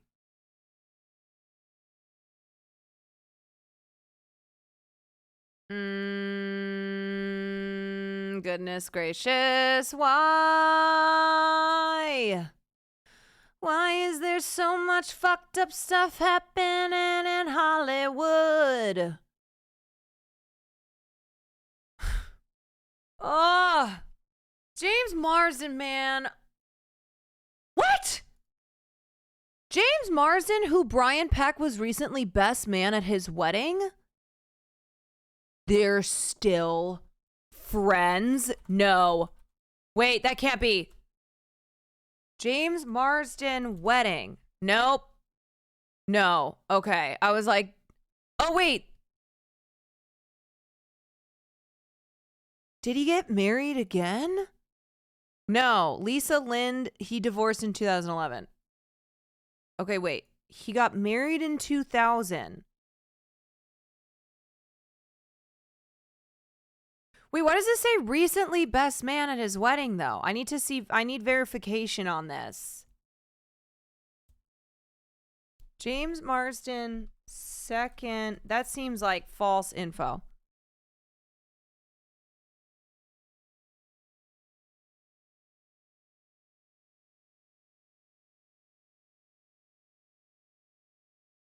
Okay. No, he's only been married one time. One time thus far, unless he secretly got married. But why would this random Twitter account? No. I guess they meant it was recent when he wrote. No, because he got married in 2000, if that is James Marsden. Brian Peck, best man. Godfather of his kids, I think, from what I've heard.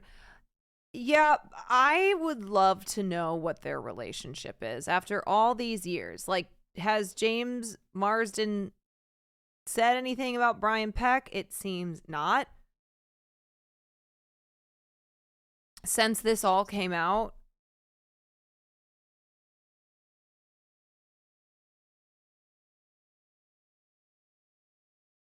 Oh, maybe his kid's wedding? I don't know. I would not be surprised. I would not be surprised if they were to find out that they're still friends. Marsden wrote that letter when he was 30 or 31. So he was old enough to make the decision for himself as to Brian Peck. And I don't see... I don't see why he would have changed his mind on that. He's not going to say anything with Sonic. Oh, yeah, he does have Sonic 3 coming out. Bro, that is just so... It's so shitty to find this out about James Marsden. Look, you guys, what do I always say? Never meet your heroes and never idolize celebrities. Do not put them on a pedestal because... You never know when you're going to find out something like this. 27 Dresses fans in shambles? Yeah, I feel the same way. A pedo stool, if you will. I see what you did there. Not even Kevin Spacey. No. No. But you can meet me. I'll sign off on me. If I'm your hero, you can be me. But never make celebrities your hero. Yes, exactly. I don't consider myself a celebrity, but thank you. It's very sweet. To anybody who would be like, you're my celebrity hero. No, I'm just a gal online who's got a lot to say. What I find interesting is Leo did not write a letter.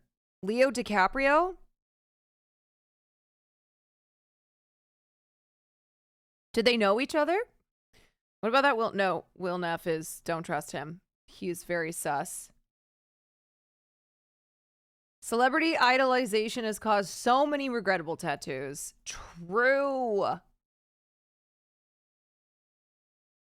Did you not see video? No, of Leo and Brian? How many fucking people knew Brian Peck? I'm losing my mind. There's a video of them on the set of Growing Pains. What the hell? Wait, somebody link it. ASAP. Here they write about Brian Peck being James Marsden's best man. Okay, so this was at his...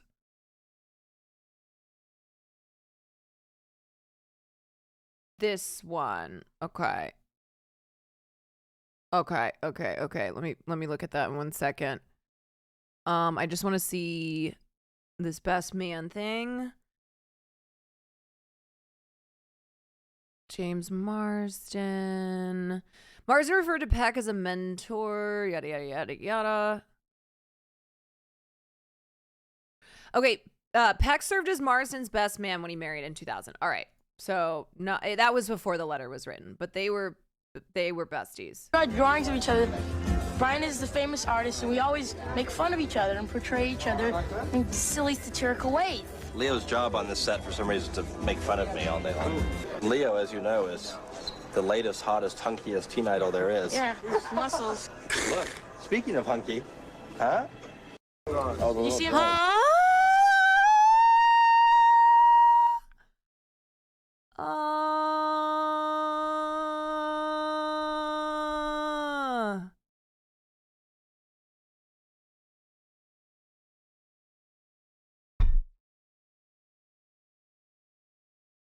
Yo.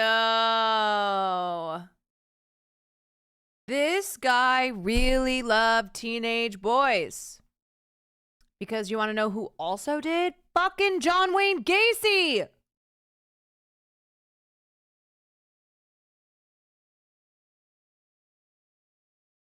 When Drake Bell's dad called Peck out on his touchy-feely, someone said he's just gay and called Drake's dad homophobic. Ugh. That's the other thing too, is I feel like at this time period, 20 years ago, I'm sure that boys who were uncomfortable around Brian Peck or who were being abused by him felt like they also couldn't say anything because of how homophobic our culture was. And they maybe didn't want to get accused of being gay, or like they thought to themselves, this is gay, so this, like, I can't say anything, or I can't, how do I explain this? It's just terrible. Same with the priests, right? Exactly. Male rape isn't rape. Yeah, I mean, I talk about that on here where we still don't handle the way we talk about victims and, you know, the conversations that happen online regarding cases of abuse and assault. Still not perfect. Still a lot of long ways to go. But it feels like we are really behind in still accepting that that men are victims too. And I'll see women who will deny that men can be victims. Men are victims of abuse and assault, who would believe a woman though.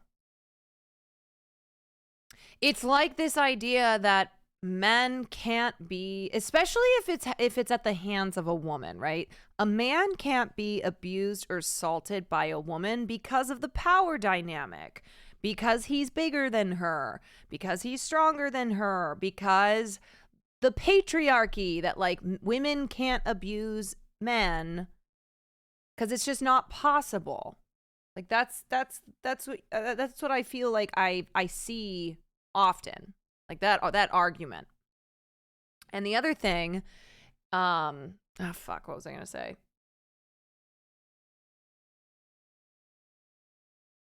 Shit, my thought escaped me. Men can't be, yeah, and then also toxic masculinity, which makes it so that men feel they can't talk about, being victims. And there's still the, oh, what, are you gay, bro? That still is around. Feel like it's less than it was in 2004, but toxic masculinity still exists. Yeah, like when a boy is abused by a female teacher, the response is too often lucky for him. Right. Yes. Yeah. Or they'll be like, oh, was she hot though? Here's a clip of Drake's dad talking about You hear it. scuttlebutt about the business and what you got to watch your kids and this and that. So I was very attentive. All the other parents would be seen and not heard, which I would never interrupt anything, but very rarely sat in the green room. I'd always be offset somewhere where I could always keep my eyes on Drake. And unfortunately, I started seeing Brian start to just hang around Drake too much. And it didn't set well with me. Drake would be in the dressing room or something, and in would pop Brian. And just touch Drake. Do things that, wait a second, what are you doing? Drake can put that on himself. And the thing is, this is in front of people. Then he'd maybe walk over to Drake and be feeding him some lines or whatever and put his arm around his waist, put his hand up on his shoulder and kind of run it down his arm and things like that. And this would happen routinely. Was just always uncomfortable. Damn.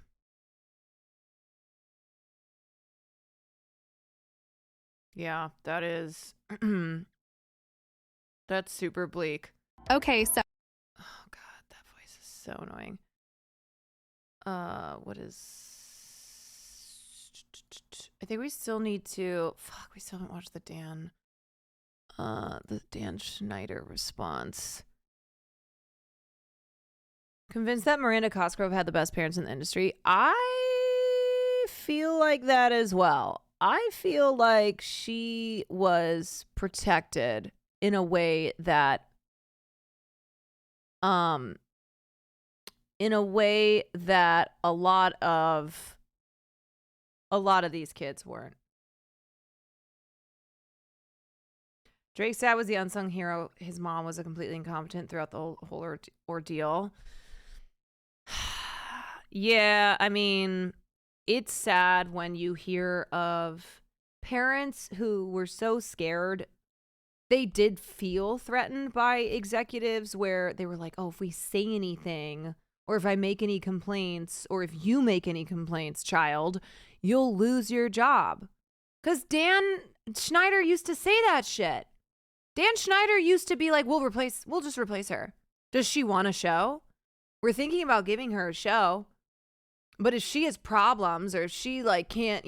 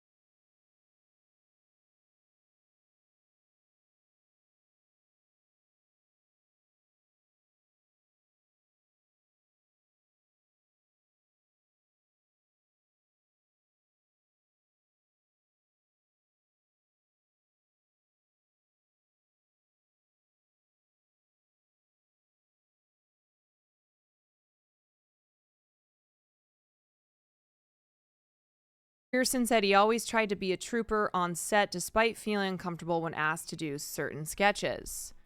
On all that, what really made me feel the most uncomfortable were the leotards. I was just a growing boy trying to fit into my body, and it was just out there for everyone to kind of look at and judge me. I felt very exposed. One week, we get a new script. There's a character for me on all that named Noseboy. Oh yeah, that's what we watched in the video. I'm in a superhero costume, which is just tights and underwear. What was different about this, they gave me a prosthetic nose, an enlarged nose, and they put this same nose on the costume. You can't help but notice that it looks like a penis and testicles on my shoulders. Very cool, very normal. As for Johnson, in the bit when Noseboy sneezed, a clear white substance shot through his nose. Very cool. As for Johnson, she remembered the time when producers allegedly contacted her parents because they felt she put on too much weight. One day, the producers called my house and spoke to my parents and said, "Hey, Katrina's getting too fat. We already have a fat one. She can't be the fat one." The documentary then showed a photo of Johnson pictured with longtime actress Lori Beth Denberg.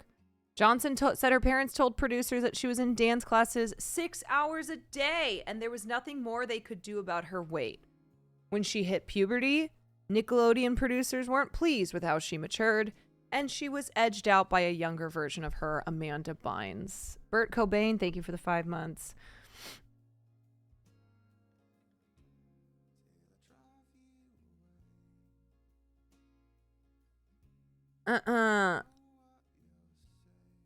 Ferguson said that kids and parents were supposed to stay together at all times and go to school on set. Yeah, that's per child labor laws. But there were times when Bynes was just missing or was instead pitching ideas and writing with Schneider, which was approved by Bynes' father. I think Amanda's dad kind of treated her like a wind-up doll. She had really a lot of pressure and high expectations from him, Johnson said. Ferguson added that most of the child actors were novices and felt it was in their best interest to go with the flow of things on set. Yep. They don't want to cause trouble. They don't feel like they can advocate for themselves. I mean, even adults feel this way. But just imagine that with a child. This is the story about the female, or this is the part about the female writers who had to split their salaries, describing their hiring as getting two for the price of one. Kilgan said that Schneider claimed women can't be funny and would refer to them as the girls. They added that Schneider would often make writers play a game where they'd have to yell out random and sometimes inappropriate words from hammer to slut. They also said that Schneider revealed to them that Bynes' popular character Penelope Taint's last name was inspired by the word taint. I'm sorry. This is an adult man. This is an adult man who's like, hee. Penelope Taint's last name is inspired by the word taint. Hee. Height of comedy. Dan had said to us in the writer's room, don't tell what this word really means. Kilgan said of the worst instances with Schneider was when he pressured Stratton to lean over the writer's room table and act like she was being sodomized after she shared non-consensual stories from when she was in high school. He was like, oh, come on, it'd be so funny. Just do it. It'd be so funny. And everyone's kind of laughing too because he's making it like this big joke. Wait, I'm sorry. Did I say non-consensual? Non-sexual. So this writer shared non-sexual stories from being in high school. That's kind of written weirdly. And then Schneider told her to lean over the table and act like she was being sodomized because that's funny. Stratton was fired and then producers brought Kilgan back for the Amanda show. They offered her a 16-week contract but expected her to work for free for 11 of the show's 27 weeks. And then allegedly hired a white male writer with no credits at full salary. After 4 days, Kilgan quit the show following a meeting where she says Schneider asked her if she'd previously done phone sex work. She later sued the company, but it ended with her career suffering. Fuck this man. Fuck Dan Schneider. Oh, may you be cursed. May you always go to fart and instead you shit yourself.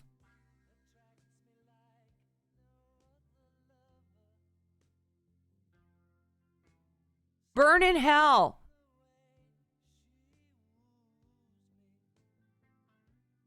God damn, this... Has he had a heart attack yet? No. Unfortunately. The backs... Okay. Oh, yeah. Jason Handy and Brian Peck, a.k.a. Pickle Boy. Yeah, this is what we just covered for like an hour. I can't... You guys, I cannot get over the two guys, two of the sex offenders who worked on set being called Handy and Peck.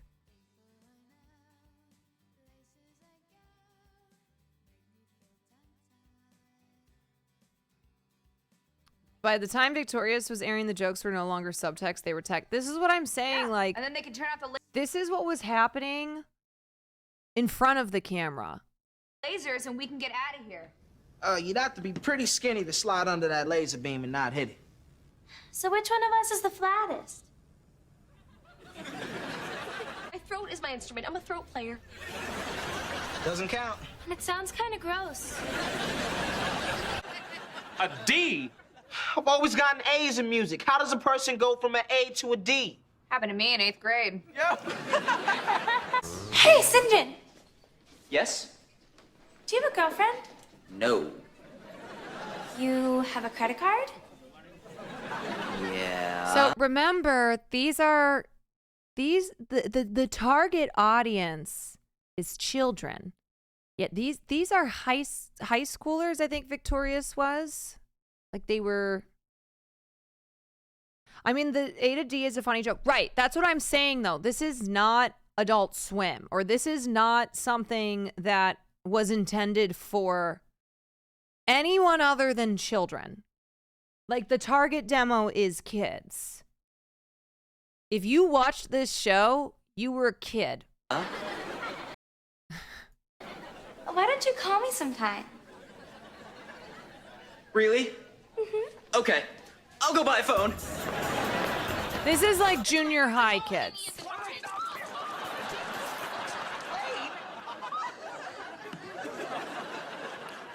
You two were fighting, and you yanked Festus right out of his grub truck, and now he's in the hospital. I just wanted a tamale. Well, you went and broke his tamale-making arm, so now what? We're sorry. Yeah, well, until Festus is out of the hospital, you two are gonna work the grub truck. Gross! Trina? I'm not gonna... Why should I... Supposed to. Ow! You bit my hand! Wax! Take me to the bathroom. I gotta pee now. He's a puppet! He can't pee! You don't know what I got. Stop! Isn't this kidnapping? Set her down. Okay. Let go! My dad is a cop! Take her behind the screen and get her address. Come on, come on, come on. What are you doing? Just the girls.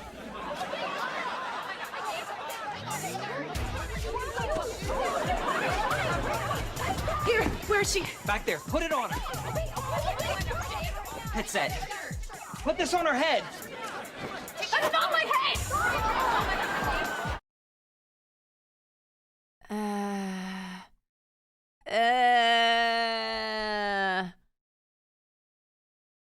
Remember, the important thing is, are these jokes appropriate for the target audience? Not are these jokes funny?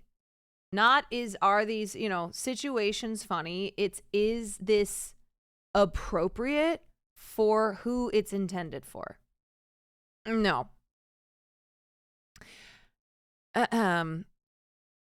Okay, so let's talk about Handy. Can't even believe that that's his fucking name. Okay, so MJ, who is the mother of a child star named Brandy, opened up about how Handy would exchange numbers with children and parents. He was a production assistant, by the way. Most people on set didn't see Handy as anything other than a friendly, energetic production assistant, but MJ noticed her daughter's relationship began to get too intimate when he started emailing her. One day, MJ saw Brandy suddenly shut her computer, run to her room in tears. When MJ asked what was wrong, Brandy revealed that Handy sent her a photo of him masturbating. MJ said Handy told Brandy he sent her the photo to express that he had been, quote, thinking of her. In April of 2003, police searched Handy's home where they found over 10,000 images of children, 1,768 images of young girls in erotic poses, 238 images of young girls in sexually explicit poses, 2 images of girls in bondage activity, and 2 CDs, with one containing 7 video files of minors engaged in sexually explicit activity. Handy, who referred to himself in personal journals as a pedophile. So he's at least self-aware. Also had Ziploc bags with girls' names on them, along with tokens that he kept from them. I feel like a background check on this guy wouldn't have been that hard to do. Jesus Christ. How much Jason Handy sentence? He was sentenced to 6 years in prison after pleading no contest to 2 felony counts involving 2 minors. Wow. Gross. Gross. Gross. Yeah, 6 years. Yep, all these people just working for Nickelodeon.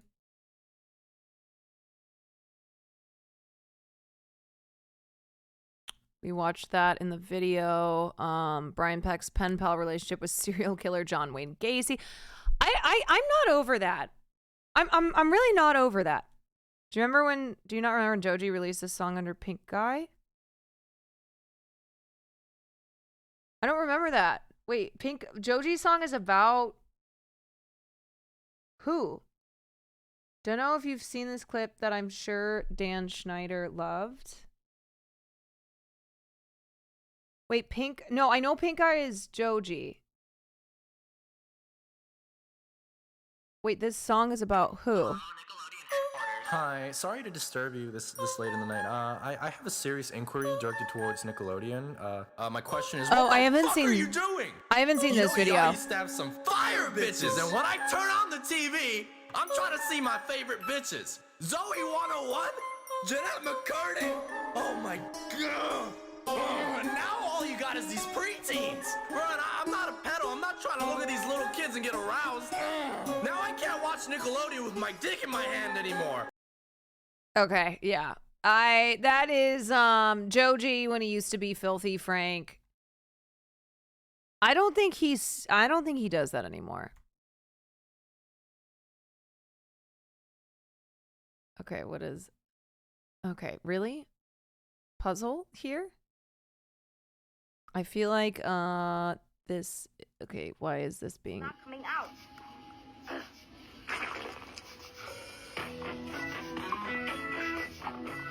It came out. Here, can I have another goop off? Thanks. I don't know why the other one squirted out like that. All I do is squeeze a little like this. Yeah, I feel like they did this joke a lot.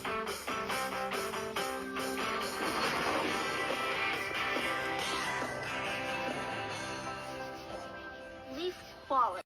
Yeah, the squirting joke, I feel like that was one commonly done. Yep. Anyway, what I was going to say, Brian Peck's pen pal relationship with serial killer John Wayne Gacy is something that I'm not over. The fact that it wasn't secret.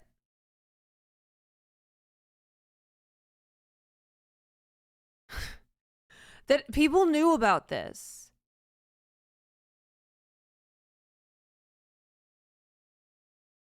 To Brian, I hope you enjoy the painting. Best wishes, your friend John Wayne Gacy.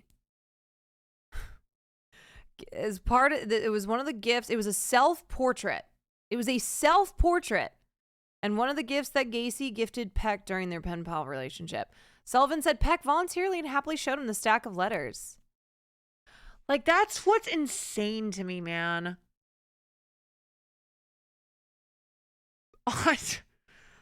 God.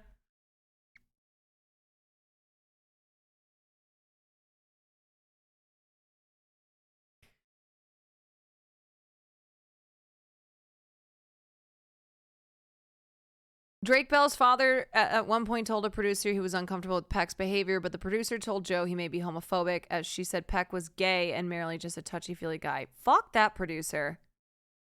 Ultimately, the cast and crew began icing Joe Bell out on set. Today, Drake Bell yeah, that's so sad. Brian Peck broke up Drake Bell's familial and professional relationship with Joe, his father.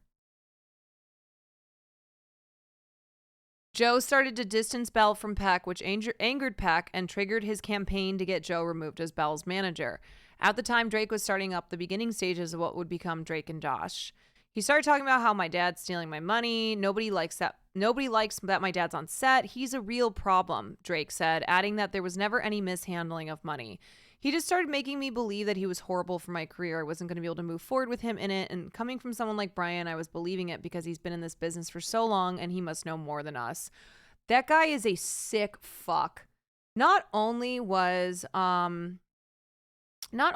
he abusing Drake, but that he was getting in between him and his father, who was the only person, it seems, that was trying to protect Drake. He was the only person, it seems, who cared for Drake. I know we're covering news. I just want to say I love stream because it helps me stay up to date on pop culture after unplugging from other social media. Thanks. Glad you're here. Peck got an okay, blah, blah, blah, blah, blah. He just started making me believe that he was horrible for me. Peck got an attorney to look into Bell's finances and used the damage between Bell's mother and father to get Joe cut from Bell's team. Sick fuck. It worked, and after a weekend stay at his mother's, Bell's mother told Joe that Bell no longer wanted him as his manager. Joe's last remark to Bell's mother was to never let Peck around Bell alone. Jesus.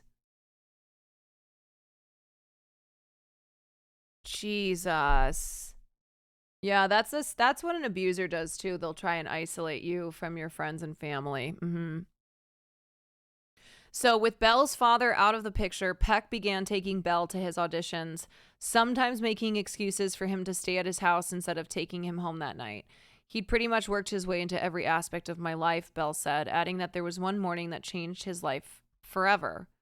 I knew that my life was going to be absolutely, completely different from that point on, Bell said. I was sleeping on the couch where I would usually sleep, and I woke up to him. I opened my eyes, I woke up, and he was sexually assaulting me, and I froze and in complete shock and had no idea what to do or how to react, and I had no idea how to get out of that situation. What am I going to call my mom and be like, hey, this just happened. Can you come pick me up? I'll just sit here and wait. I had no car. I didn't drive. I was 15.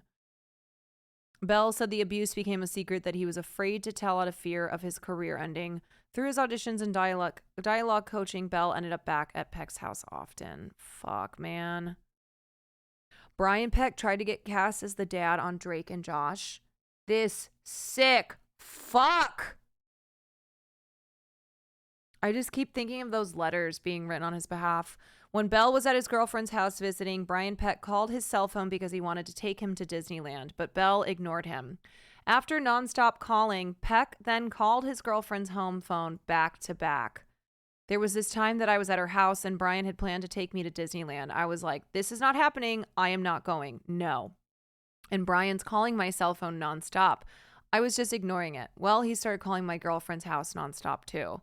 The constant calling tipped off his girlfriend's mother, who asked Bell if something was going on. Bell denied it and said he was in the process of distancing himself from Peck.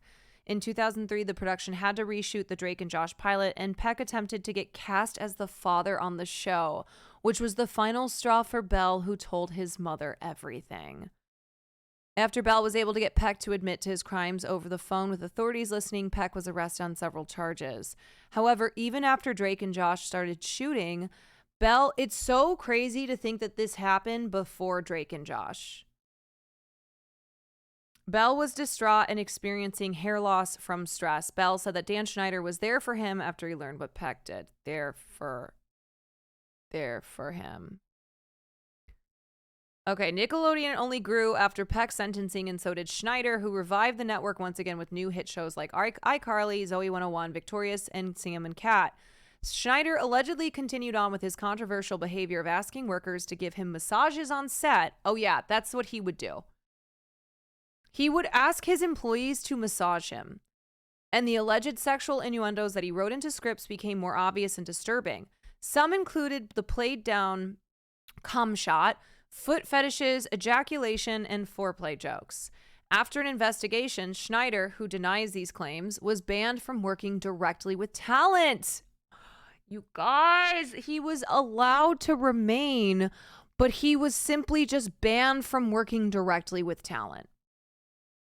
In 2017, as the Me Too movement started to gain momentum, Nickelodeon launched another probe, and Schneider was dropped a year later. Yeah, fuck you, Nickelodeon. That was Nickelodeon finally going, all right, shit, our hands are tied here.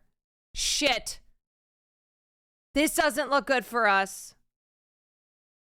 The investigation didn't find evidence of inappropriate sexual behavior or inappropriate behavior with children, but it did find evidence of him being abusive in the workplace. So basically it was like, okay, Dan Schneider, we don't have evidence that he was actually sexually inappropriate or like that's not even actually no. Because the way Jeanette McCurdy and other stars have talked about it, the way that he would like put his arm around them. There's so many videos where you see him like being really creepy with his arm around Miranda Cosgrove and like basically any young actress who worked under him, he was a creep towards. Now, as far as like sexually assaulting or abusing them, there's no evidence of that, and I haven't seen anyone make those claims, but he was still predatory. And like the hot tub stuff. Yes. But you also wonder the people who have signed NDAs, the ones who will never say anything or haven't said anything yet. At the end of the Quiet on Set series, former child stars called on the industry to provide better protections for child actors, citing the endless cycle of child stars falling victim to drug and alcohol abuse as a way to cope with traumas. When people ask me if I'm going to put my kids into acting, I literally have zero thought before my no, Raquel Lee Below said. In a statement, Schneider said, all right, let's get to this asshole's response. So, to be clear, The Hollywood Reporter are not the ones conducting this interview. It's a video uploaded to YouTube by Schneider. The one interviewing him is Boogie, who plays Tebow on iCarly, who Schneider's reps told me wants to make clear, though, that he is not a journalist and wasn't trying to be. So the way that this has been painted, or like the way that this has been described, is that Dan Schneider sat down with The Hollywood Reporter. But he didn't. He did not. It's a small but I think important distinction. This looks like a typical news interview, but it's not a journalistic setting. Although Schneider's rep said that Boogie was offering to provide a platform for Dan to share his side, it's still Schneider's own platform and YouTube channel. Yeah, so this is not objective journalism. I think it's clear to say that. Oh, fuck. What did I do? Jesus. On Nickelodeon's iCarly. I got a chance to watch the Quiet on Set program, and I reached out to Dan to see if it was something that he'd be willing to discuss. I'm pleased to say that he said yes. Dan? To be clear, this is not an indictment of Tebow. This is not Tebow like having come out to support Dan. He just probably got asked to do this because maybe because he hasn't said anything about Dan Schneider. So Dan thought that this would be friendly, like a friendly interview. And anyway. Dan, how are you? I'm okay. He looks really terrible. I appreciate you reaching out and giving me the opportunity to talk to you about what we saw over the last 2 nights. I'm really glad you're here because I believe this is important. For sure. We've got a lot of things to unpack. But before I dive into my list of topics that I'd like to discuss. This was today.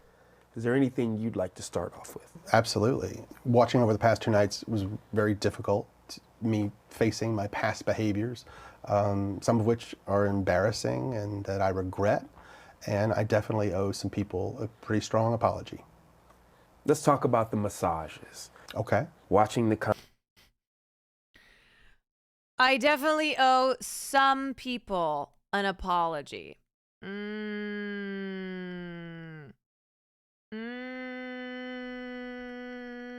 Bro, you do not deserve to be in Hollywood ever again.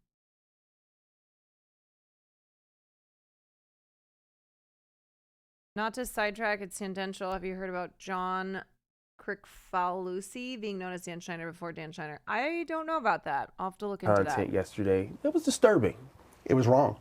It was wrong that I ever put anybody in that position. It was the wrong thing to do. I'd never do it today. I'm embarrassed that I did it then. I apologize to anybody that I ever put in that situation. And even additionally, I apologize to the people who were walking around. I love that he says I would never do that today. And he says that because he's like, if I were to do that today, I would get in trouble much faster. That is a very weird response. I would never do that. Like,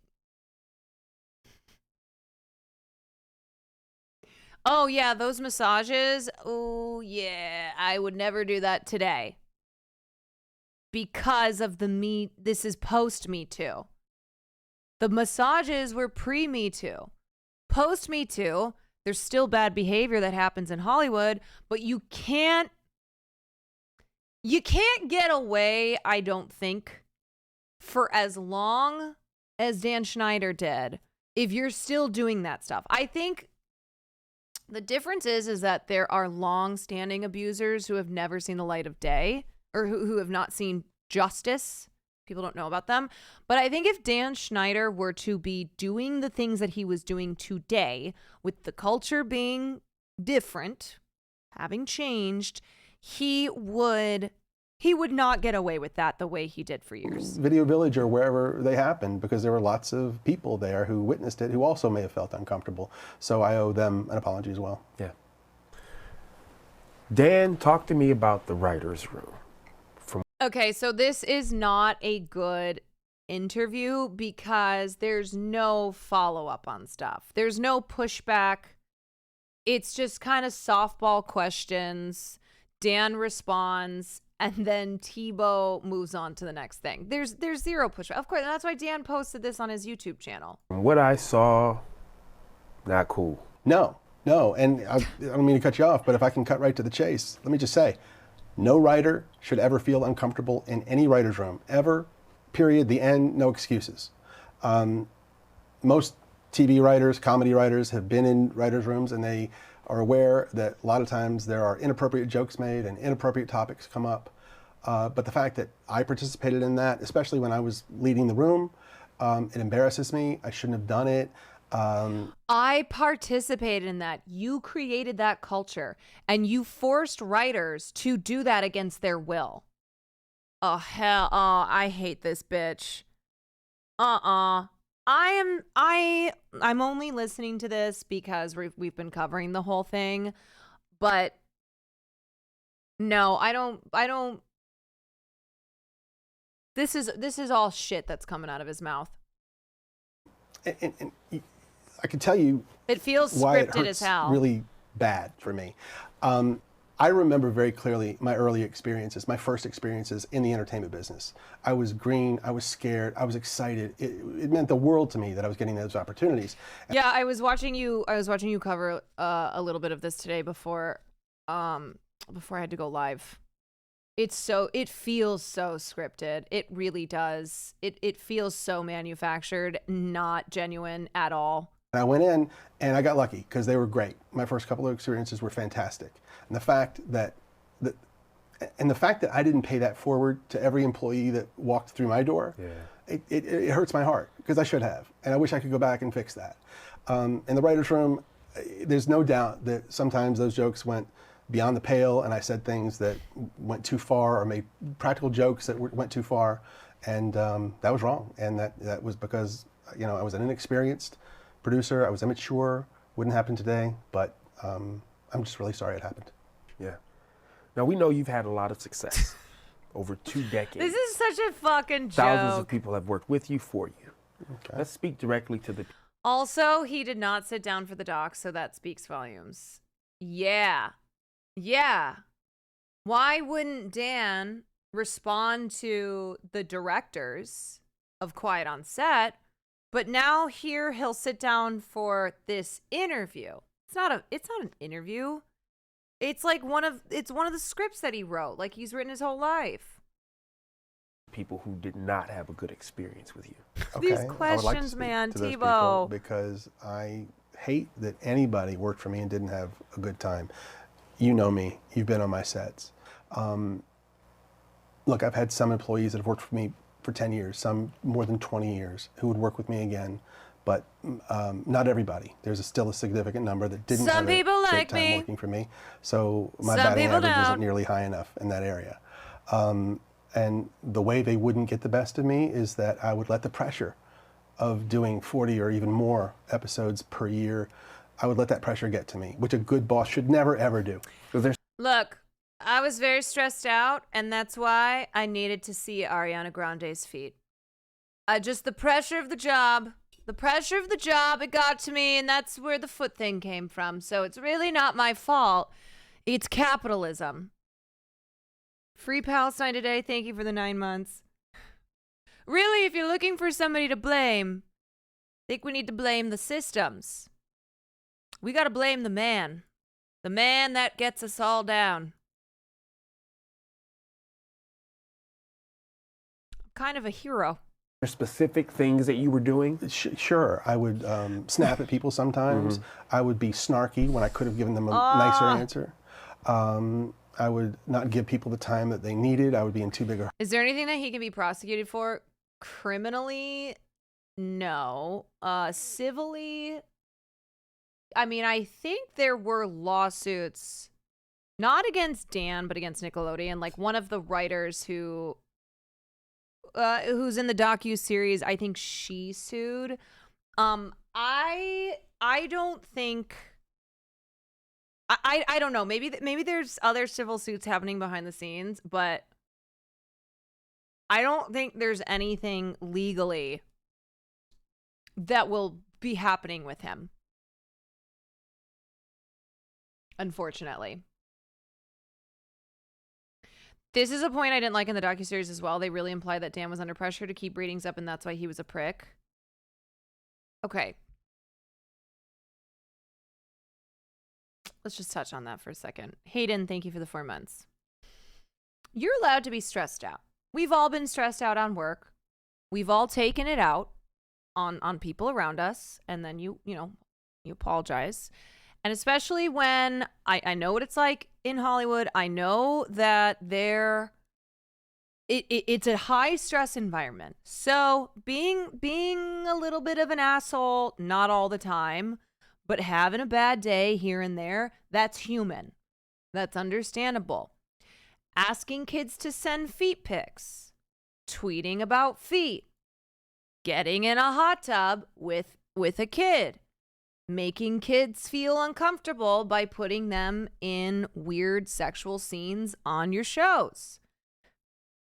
Having power trips where you basically like corner your young stars and convince them that they won't get a show unless they worship at your feet. Like all of these things that he did, telling one of your writers to bend over and pretend that they're getting sodomized. Making a kid get on her back on a bed saying, "I'm thirsty," and then pouring water on her. He's a sick fuck. He's a monster. That's not, oh my gosh, I was an asshole today. I'm very stressed. It's not an excuse. I'm sorry. But looking on the outside, it happens to the best of us, okay? We all have bad days. That's not what this was. I haven't had a bad day streaming, and so I text kids and be like, "Let me see your feet. Hey, send me pictures of those tootsies now." I don't get off stream here when it's been a bad day and do something like that. No, in fact, I tell Will, get those feet away from me. I hate feet. You guys know this. I talk about it all the time. I despise feet. I'd prefer we didn't have feet. If we could still do things like that you need your feet for, you know. That wasn't you on Discord. No, that was not me on Discord. If somebody messages you and it seems to be me and they're saying, yo, show feet now, baby, it's not me. It's probably Will, though. Masquerading as me. Would you choose to hover around on stumps if you could? Okay, now that I'm picturing that, though, now that I'm picturing hovering on stumps, it's a little weird. I just think we should have socks on always.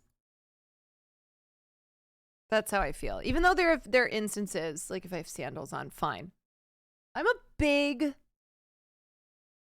proponent of socks, though. And anyway. Hurry to get on to the next thing I had to do. And watching that show, I'm a never nude, but for feet. There were so many times I wanted to pick up a phone and call some of those people and say, I'm so sorry, and let's talk about it. And I wish you'd had a better time, and I wish I could have shown you a better experience. Yeah. Now, this you've written asshole. hundreds of episodes, thousands of jokes. This asshole, I just can't get over that he gets the last word on everything. He keeps being like, you know, I wish that they could have had a better time, and I'm so sorry that I was in charge here, and not everybody had a great time, and I wish I could go back to make sure that everyone was enjoying themselves. It was a very stressful environment, and you know, I regret that I can't go back and make sure that everyone was A-okay. Next question. Yeah. But currently where we are, some people think that some of those jokes are inappropriate for children. Mm-hmm. What do you think of that? Some people think you're All a these freak jokes that you're in a bad speaking way. of, that the show covered over the past 2 nights, every one of those jokes was written for a kid audience because kids thought they were funny and only funny. Okay? Now we have some adults looking back at them 20 years later through their lens, and they're looking at them and they're saying, oh, you know, I don't think that's appropriate for a kid show. And I have no problem with that. If that's how anyone feels, let's cut those jokes out of the show. Just like I would have done 20 years ago or 25 years ago. I cut it. I want my shows to be popular. I want everyone to like. The more people who like the shows, the happier I am. Yeah. So if there's anything. What do you mean? Okay, so now we're the perverts? That makes it sound as if he's saying we're the ones who have, like, get your mind out of the gutter. They were just funny jokes. Some of you adults need to get your minds out of the gutter. Okay. But we'll take those jokes out. What do you mean take those jokes out? Out of what? You're going to create a time machine and go back to before each of those jokes was put in the episode? You don't work for Nickelodeon anymore, you fucking freak. His shows are his own gutter. Yeah, I can't get over the audacity of this mofo to be like, now I know some of you are adults and you are ascribing a different meaning to these jokes that kids thought were funny. Like, they were just funny. Yeah, you're the pers for noticing my dick out. Exactly.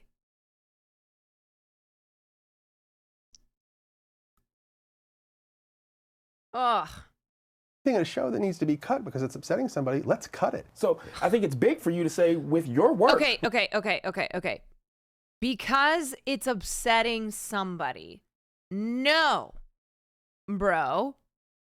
That is you deflecting. That is you. That's like when people apologize and go, I'm so, like somebody who does something horrible and they're like, I'm so sorry if you were offended. I'm so sorry if you were hurt. No, I'm sorry for hurting you. I'm sorry for harming you. So him saying like, oh, you know, making this about people who are taking the jokes the wrong way, like adults who are, and acting as if he didn't have a sick intention when he made those jokes be put into those episodes. Really, Dan? That you and your sick mind had nothing to do with feet everywhere, with like all the cum jokes? Yeah, you know, if you took it that way, I'm sorry. If you saw it as cum, I really apologize. Yeah, here's me like doing everything possible to make it obvious that I'm squirting cum. Or that it's supposed to look like, you know, it's supposed to be like, haha, that reminds you of cum squirting. And me being like, I'm so sorry. I'm so sorry if me squeezing a tub of something white and making noises and doing like a wah wah made it appear as if that was a cum joke. I didn't mean that at all.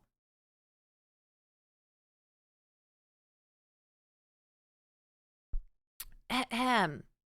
I'm so sorry that you noticed that. My cum jokes. If it's viewed as that today, you don't have a problem. Cut it. Cut it. Cut I mean, that's the it! solution. The last thing I want to ever do is put any content in a show Get rid that's of gonna it all! upset my audience and make them want to turn off the TV. Why would I ever want to do that? That makes sense. I want to give you an I'm opportunity not a to sick freak. kind of elaborate Cut on it! something. Okay. The thought process from the series is you had the power to just write a joke, and no matter what, it's going on TV. You just had that type of power. Is that true? The notion that I had the power to just produce whatever I wanted and have it air is completely false. Okay. There were many, many levels of scrutiny. Okay?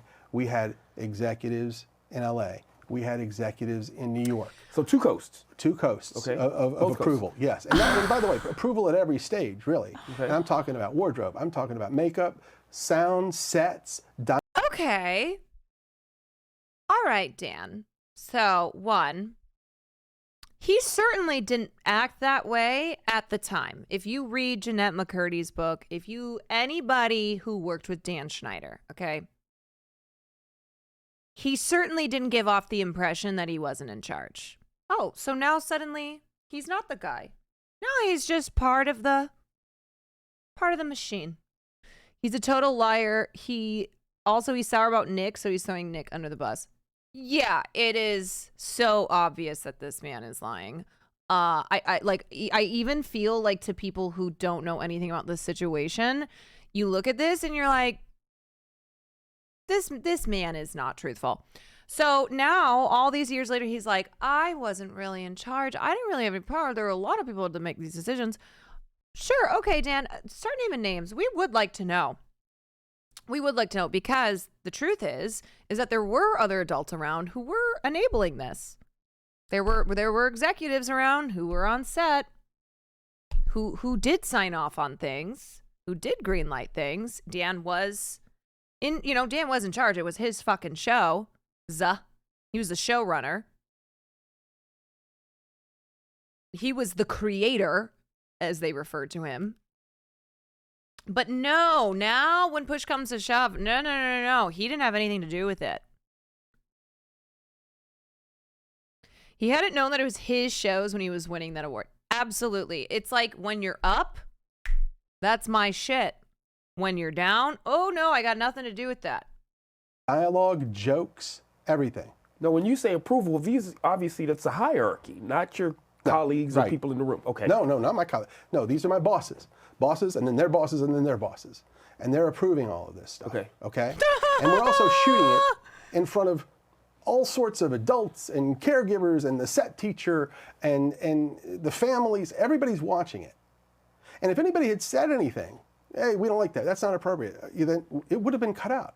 Now, I'm gonna push back a little bit because the series painted you in this way that you were just the guy that was doing what he wanted, and people were afraid to confront you about. I love how Dan is like, if someone had a problem, they could have just told me. I'm a good guy. I'll listen. If there was any problem and someone had told me, I would have been like, you know what? You're right, buddy. I'm so sorry that you feel uncomfortable. I will fucking end you. I will destroy your life. Who the fuck do you think you are? You come to me, the creator, and you dare to snivel and wipe your snot on the ground that I walk and tell me what to do on my show? I will eat you and spit your bones out. That is the Dan Schneider that we've all heard about, all right? Not the, oh, tell me what you think and I shall, I shall listen because I am amicable and kind. No, and the truth is, too, it's not just Dan who's behaved that way. Like, people in positions of power in Hollywood absolutely ego trip, okay? He's not the first, and he's not the last to do that. So this bullshit revisionist history of him being like, well, there were a lot of people there, and if they wanted something to change, then I would change it. No. No, I don't think so. Yeah, that he's acting like he wouldn't Shelly Miscavige anyone who confronted him. I don't know. Also, was that supposed to be pushback for this whole interview? I'm guessing that's the most pushback that it'll get. He doesn't want to talk about how everyone would lose their job if they push back. Yeah, and people did lose their jobs. It was an environment of fear, and it was an environment of control and power. And that rested with Dan.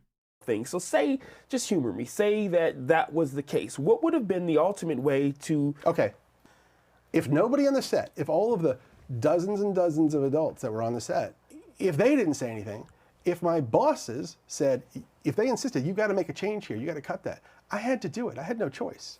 Got it. Now this next one. I had no choice.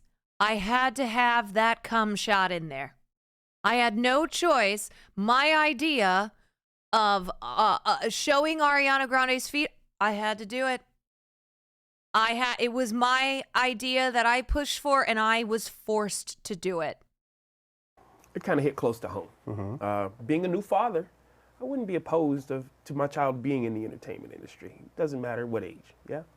Seeing some of those on-air dares, seeing it now, from where you are now in your life.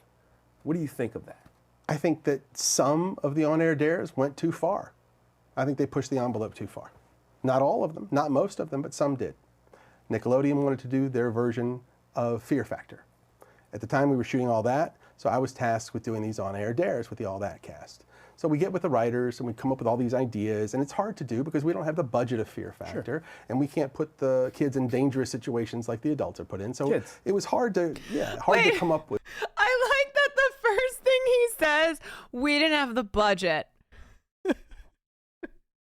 Number one, we didn't have the budget of Fear Factor. Oh, also, yeah, we couldn't put the kids in those situations.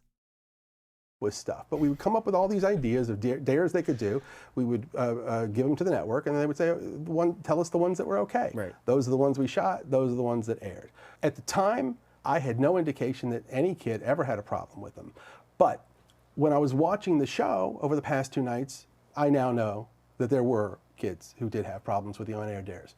And it breaks my heart. And I'm so sorry. I am so sorry to any kid who ever had to do a he's dare or just anything looked in the that they camera. didn't want to do or weren't comfortable This doing. motherfucker. We went out of our way to make sure they were safe and that everything was done properly. But if a kid was scared and didn't want to do it, kids shouldn't have had to do it. Yeah. Period. The end. Right. And if I had known at the time, I would have changed it. I'm so on the sorry to spot. all kids. Now, we also you're saw the series highlight former kid, two I former writers apologize reviewers, to two you. women who spoke about a So wage gross. discrepancy. Now, I know that you don't divvy out salaries. Yeah, look, man, we came Talk up to with me way about worse that shit that part. didn't get Well, approved. you're correct. I have nothing to do with paying writers. I never have. I've never made a writer's deal. And of all the writers I've been in a writer's room with, I never even knew how much most of them were getting paid. Yeah, but we saw these two women who were writers for you sharing one salary. I How wasn't does that writing the happen? checks. It's very simple. There's a common practice in television when hiring writers. If you have a spot for a new writer, sometimes you'll go to two writers and say, hey, if you two new writers for your first job are willing to share a salary, you can both have the job. They have the opportunity to say, yes, that sounds good, or no, no thank you. In this case, it was two women writers. I've done another show where that teaming was done with two male writers, and they split a salary. I did another show where it was a male and a female writer, and they split a salary. So, And these are all first-time writers. all first-time writers looking for their first gig. Got it. Now, in the series, they also highlighted two black actors. Okay, so he did know. Yeah, right. He just said, I didn't know what was going on, but very clearly he goes, no, this is commonplace. Is this truly common? Look, I gotta be honest. Not that I've heard of. I've never worked in TV writing though. But truly, if something is super common, you would think you've heard about it all the time. But again, this was 2000 and early 2000s. I don't know. Whatever. It still doesn't mean it's the right thing to do. And especially when you're Nickelodeon, you got buckets of money. We were just exploiting them because it was the norm. Yeah. Who said that they felt It's like everybody was overlooked. doing that. Now, I want to be clear. I've never heard of this until now, and I've been in the industry for a long time. Yeah, it seems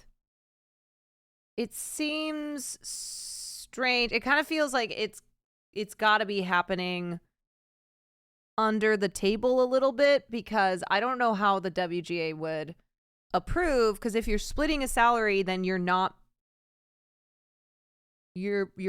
probably not making what you should be making per the minimum basic agreement, and your union is not going to be like, yeah, that's okay. It was pre-2007 strike, true. Never going to speak on anyone else's journey. One of the writers contacted WGA. They said it was hella illegal. That's why Dan Schneider threatened her after he got shit for it. Okay, I see. Yeah, I can talk about my experience, how my experience was with you, what I saw prior to working with you. But again, I don't want to speak on anyone's journey. I saw you be honored for diversity in your work. Yes. And the reason for that is yes, I diversity love has always black been people. very important to me in my shows. If you go back to the very first so Nickelodeon show softball, I ever man. made, that's very evident, as it is in the second one, and then the first movie I ever made for Nickelodeon, which starred Kenan and Kel, and every show I did after that had a lead black actor in it. I'm very proud of that. It's very important to me.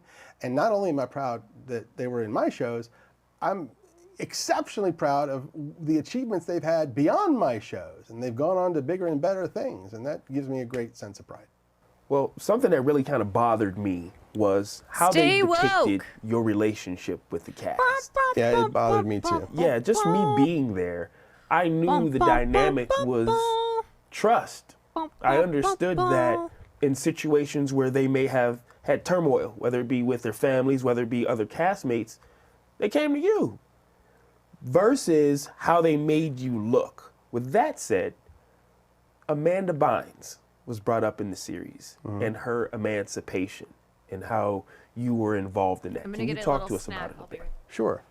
Amanda was between the ages of 16 and 17, and she wanted to get emancipated from her parents, which was a fairly common thing with successful young actors, at least at the time. Sure.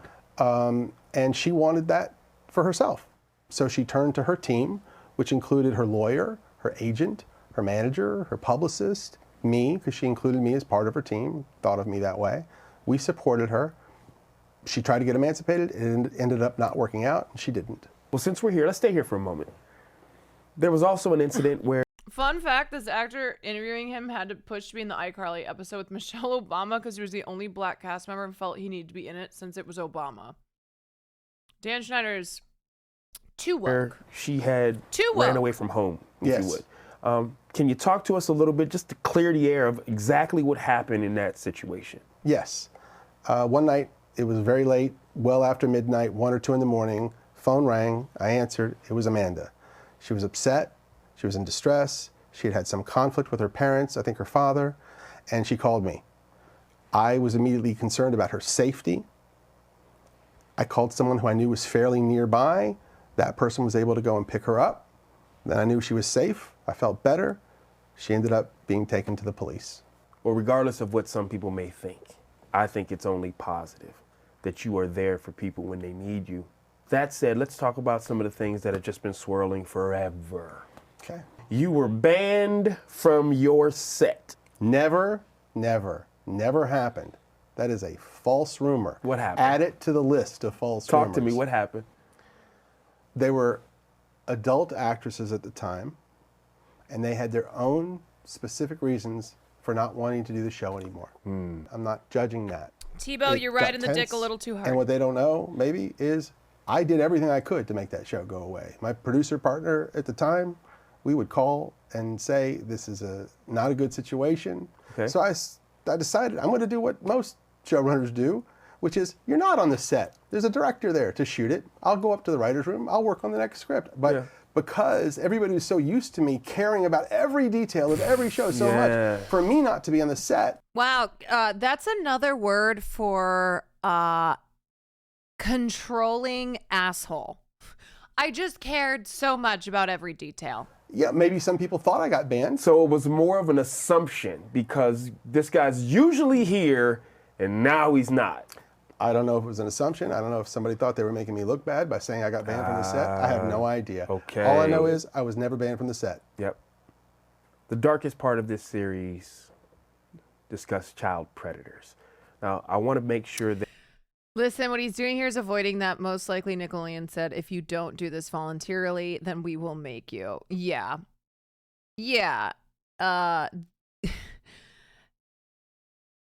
There is, I like that he's being literal about this, where he's like, I wasn't removed in the sense that I was physically removed from the set. That's what it feels like is going on. And it's one of those like I didn't quit my job even though there was pressure internally for me to do so. Or so-and-so wasn't fired from their agency. They just left on their own accord. It's like, okay, but that's because it was a you do this or will be forced to do this. That we clear a couple of things up. Okay.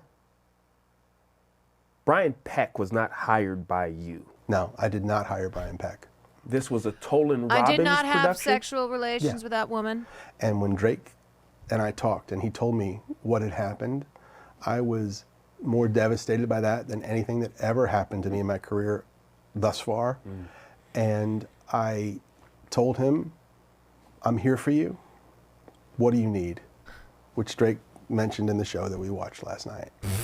And next, I heard that he went to court. He's like, Drake, you know, he mentioned that in the show. I just want to point that out. Drake did mention that I was there for him. I did call him to be like, is this you? I can't get over that part that he called Drake and he knew that Drake was the victim of Brian Peck. I don't know. I just think about it where if I were to correctly identify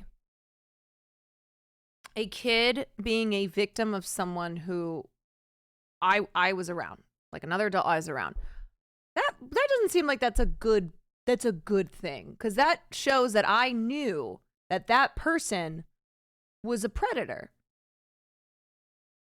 Or like, okay, at the very best, I got weird vibes. I sensed something, whether it was between them or it was from the predator or whatever it was. I'm like, I think this is what's going on here. At the worst, it being that I knew that that person was like that I knew that was going on. When this guy was being tried, Peck, and when Drake walked in, he saw 50 people sitting on the side of the courtroom supporting Peck. A lot of them pretty famous. Of course, Drake was devastated that happened.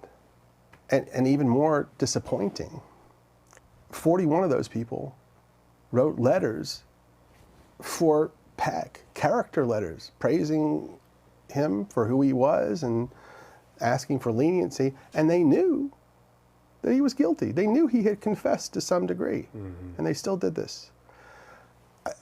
That's baffling that adults would do that. Yeah. And I don't know if people know this. I'm sorry, I just almost spit out my water. Harry Potter and the audacity of this motherfucking bitch. It is shocking that adults would do that. He really feels like the hot dog meme. We're all trying to find the guy who did this, but in the way that he's like, I can't believe that adults would be that gross and awful. Not me, though. No, I'm a saint. Look, do I sometimes leave the toilet seat up? Sure. Am I perfect? No. But God damn it if I don't care about the kids.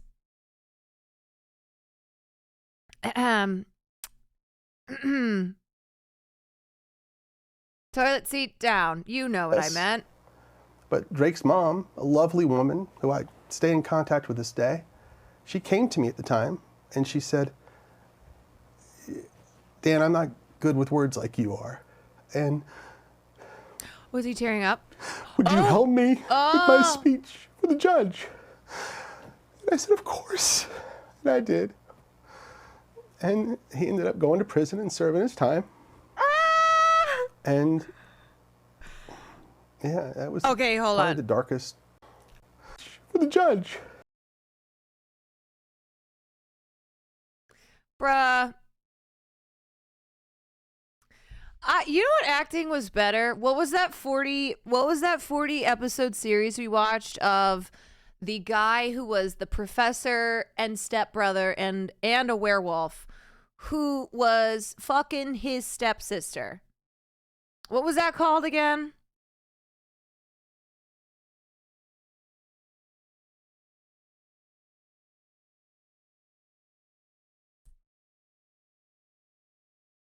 Hidden Desires, Alpha Desires. Yeah, the acting was better there. It was more compelling. I said, of course. And I did. And he ended up going to prison and serving his time.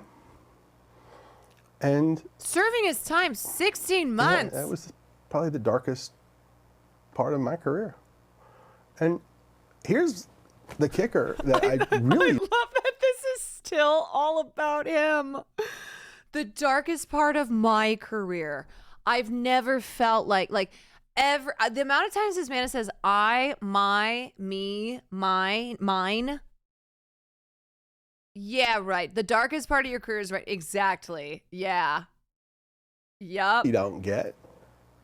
After he got out of prison and was, to my knowledge, a registered sex offender, he was hired on a Disney Channel show. I don't understand that. I don't understand. Yeah. I appreciate you sharing it. I'm you okay? sorry. You want to take a minute? Okay, I really tried to stop pausing so we could just get through this. The reason that this is so crazy is because he is sitting here and he's trying to do PR, okay? This is Dan Schneider making himself out to be a hero and a good person and someone who would protect kids and never harm kids, and someone who couldn't understand someone who hurts kids and can't understand someone who allows people to hurt kids. Not Dan. Not this guy. This guy is a good guy.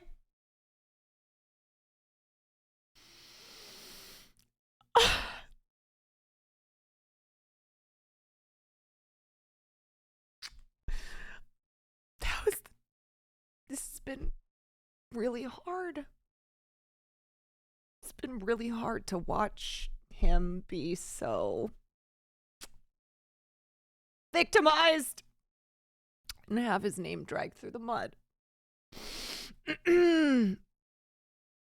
Watching this feels like water. We're almost done. We have 3 minutes. Let's keep going. Yeah. Okay. I think we really unpacked some important things. We set the record straight on a lot of things. Before I let you get out of here, I appreciate the vulnerability that you use in knowing that there's definitely things that you would have and should have done differently. Is there anything that we haven't discussed? Anything that if you could go back and navigate the journey differently, what would that look like? Yeah, there's definitely things that I would do differently. One that I think would be really, really important is when you're hiring young actors, minors, to work in television. Hogan, thank you for the gifted. I would suggest that we have just a licensed therapist there to oversee that process for the specific reason should we get Katie of Morton? making sure that those kids really wanted to do this job, that they really wanted to be on television. Maybe they should even be informed about what that means. What's it going to mean if you're famous? What's that going to mean on social media? What's it going to mean within your family? Let them find out. And then that way, if a kid doesn't want to be on a TV show, they can opt out. Not a weed, thank you for the 8 months. That therapist could come to us and say, this kid doesn't want to do it, or their parents aren't understanding of what's going to come. And then we could avoid the mistake of ever putting a kid in a TV show that didn't want to be there. And additionally, the main thing that I would change is how I treat people. It's so funny because the kids who don't want to be there, or at least when I think of a Jeanette McCurdy, often it has to do with the there being so awful for them. Because of people like Dan Schneider. And everyone. I definitely at times It's everybody didn't else's give people fault the for best not of me. stopping him. I didn't show enough patience. I could be cocky and definitely overambitious, and sometimes just straight up rude and obnoxious. And I am so sorry that I ever was. And tears, more tears. When I watched the show, I could see the hurt in some people's eyes, and it made me feel awful and regretful and sorry. I wish I could go back, especially to those earlier years of my career, and bring the growth and the experience that I have now and just do a better job and never, ever feel like it was okay to be an asshole to anyone, ever. Look, I wanted to make funny TV shows for kids, and we definitely did that. But if I could go back, I would get it done in different ways. I'd just be nicer as often as possible. I'd still do the feet thing. And listen more to the people on my team.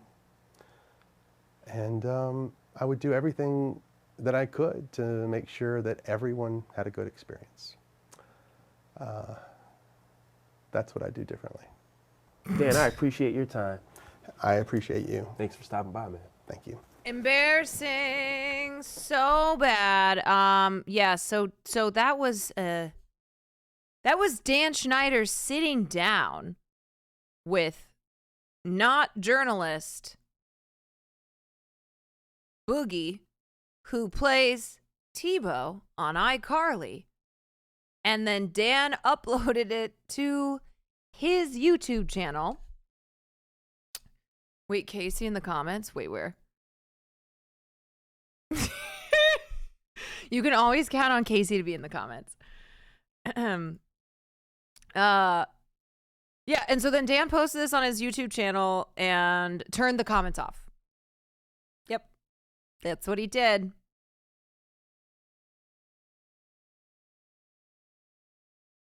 Thanks for stopping by to his own channel. The actor that played Freddie in iCarly unfollowed the iCarly and Nickelodeon accounts today. Yeah, I mean, look, it wasn't just Dan Schneider. It wasn't just Brian Peck. It wasn't just Mr. Handy. It wasn't just, a couple individuals. It was the whole network. It's the industry that protects these predators and people who are doing this bad behavior.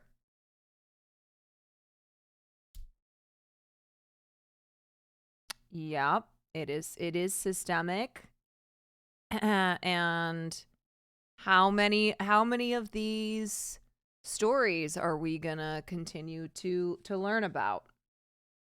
Of people who should never should never have been in these positions where they were able to prey on children or were able to be abusive to employees, and yet were allowed to do so because of money. Because in a system of capitalism, it's okay if you're an abuser, as long as you come up with all the dough. As long as you are responsible for generating a ton of profit, then who cares? Who gives a shit? I feel loopy right now, by the way, because I've been sitting here so long covering this. My mind is, I'm like, he made so much money off us, so much, and Nickelodeon made so much money off you guys and off him, so they didn't give a fuck. Capitalism rewards psychopath, and so, yeah, bad behavior, but it's okay as long as you are making the Benjamins, baby. What's up, office drummer? All right. Wow, you guys, that was a lot to cover. I didn't even get to everything. There's still much to get to, but we were blessed to have Alexa Nichols, aka Eat Predators, in here. And I'm serious when I say I'd love to organize a call, do some type of thing where we can cover this again. And I'm sure there will be more stuff that comes out. Right? Like every day that has passed since Quiet on Set docuseries dropped episode 1, there have been more revelations and more people getting involved in talking about what's, what their experience was here. So we will have other opportunities, because I'm very curious to ask you about Josh Peck. I didn't get to covering Josh Peck, but I know that there's a lot there. His fallout with Jeanette McCurdy, his fallout with Drake Bell. Like, it seems as if Josh Peck is one of the few big Disney stars who's kind of taken the side of, or at least it seems on the outside that he's sided with the company. He sided with the abusers and the enablers of abuse. Josh is not a good guy. Well, look, now he's got to be an Oppenheimer, so you got to push the button. Josh Peck, the guy from Oppenheimer. Yeah. Because the thing is, you guys, if you stay quiet, and this goes for anything, if you stay quiet, it's always going to benefit your career more.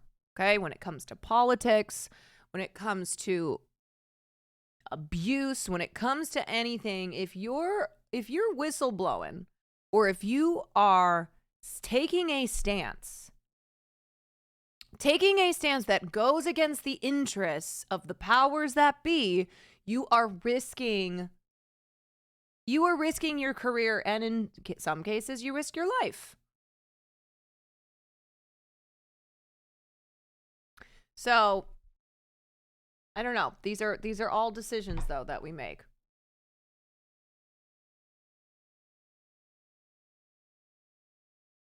I just found out Drake and Josh are opposite with their characters in the show. Yeah, that's sometimes a thing for sure. Josh Peck was using Drake on David Dobrik.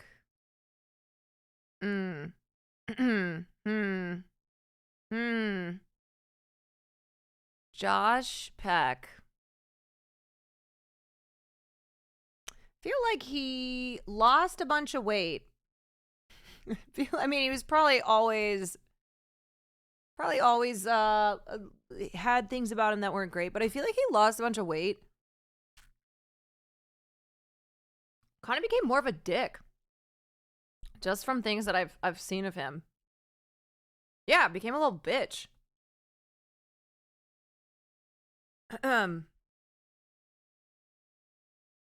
I do know who David Dobrik is. Yes, I've met David Dobrik. I know who he is. He's friends with my friends.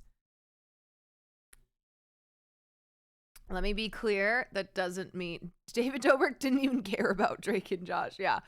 Let me be clear that that's not a what's it called?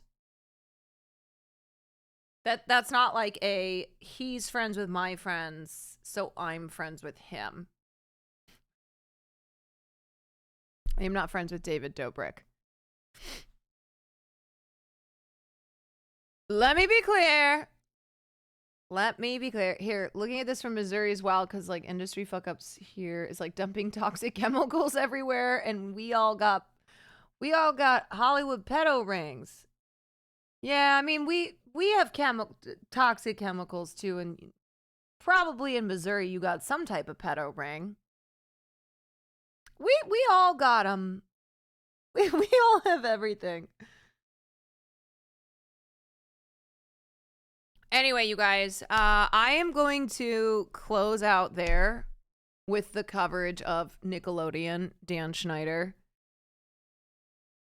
Brian Peck, Drake Bell, all the people that we mentioned today, everything that we covered. I'm reaching that point where I'm dying. My brain is doing the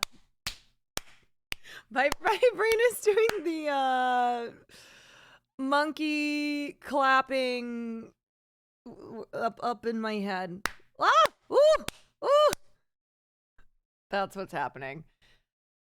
Thank you for covering this. You're welcome, you guys. Monkey with the symbols.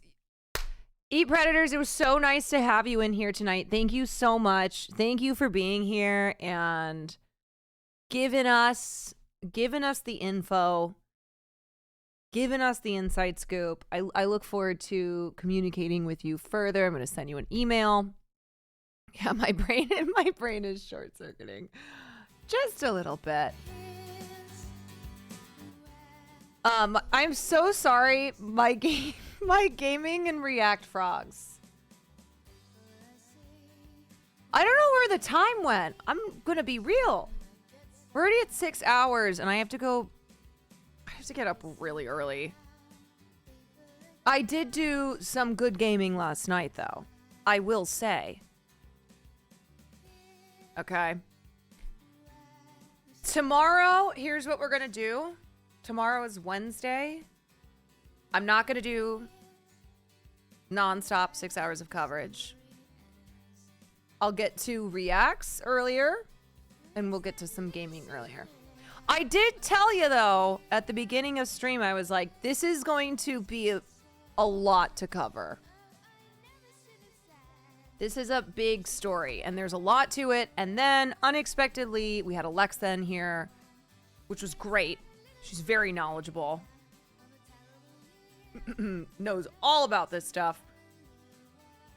Anyway, all that to say, tomorrow, I promise, we'll have reacts and gaming again, okay? Let's see who is live here. I'll send you guys over to Sammy Witch. My girly girl.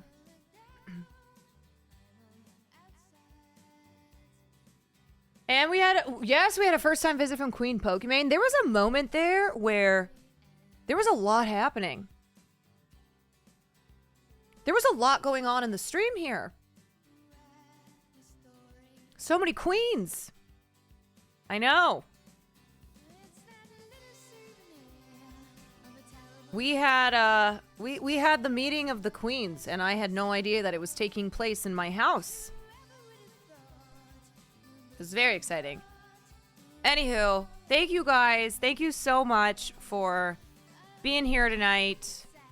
For listening to all this. I know that it's a lot to I know sometimes it's a lot to listen to, so I just always say if it gets to be too much or you're like, nah, this is too heavy, or I don't want to listen to this. I love having you in this community, but I also want you to go do what's best for you, okay? I say this to the haters, and I also say this to the lovers. You know, your time is precious and finite. So if you're like, this is too much for me, go do something else. Anyway, thank you for being here. Love you guys. I'll see you tomorrow. Good night.